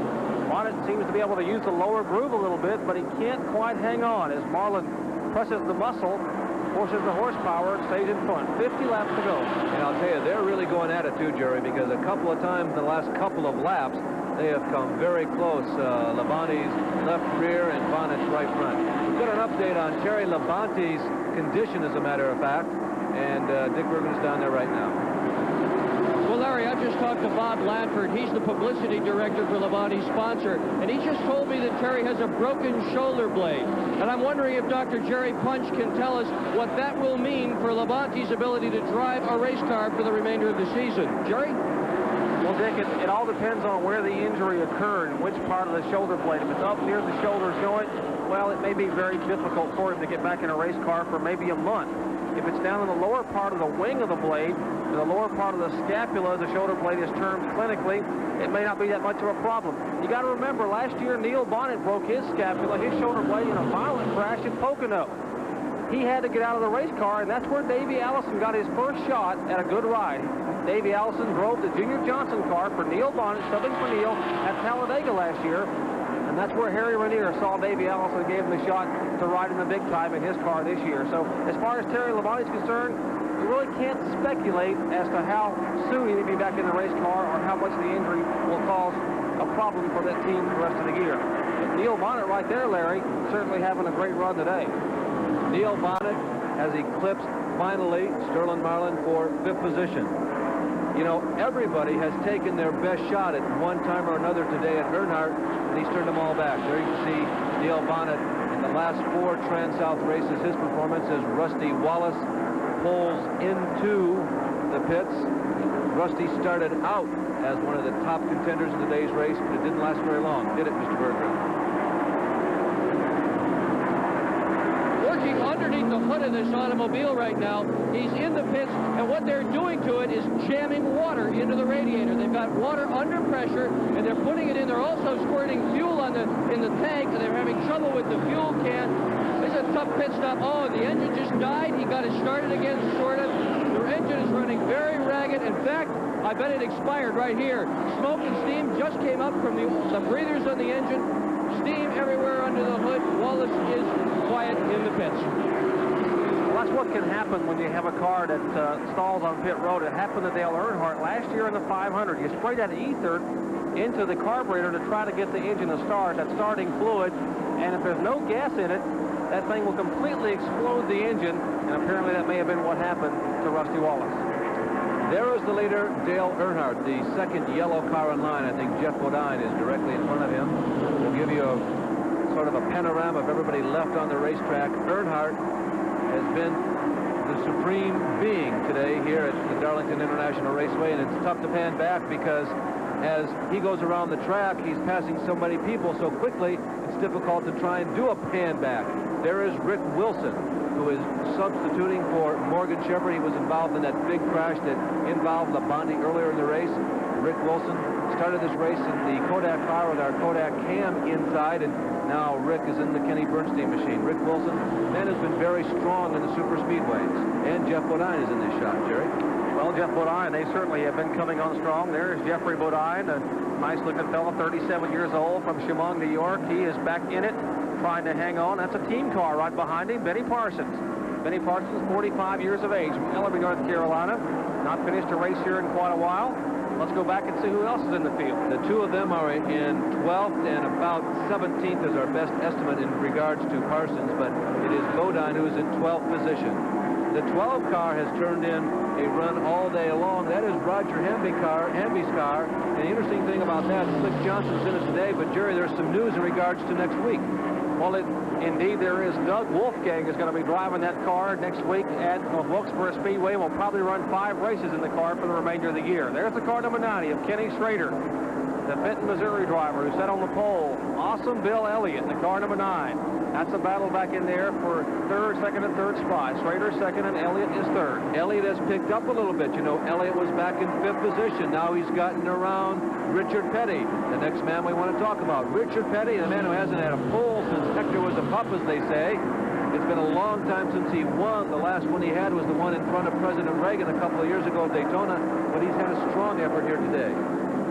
There's a shot of the King, and here's Harry Gann, an ailing Harry Gann. He had a tongue laceration and a couple of broken ribs in Atlanta a couple of weeks ago. A yeoman's job today for Harry to even to last the distance here at Darlington, hurting the way he has been all week long.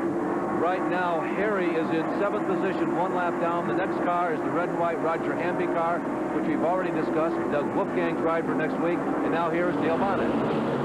Here's Neil Bonnet, the 5th place car. Bonnet, this is the car that he was so successful in with the Raymont team back in '83. Neil, 40 years of age, from Bessemer, Alabama.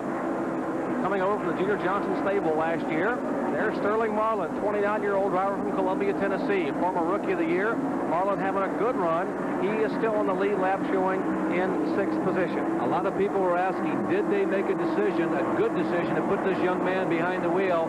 And I think today may be a step toward the positive. Yes, they did. And there is Darrell Waltrip. Are you disappointed? They're disappointed, I'm certain. Oh, I'm sure they are, but you cannot count Darrell Waltrip out, the 3-time Winston Cup champion. He and Waddell Wilson will get their act together, and I believe that short track season is coming upon us next week at Wilkesboro. We may see a whole different race team up there because Waltrip is awfully strong on the short track. I'll tell you what, I do not believe that there is a real candidate for the points champion, however, in 1987. Maybe 88, certainly 89. Ronnie Bouchard, the Pittsburgh, Massachusetts driver, on the far left of your screen. That is Bouchard in the Bullseye Barbecue Hoss Ellington car, going around Slick Johnson in the Roger Hamby car. Bouchard having only 1 win in Winston Cup competition, that coming back in 1981 in Talladega. And the car number 55, that is Phil Parsons, taking over the ride that older brother Benny had a few years ago. That is the Leo Jackson prepared car. Leo and Richard Jackson, the brothers, prepared that car. There is Phil, and what a great run he had early on, Larry. Bouchard is in 9th position right now, and Phil is in 11th. And so many times today he's been so close to getting the lap back, but it's never happened. There is Michael Waltrip. We mentioned him just a few moments ago. Michael and crew say that they are close to what they feel is the sponsor that will help propel them from running as a mid-pack car to a challenger for the top 10. He had that great win in an ARCA race about a week and a half ago. And Connie Saylor in the car number 64. That's the Elmo Langley car. Saylor, an infrequent competitor from Johnson City, Tennessee. And it wasn't that long ago that you know who the pilot of that car was? Kenny Schrader. Gives you an idea of how big of a difference a couple of years and some cubic inch dollars will make on this circuit. And here's Kyle Petty, another second or actually third generation driver. Kyle Petty, who picked up a win a year ago at Richmond, having a pretty decent run. They've had their troubles today. That's the Wood brothers car. Glenn and Leonard Wood, Lynn and Eddie. Lynn Wood's son prepared that car. Kyle running well in the point standings. Alan Kowicki, who finished 11th last year in his second Transouth 500 start ever, and who was the pole setter at the Richmond race this year, the Rookie of the Year from a year ago, the man who lost his crew chief this week, and he may well be a factor in the future, but not today. In regards to factors, that's how it's been spelled today. And Dale very close to the wall, getting loose. Dale Earnhardt is still standing on the button. He has not backed off one bit. Certainly, that indicates he is not. Let's take a look again at Earnhardt's close call in turn one. Here he is. You see that white line going beneath the car. He's headed for the wall. See those Darlington stripes already painted from the rubber and the sheet metal. It just keeps the car out of the wall. He gets back in the gas. And tremendous effort by Dale Earnhardt. Let's go down to Gary Lee. Gentlemen, apparently we now have a definitive answer. Yes, from the Dale Earnhardt crew, they can go the distance without stopping for fuel. Now, it would appear that everything is perfect with Dale out there. Not so. The sun has been playing peekaboo. Every time the sun comes out, the track gets hot. The sun dips back behind the clouds, the track cools off. The Earnhardt crew with Richard Childers is trying to stay up with track conditions. So every time Dale Earnhardt hits, the stagger is changed. If there is a yellow, they may well change the stagger again to improve handling. But right now, it seems that everything is going his way in car number 3. But he can go the distance without stopping. How about the on-down pit road, Nick Herbert? Well, I'm in Kenny Schrader's pit right now, and Schrader's crew has just checked their fuel situation, and they have concluded that they are 4 laps short of being able to make it all the way on what they have for fuel. 4 laps short on Schrader for making it all the way. Well, that's an interesting moment of honesty that sometimes, I shouldn't use the word honesty, that they are revealing what is a potential weakness, and you don't always pick that up along pit road. So good job of reporting there, Dick Bergen. An interesting part of the race here unfolding. Jerry, you mentioned a little while ago that the Fords don't get nearly as good a gas mileage as the Chevrolet products. They have not, by history, gotten very good gas mileage, or not as good. I said they are getting better. In fact, Elliott's car has gotten extremely good gas mileage this year, but they still aren't quite where they need to be with General Motors products. Bill Elliott may have to stop. Schrader may have to stop. The climax unfolds as Dale Earnhardt continues to lead here at Darlington. We'll be back. 37 laps to go. There is the leader of the race, but maybe the people with the best chance right now are 4th running Richard Petty and 5th running Neil Bonnet in number 75. What's that you say? Well, the plot has begun to thicken just a little bit. Our chief spotter, Danny Laycock, says that he has discovered in his own inimitable, mysterious way that Earnhardt has been instructed by the crew to build as big a lead as he possibly can. We have noted that Dale has really been standing on the throttle the last couple of laps. Why build as big a lead as you need, or as you possibly can? Because they are saying, Dale, you may have to come in one more time to stop for gas. Now, if Earnhardt comes in, we're checking him on this lap, and if both the Fords come in, that means that Petty and Neil Bonnet may have a chance. In fact, in point of fact, in that last pit stop, Neil Bonnet was the last of those leaders to come in pit. So if anyone can make it all the way, it would have to be Neil Bonnet. So he may be the sleeper. Here is the clock, still on Earnhardt, coming out of turn 4 for that 1 lap, 32.3. Still an awfully good 152.247 miles per hour. An awfully good lap here. 340 laps into the race. That's a pretty good speed for a race lap. If you have joined us at mid-race here, we're running a little behind schedule in terms of this race unfolding because of a lengthy caution flag out in the middle segments of this race when Davey Allison went through the inside retaining wall, did not strike any of the spectators in the infield area. Big fire broke out. Davey is okay, but because he went through the inside wall, we had a very long yellow while that was repaired. Let's take a look and see what kind of lap times that Kenny Schrader, the second-place car, is turning in. Let's see if Schrader can actually be catching Earnhardt or maybe is losing time. That is Schrader, the car number 90, and he is the second-place car. That is Elliott in third place. Remember, 32.3 seconds, the lap time we clocked for Dale Earnhardt, over 152 miles an hour. And there is Schrader, the second-place car. His laps are winding down. We're about 22 laps from the end, or 23 laps from the end right now. Schrader driving the car.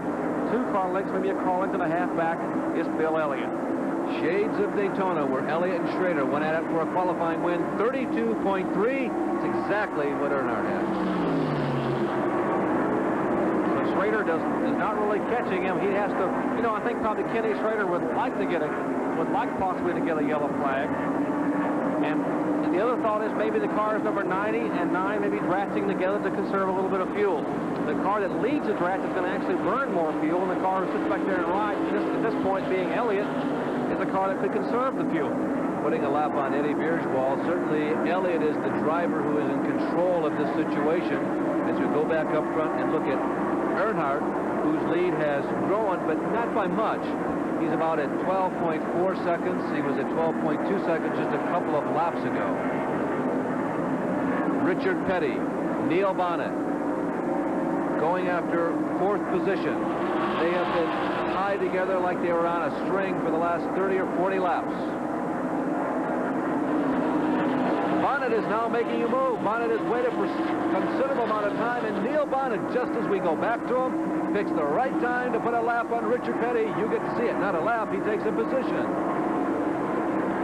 Well, our speculation, I understand, is correct. We have confirmed from the pits that they feel the 75 car can go all the way, Larry. Of course, somebody told us that Dale could, too.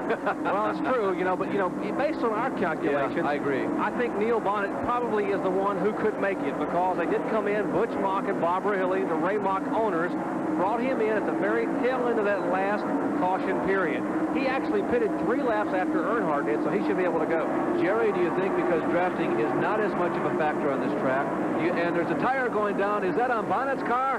It sure looked like the left front was giving some smoke. Yes, it is. Neil Bonnet, his chance for victory may be going away. That tire smoke was being puffed out as he was going down the straightaway, not into a corner.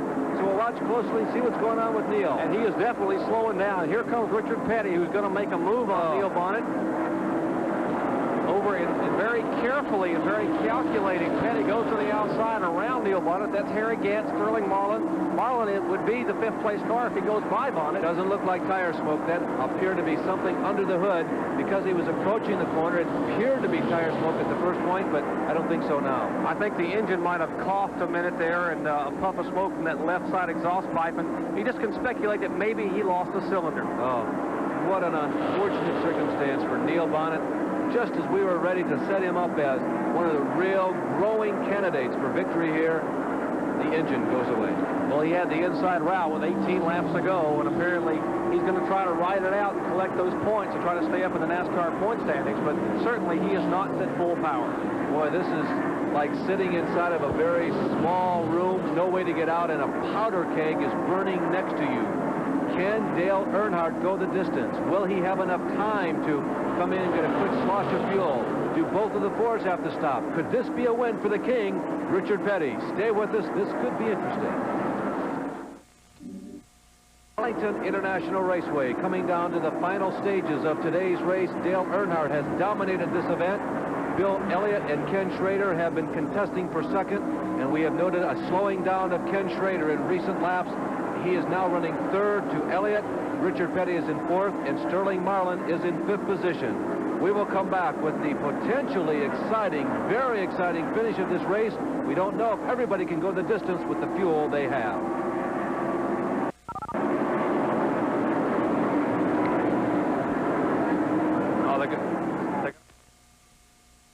Well, you have been good at home at catching the green flags, but this is one you missed. While we were away, Dale Earnhardt ducked into the pits for one quick swallow of fuel. You can see he didn't spend more than 2 or 3 seconds stop, but he did come out in 3rd position.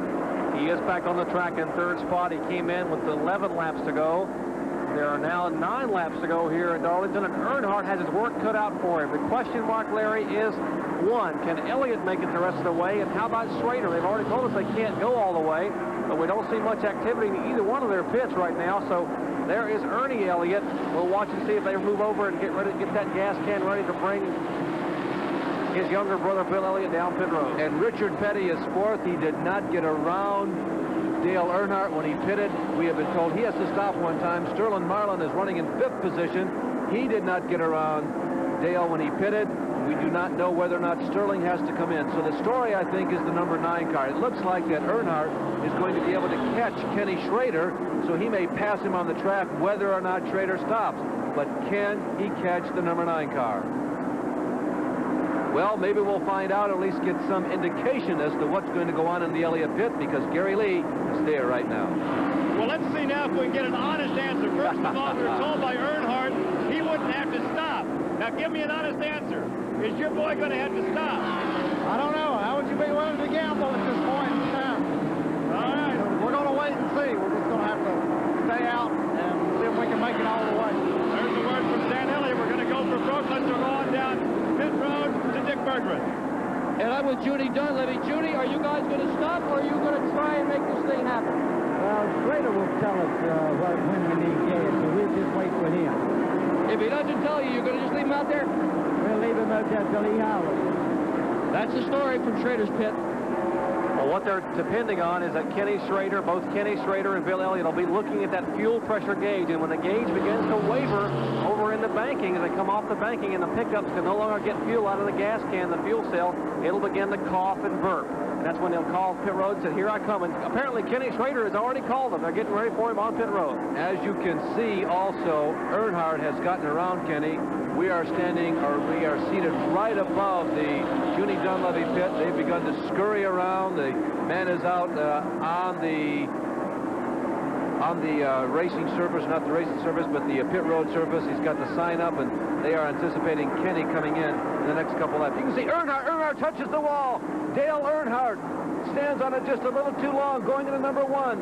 And for the second or third time in the last 30 laps, Dale Earnhardt comes, this time, too close for comfort. And Dale Earnhardt appeared to be reeling in Bill Elliott. He was just about 8 or 9 car lengths back, but he just may have pushed it a little bit too far as he nicked that concrete retaining wall. 4 laps to go, this time by. Harold Kinder holds the 4 fingers down. Here's Kenny Schrader making his way down pit road. This may be the difference between 3rd and 6th for this man. I don't know how he will come out in reference to Richard Petty and Sterling Marlin, but watch for it just being a very quick splash of fuel. Ken Schrader. About 4 seconds in the pits there. Schrader now moves out, and he will have to get back on the speedway. Bill Elliott is the leader. There is Schrader coming back up to full speed. Elliott comes by. It'll 3 laps to go. This time by. As Elliott comes by, you see that's the Rick Wilson subbing for Morgan Shepherd. Well, now it's down to one factor and one factor only. Can Bill Elliott go the distance on the fuel that he has? Dale Earnhardt is too far back to catch up. Will this Ford be the gas guzzler that it has been in some races in years past, or have the Elliots pulled a rabbit out of the hat? It is down to that one factor only. While the story unfolds, here is Earnhardt. You see him just coming out of turn 4, about 3.5 seconds back from Bill Elliott. Remember the very first race of the year, Jeff Bodine was leading at Daytona. Gary Nelson decided to roll the dice and see if they could make it and win the 500. They came up short, ran a field with a couple of laps to go. He ended up finishing 14th. Here today again, they're going to gamble. It's the Coors Ford. Elliott hasn't won there since 1985. Can he make it? Jerry, he was way down out of the groove the last time he went into turn number 3. Do you suppose by taking different lines than what he has been accustomed to all day, he's trying to slosh whatever fuel is left there? He is definitely not on the hammer as he has been up to this point, taking it very carefully. About 2/3 of a lap to go. I think that's exactly what he's doing, Larry. I think the car may even be coughing a little bit, burping possibly, sputtering as he comes out of the corners. There Elliott is off of it. He's out of it. Now does Earnhardt have enough time to catch him? It's likely that he does.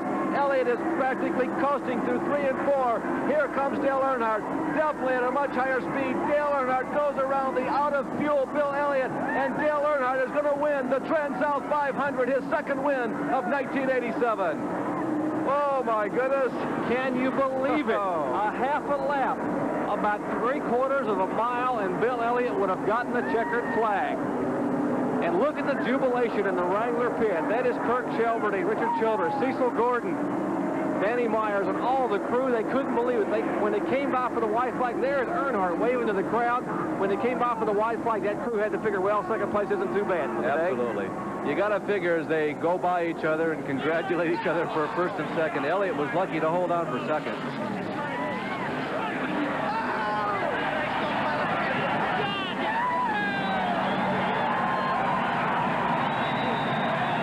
All victories are sweet, but a one that happens within about 2 or 3 seconds and happens about 5 seconds from the end of a race has got to be a particularly sweet one. It's hard to pinpoint exactly where they won the race. It was another real team effort on behalf of the Childress team.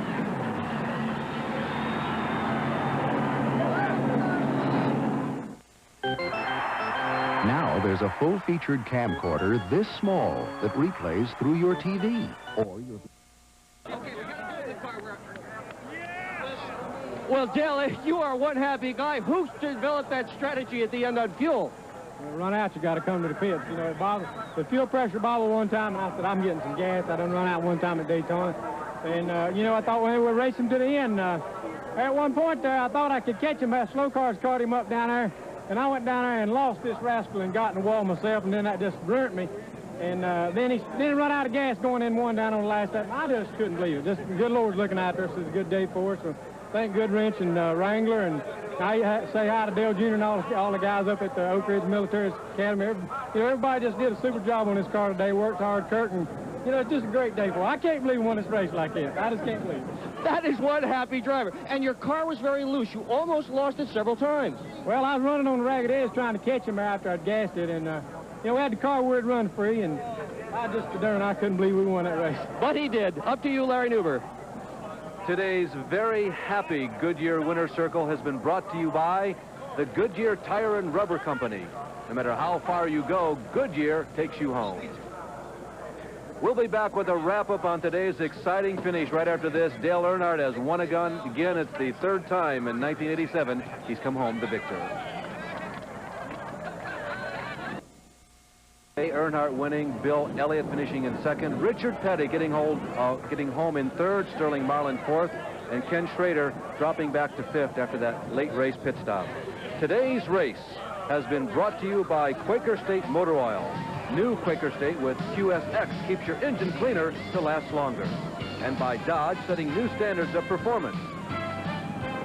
And by Guardian Brakes, the quality line of brake parts and hardware for your American or imported car. And by Kodak VRG Film, unsurpassed color and print film. Kodacolor VRG Film, the color of life. Well, this is Larry Newber on behalf of